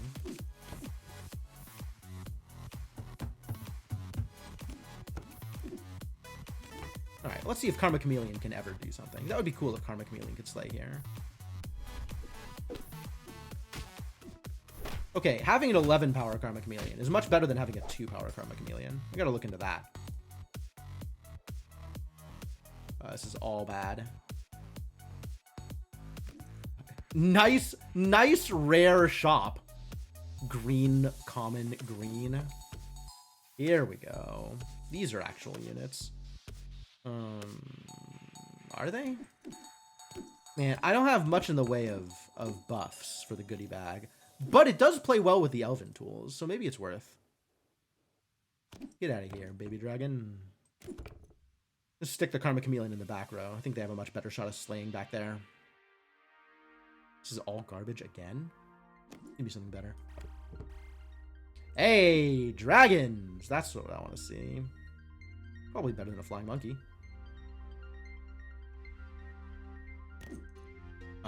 If I had a dragon on the board, I would pick a P.E.K.K.A. dragons. But, gotta start somewhere, so I guess that's here.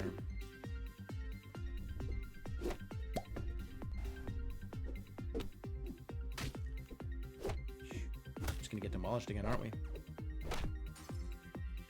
Painful. Yeah, I don't have a lot of stats on the board. Yo, Mechanical Dragon! Okay, Mechanical Dragon is very relevant to my interests. It's a shame it's so weak. Alright, Karma Chameleon, you are not doing anything. Get out. And then we do this. I want to make sure the Mechanical Dragon cracks before Maverick and Icewing die. Chase the treasure. Yeah, pick a pack of dragons would be great, but treasure. None of this does anything. So, breadcrumbs. Oh my god. Oh yeah, you and your opponent both find a common treasure. Huh. White Whale has in fact changed. That's interesting. It's a shame that we're dead. Instantly dead. I was afraid this was going to happen. I don't know what to do about a 45-45 on turn 5. That feels like a loss to me.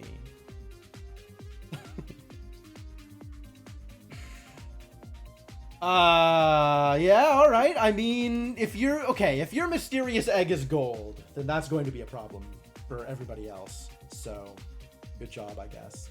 You did it. Oh, they got some treasures. Why can't I get treasures? I wanted a gravity well. That would have been great. The hell did you get this? Where did this come from? What have you been doing over here? God damn it, Dragon Mother.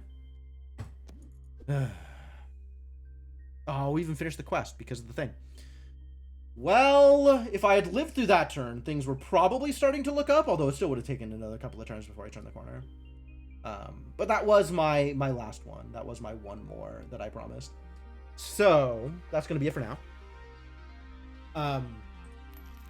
But yeah, Once Upon a Galaxy. So I hope you like this game. I've been very much enjoying this game. I've been playing a lot of it, and I'm excited for when it sort of finishes up its early access period and comes out fully. And I know they're already working on a set 2 for it, in addition to fleshing out the art and fleshing out the mechanics and working on the collection mechanics and everything. I know there's also going to be a collection reset again at some point whenever they go to full release.